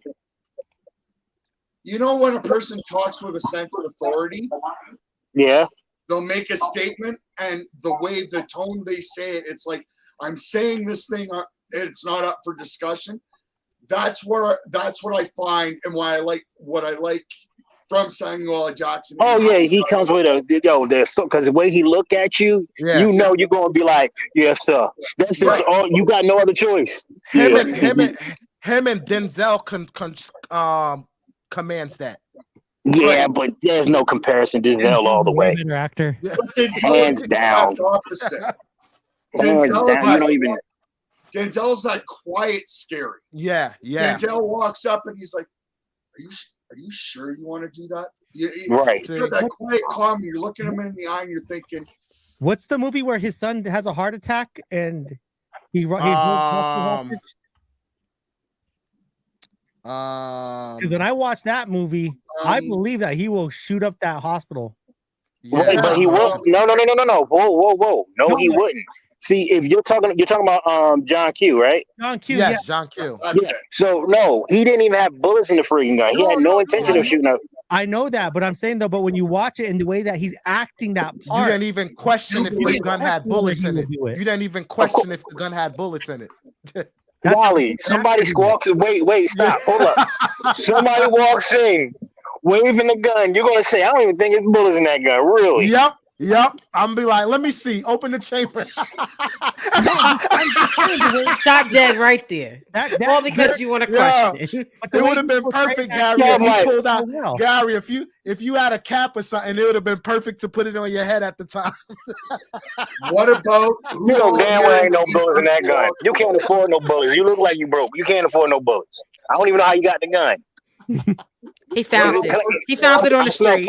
I smell spray paint. That's what I smell. I smell spray paint. You know that was cap. Oh God, was it? Come You on. all seen Virtuosity? I was just saying the way that he portrayed that character, he did it flawlessly. You believed him. That he was willing. Of course you believed him because here's the thing. He went in there with the intention to kill somebody himself. Yes. Yes, but he was great. So, that was of one of the course. best movies, I think. Listen, when you watch the damn wife say, do something, you be like, Superman to the rescue. Yeah. I'm gonna do something. His I'm wife, gonna do something. the girl who played his wife was amazing. She was a great actress. Yeah, she's an excellent actress. Harry Toe. The answer to your question is yes and no. Oh Ringu, God, with the yes and no. Can you just say one? Listen, well, this is no. the thing about if you're not, Ringu is the Korean version of it. When it was Americanized, it was redone and called The Ring. half-baked. Yeah. But You can't talk about movies without bringing up half-baked. Nobody can talk. I have yet to talk about movies where half-baked don't come into play. I've never seen that movie. I don't know. You've never seen Half-Baked? You gotta go see Half-Baked. Basically, it's all about Dave this Chappelle. guy who is this guy is a freaking smokeaholic. Like when I say pothead. smokeaholic, he is a smokeaholic. This is what made weed famous. He's a smokeaholic, Yeah. but the girl he's interested in do not date men who smoke weed. So he had to pretend that he didn't smoke weed every time he was around his woman. Yeah. Which was like Now the hardest he's thing torn for him. between two loves, weed and his dick. Who's the actor in that movie or actress? Dave Chappelle. Oh, I Chappelle. don't remember the name of the woman in that movie, but But it was Dave Chappelle. I know she was a white girl. Go figure. You were talking about you were going to say somebody was overrated. Oh, me? I have Yeah. three actors that are overrated. You better say John Leguizamo in one of those. No. I Lorenz. kind of like John Leguizamo though. I kind of like him though. Lorenz Tate, Lawrence Fishburne, and Adam Sandler. No, dude. And my honorable mention is Martin Lawrence. The last movie I liked from Martin Lawrence was Blue Streak, but I'll say Welcome Home Roscoe Jenkins because the cast in Welcome Home Roscoe First Jenkins of all, is that good. Martin But, is not a movie guy. He is a sitcom guy. That's why he's not good in movies. He's good in spurts. He's one of those characters that are really good that play off of other characters. The same thing with what is his name? I forget his name. Damn it. He was Austin Powers, the guy that played Austin Powers. Mike. Yes. Yo, He's I an love ex- Austin Power movies though. What I'm saying is that he's an awesome character with a good script and people around him. But if you put him on solo, he can't deliver. And that's the same thing with Eddie Murphy, not Eddie Murphy, with Martin Lawrence. He can't deliver on his own. He needs a support character. Dude, but I was Lawrence. But Lawrence Fishburne, no. No, I disagree. That's your opinion. I totally don't disagree like with you on that. I don't like him. I don't like him. When he played Ike Turner, he was great, dude. Yeah, he was good as Ike Turner. And when he was Event Horizon, yes. When he was playing the orderly on Nightmare on Elm Street 3, I believed it. Yeah. Yeah. Not a fan. The only Lawrence two movies, Fishburne is the shit. The only other movie I liked them in was Boys in the Hood. I mean, he killed Morpheus. Like I don't even know why. Like really, that's three iconic movies. I didn't like him in it. What? I didn't like him. Because I'm not gonna try to convince you. I just know you're wrong. I don't want to go down this because I don't like the Matrix movies. What? The See, you first know one what? to me, Exactly. to me, I knew to that me, was gonna start. The minute I yeah, said that, I only liked the first one. That was it. I didn't like Reloaded or Revolution.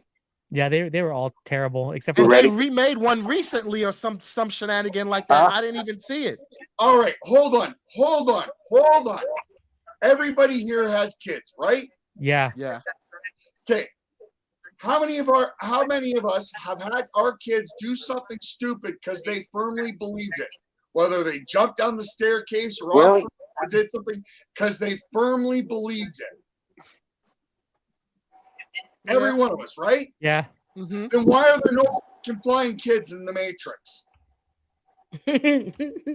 Yeah. Boom! Matrix garbage done. Damn, dude.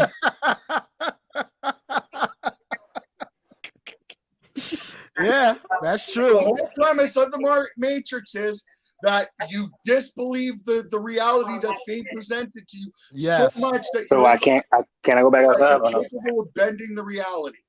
Ergo, Yeah. think of all the stupid things we've done.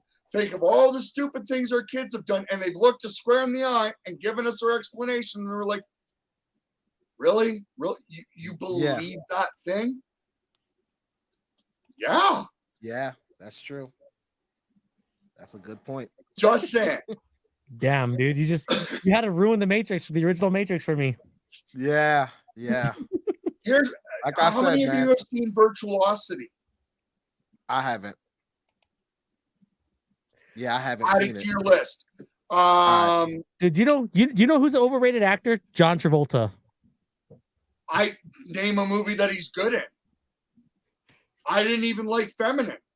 Just Grease. Grease is the only movie I like him in. I'm about to say, and that was so long ago. And Phenomenon. Oh, I liked him in Swordfish. See, I didn't like him in I Swordfish. hated Swordfish. You did? Oh wow. Oh, garbage movie. But he gets all I these liked credits, bro. And the only movie I don't even like him in Look Who's Talking. I just like Christy Alley in Look Who's Talking. She was hot back then. But She I was don't hot like back him. then. What about Face Off? That was Nicolas Cage carrying that movie. But John Travolta had most of the screen time, especially. Yeah, but you could have switched Travolta out with any other actor. The hot spots in Face Off was Cage. Yeah. Travolta had more screen time, but he was a filler character. I don't like him. Yeah, I'm in with you on that one. I don't like Travolta. Like I said, You like sci-fis though, add Virtuosity to you. It's Denzel Washington and Russell Crowe. Russell Crowe's a damn good actor. Yeah. See, I like Johnny Denzel Depp is a damn good actor to me, man. Do you know Johnny who gave him his Depp. start? Do you know who gave him his start? Who? Johnny Depp? Yeah, do you know who gave Johnny Depp his first movie? Who? Wes Craven, Nightmare on Elm Street, Wes Craven, 1984. Yes. You're right. He played Glenn. Yeah. The Waterbed Boy. Yep. Crow But and the sci-fi Gladiator. virtual Danielle art Haggard. Yeah. Crow and adds a Gladiator. whole He's bunch of great. really cool concepts to it. It uses nanotechnology. So what it is Denzel Washington is in prison. I don't want to say why because it comes through. And he's got a cybernetic arm in it, which is kind of cool. But they're using prisoners to test virtual reality. And they're pitting Russell Crowe plays the bad guy in it. He plays an insane robotic AI in the movie. It just fucking twisted. Because he plays a great bad guy. I would love to see somebody create a movie to take advantage of Russell Crowe's behavior in that one. You know who else is another overrated actor? Mark Wahlberg. Yeah. I prefer Mark Wahlberg in the Funky Bunch. I was going to say, after the Funky Bunch, he was never able to regain credibility for me. His brother, the new kid on the block, he's a good actor. Have you ever seen have you ever seen the beginning of repeat that sentence for me? The guy, the brother that's in New Kids on the Block, the Wahlberg, Donnie or whatever. Yeah. He's a good actor. I think that's his name. Donnie, yeah. He's in that movie with the red doorknob. What's it called? Sixth Sense. Yes. He's the crazy kid at the guy that kills.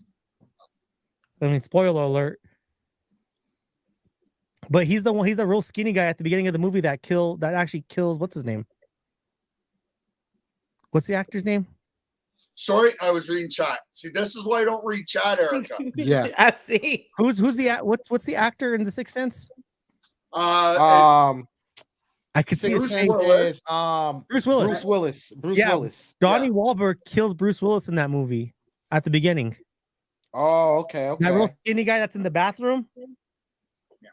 That's the New Kid on the Block guy. He was, and you couldn't even tell it. You couldn't tell that was Donnie Wahlberg.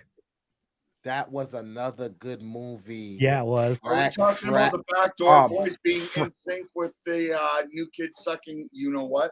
I don't listen to that music, dude. I just said I know. I did. I'm not gonna lie. Don't be talking about the music that I grew up on. I was just gonna tell you.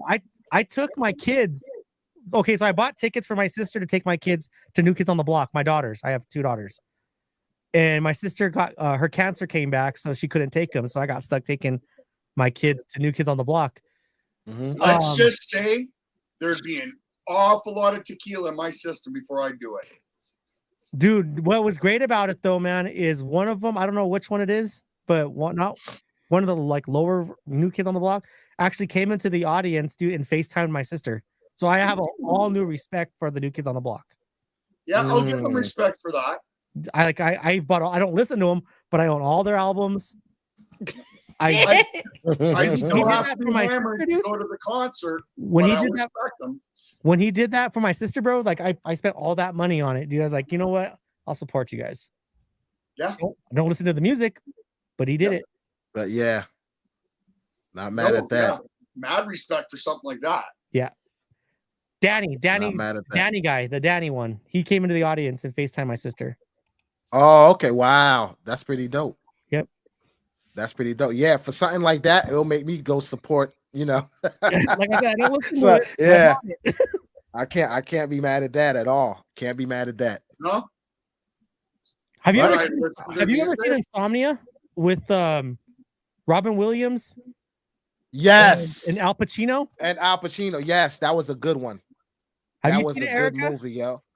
I don't even Oh, remember. Yeah, that was. I told you I was not a Well, movie watcher. What about Fractured with Anthony Hopkins and what's his name? Ryan Gosling. Ryan Gosling. Yeah, I've never seen that one. that you didn't like it too much. Oh, I loved it. That twist at the end, I loved it. What about Indecent Proposal Oh yeah, with Richard? Yo. Is it Richard Gere? It's Richard Yeah, it Gere is. and that's the movie that would always have couples talking. Like, would you do that? chat. If you've ever seen it, Would you let a rich man sleep with your wife for $1 million? No. have you seen it? Have you seen it? I'm Erica? like, Yeah, that one I saw. I'm like, And just to go relight the earn fire, this money for us. and just to relight the fire, the reason why, well-traveled woman issues. But Demi Moore Yeah. was great in that movie. Look, go It was- earn this it was Demi money. Moore, right? Yeah, go earn this money. And yeah, Demi we Moore won't talk about this. King. Just saying. You just gonna say the bank account getting fatter. We don't know. Yep. It just got fatter. Don't worry about it. Don't worry about Be like, it. be like, honey, make sure you swallow too, okay? Giving all the pointers, putting it out there, just all of the pointers. Bro, what about Unfaithful? Oh yeah, that movie, yo, That movie. yo, Richard Gere went in. Have you ever seen that? Unfaithful? Yeah, I did. Oh Yeah. my god, bro. Yeah. Would you do that? Would you do that? What? I don't think I've What- seen it. What he did? What Richard Gere? does at the end? Nah. You talking about when he went to the with the place, snow globe? right? With the snow Yeah, globe? nah, I wouldn't do that. I wouldn't do that. But Oh I my wouldn't do God. it. I wouldn't Babe do it, 2. but I respect Really? it. No, Yes, wait a Rusty. minute. Wait. Yes, Rusty Shack. Babe I 2. Babe Right 2. after, I went to the kitchen and made a bacon sandwich. Yo, Gary, funny. I agree with you. Babe 2, Pig in the City. Like you see. Gary, have you seen Unfaithful? With What? Richard Gere and Diane Lane? Have Yeah. you seen Indecent Proposal, right? Where the dude You gotta offered be wild on to your sleep with the answer. wife. You know, with the wife I seen for $1 that million. movie, and that was the most startling movie I've ever seen in my entire life. The fact that the wife actually enjoyed every ounce of it, that bothered me. I gotta go. All right. Oh, I didn't pay attention to chat. Harry, so to answer your question, I am a Fast and the Furious kind of girl. You give me any of them kind of movies that got some action, some race cars, some motorcycles, I'm all in it. That's the stuff that I like. I only like the first one. You know what? I like the first one, but I make it a parent to watch all of them. I watch the series. I like the action. Did you watch So, the new one? I have not watched the new one yet, but I will be watching the new one soon. But yes, I get a kick out of that kind of those kind of movies. Only fucking car that I like in the entire Fast and the Furious one, and they go and mess it up. I have never watched another one since. They can take their movie franchise, grab their ankles, and let me hide it right up there. What about You Gone know, in you- 60 Seconds? You know what it is? You know what it is with the Fast and Furious movies? I like the fact that they're as exciting they are, but after a couple of movies, they give me that shoot 'em up vibe with Owen Clive, where you was just like, this is just pure BS with the stuff that this guy was pulling off. Dude, Like, Gone in 60 Seconds, I think, is a better movie than. Gone in 60 Seconds was awesome. Have you seen that one? Gone in 60 Seconds was Erica? awesome. I don't remember. It I has might have. It has fast cars and Nicolas Cage. Yeah, yep. Nicolas Maybe. Cage Gone in was I 60 probably awesome. watched Seconds it. was And dope. Angelina Jolie's in that movie too. Yeah, I've Yeah. probably seen it. She was bad in that movie, bro. I'm I not a like her big- movies too, but if you like, he asked me my favorites.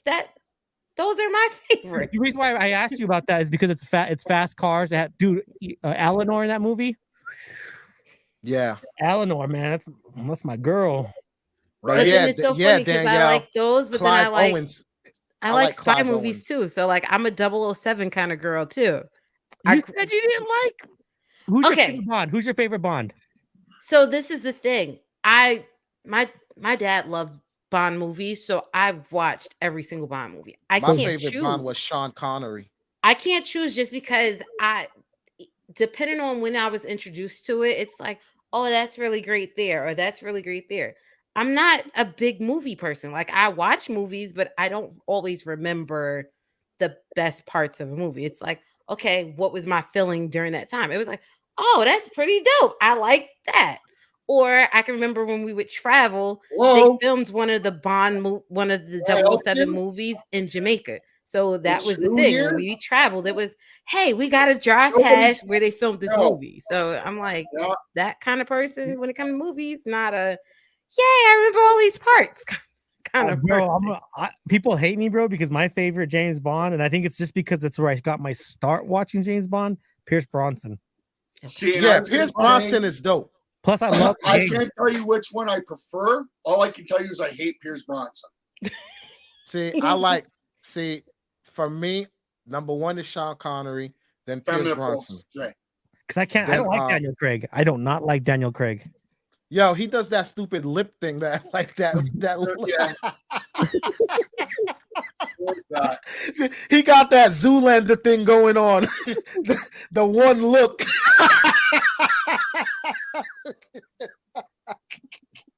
Phenomenal movie too. Zoolander was dude, funny as Zoolander's all hell. Zoolander's Oh my underrated. gosh.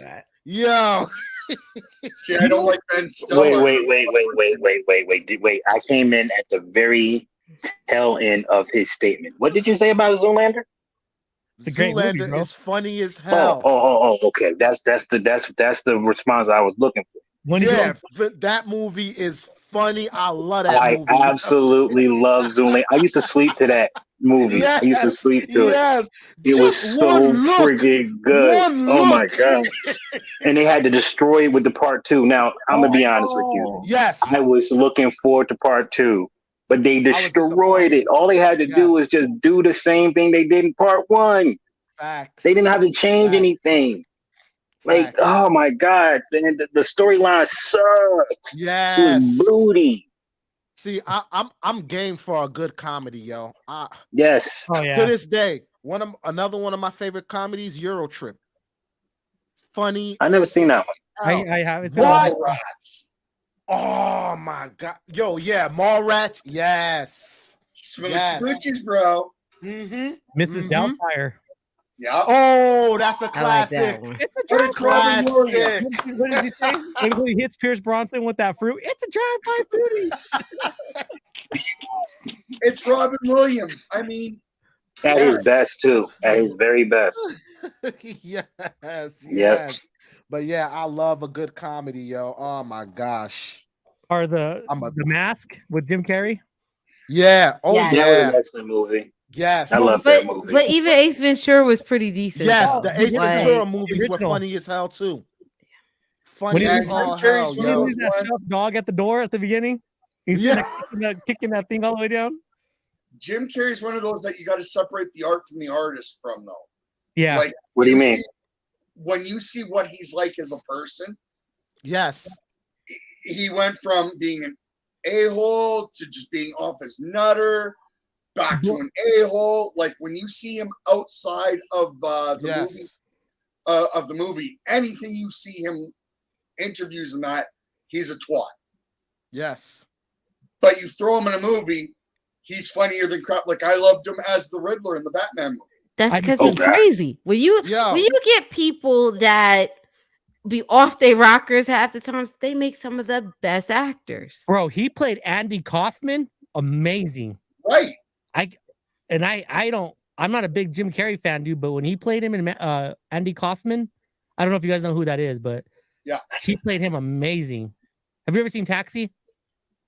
I have. Taxi? Yeah. I'm not sure. I remember the TV show, but I don't remember. That's what he's talking about. Yeah, the TV show. I even liked them in that serious movie. Yeah, V, what's up, girl? How you doing? 23. What was it? Number 23? Oh, yeah, 23 was good, bro. Or Eternal Sunshine of the Spotless Mind with Kate Winslet. Yeah. Dude. Yes. Yes. Yeah. Yes, As an man. actor, really enjoy him. As a human being, he's a piece of. One of my favorite movies from him, Fun with Dick and Jane. Oh, bro. You ever seen it, Gary? Yeah. Oh, bro. The Enron movie?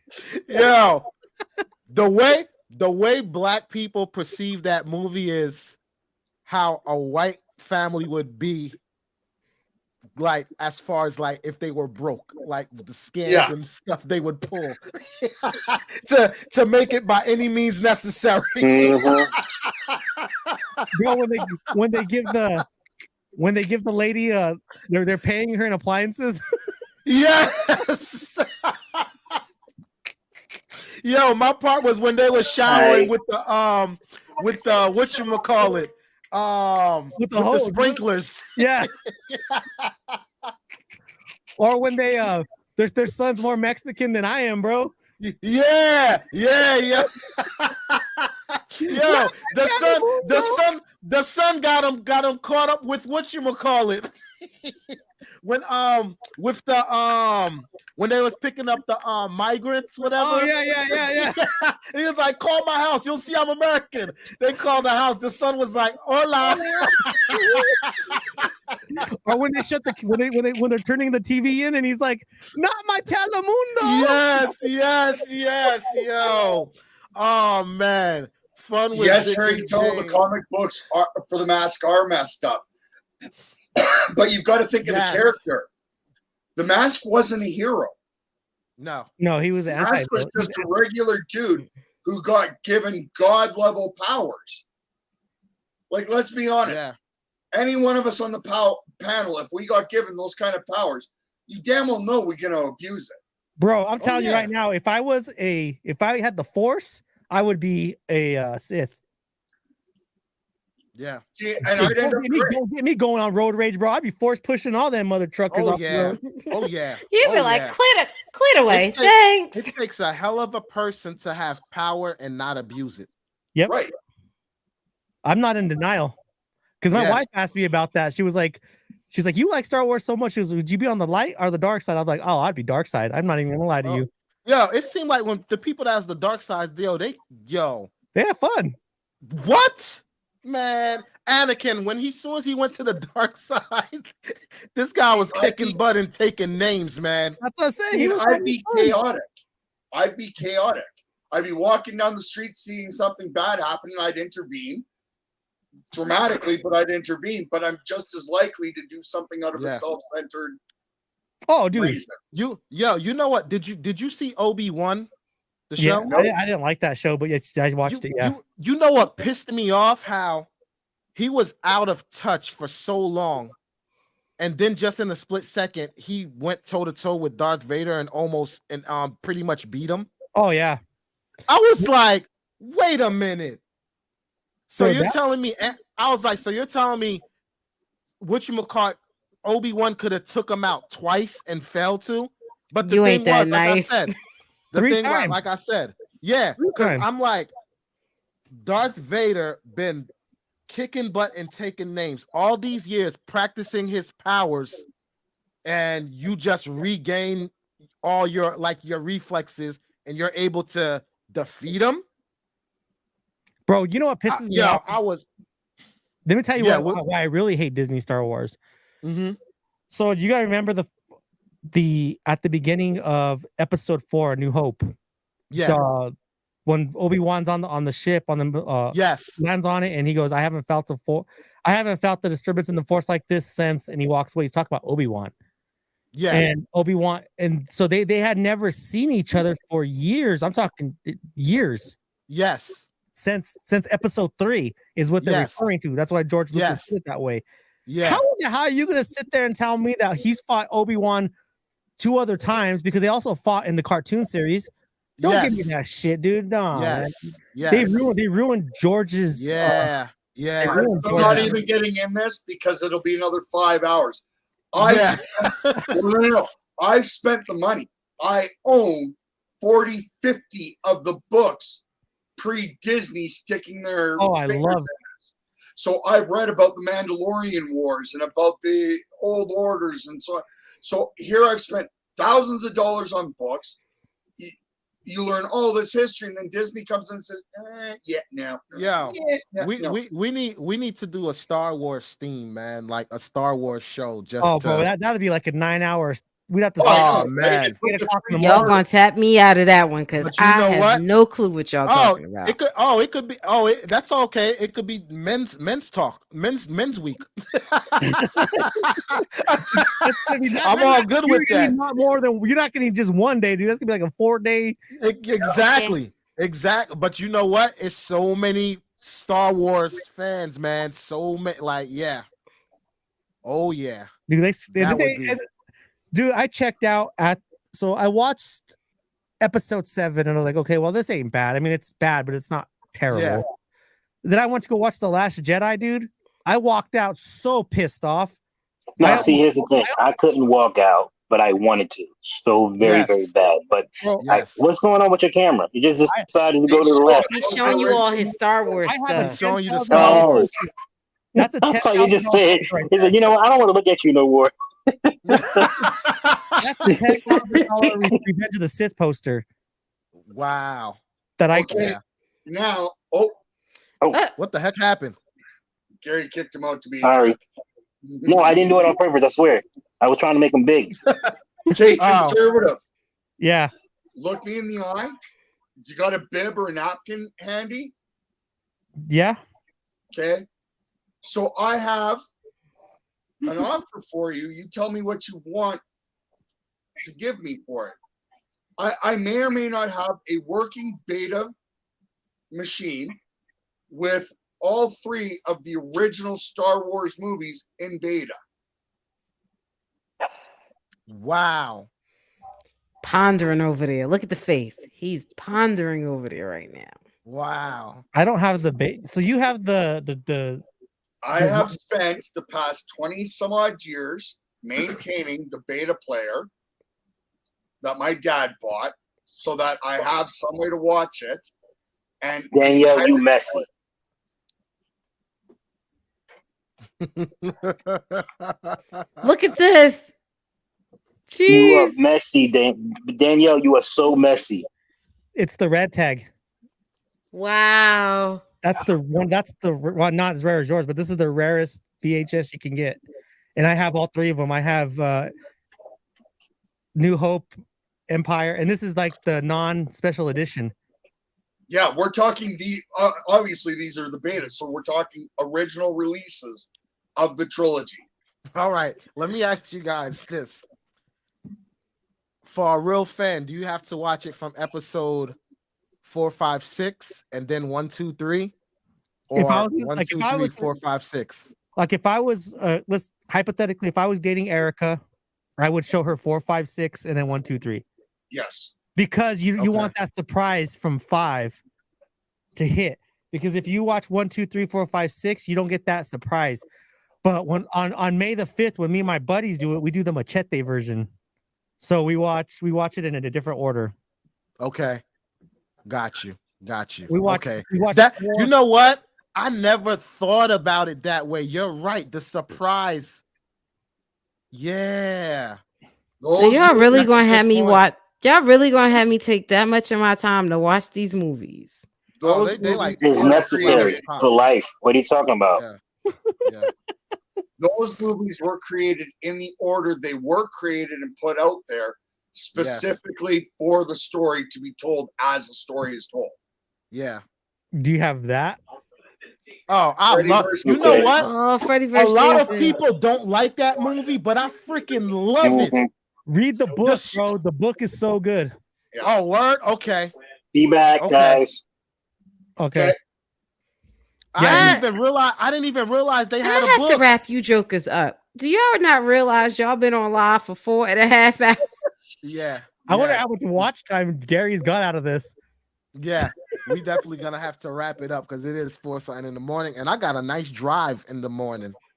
Me too. Yeah, I got a gotta go to serious Denver. drive. Oh, But dude, I also got Revenge of the Sith. I got all 6 posters. Hold on, let me see if before you guys leave, let me show you this. Let me add another cam. And then- Gary gotta let it in. Yeah. No, I could do it from my OBS. Excuse me. Oh, okay. Oh, you're just gonna switch cameras. Yeah. Yeah. So I got that Oh, one out of wow. Australia. That's Oh, I got Wait a minute. Is that the Sony ZV-1? yeah. That's the same camera I got. That's what we got. And I got the Yo. I got the EV10 right there. Oh, nice. Nice. Yeah. Okay. My main camera is a Z. I do reaction videos on another channel, so I have 3 cameras. I got another Okay, ZV one okay. right there. Nice. I got a Rodecaster Pro. Oh, show Okay, that mug off okay, again. okay. I Okay. got, Oh, that's cute. I like that one. and then Come I on, have, show off that mug again. oh,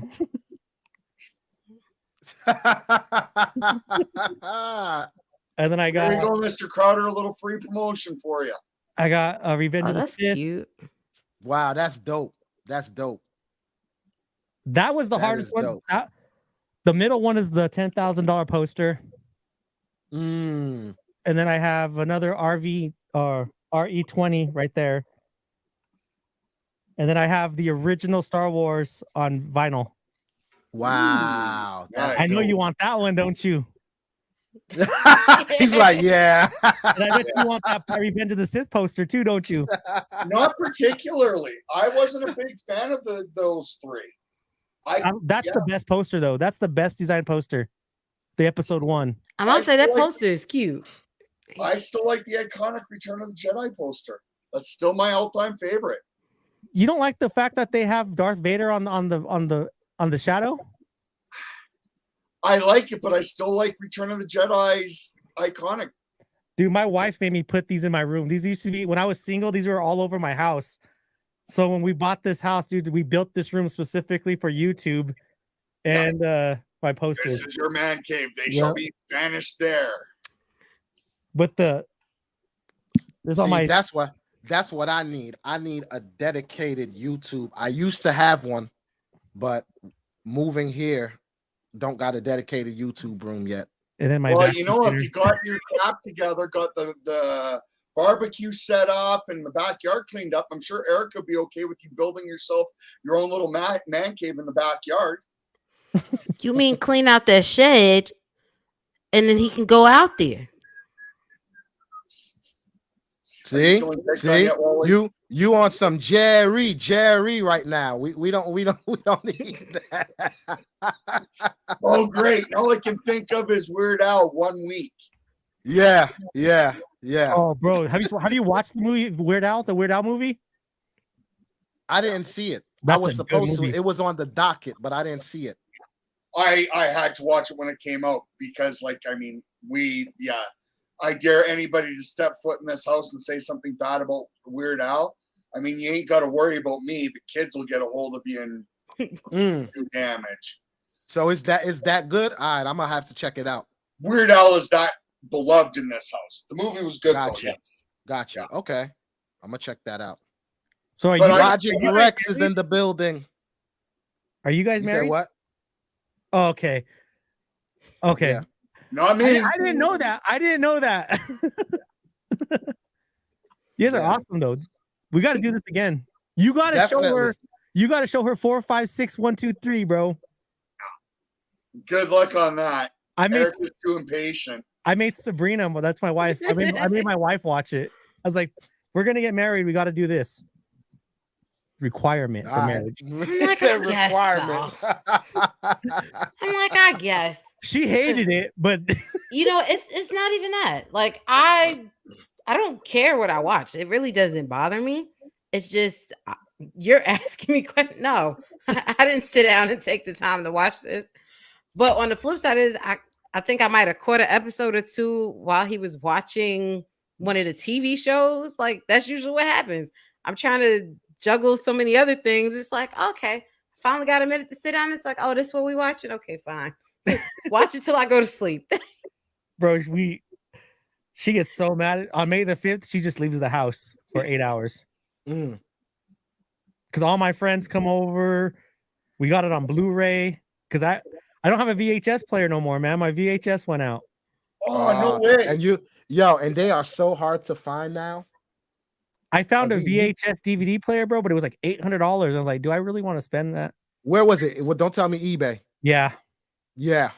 Yo, them things are hard to come by now. And Bro, if you do see them, you're gonna pay a pretty penny. I don't have it in this room, but I have the original trilogy on Laserdisc. I might have to see. We might have to see if there's some horse trading to be done because I think I still have 3 VHSs in working order. Wow. See, I have the original, and then I have the. My wife found this on Etsy. Somebody was selling it on Etsy. Okay. Yeah. GPV said, "You guys still live? This is the show that never ends." This is the show that never ends. Yo, we should make that an intro song or something. Oh, that's pretty cool. There you go. This is the best Star Wars book, bro. I love this book. Yeah, that's pretty cool. But she found this for me. Oh, wow. Nice. It's the first special edition. Yeah, yeah. But I can't have it in my living room. I have to have it in my office. You've allowed it to get dusty. Really? For shame. Hang thy head in shame. Mal sounds very offended right now. If you notice though, this one ain't though. These ain't. I have all 3. But I love this. I gotta find a way to put this on DVD so I can watch these. It's about $30. If we hook up in the after show and you remind me, there's actually little converter dongles that you can get that you can jack your DVD into your PC to convert VHS into digital, and then you can burn it. Oh wait, I shouldn't be saying this live. In theory, not that I would recommend you doing it. There are dongles that allow you to rip your old VHS shows. So if you happen to have VHS'd your wedding video, it lets you rip it into a video format onto your PC. And then if you've got a DVD burner on your PC, you can then burn it to your own DVD. Your home videos and wedding videos. Yes. To back them up. Yes. Remember, and don't do it with other type of videos. Only your home copyrighted videos. material is copyrighted material. Yes. We do not condone piracy or any other acts of. Yes. All I'm right. mad I went down the rabbit hole. So you telling me a Magnavox that used to cost $99 30 years ago is $695 now? Yeah. Yes. They're wilding. Yes. Yes. That's That why they is say hold on to that vintage is stuff. crazy. Night, Danielle. That's why they say it. But all right, let's wrap this up. Yeah. Yeah. Yes, Yeah, yes, we're yes. going on 3 a.m. But any final words as far as the theme of tonight? I know we went sideways and everything like that, but the theme of the light of Black people feeling their culture is hijacked. Any I closing? was going to say, I don't know that we went. Yeah, we were talking about music and movies, but here's the Yeah. thing. What we just did this last, 2 hours, 3, whatever it is 4 hours. true. You've got a white boy, like I'm as white as Casper's ass end. You've got a Hispanic, and you got 2 Black people all sitting here for hours talking about music, movie, actors, actresses across the spectrum, agreeing, disagreeing, shit talking and joking, and nobody's walking away mad. And why is this? Because we're not worried about history. We're worried about what we like, what we don't like, throwing it on the table, agreeing, disagreeing, and talking it through. For the world at large to do it, 2 things. It's as simple as this: clean up your neighborhoods. Mm-hmm.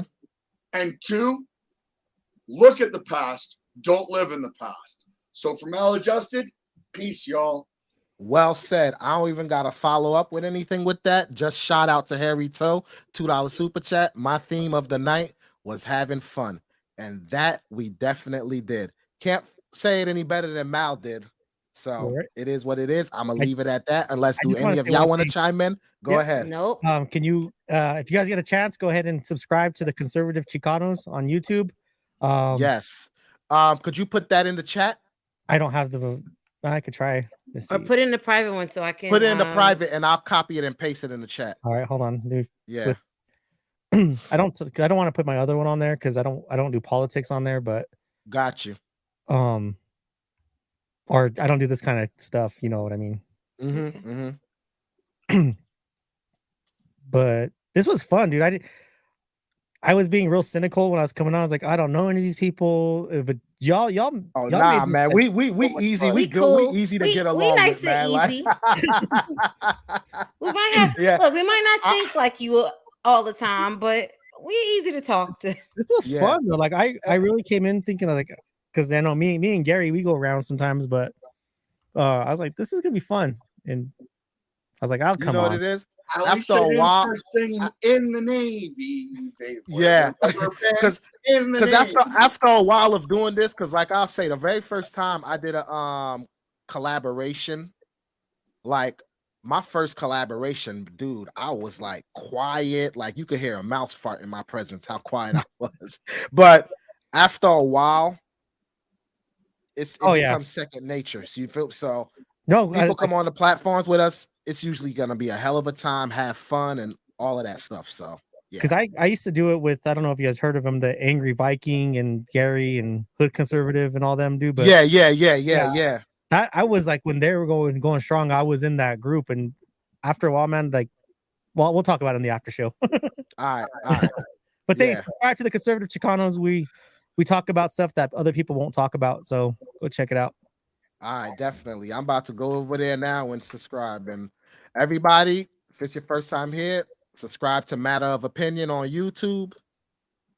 Me, Walls P, and Erica P. So we will catch you, ladies and gentlemen, on the next episode every Saturday night at 10 p.m. Eastern Standard Time, 9 p.m.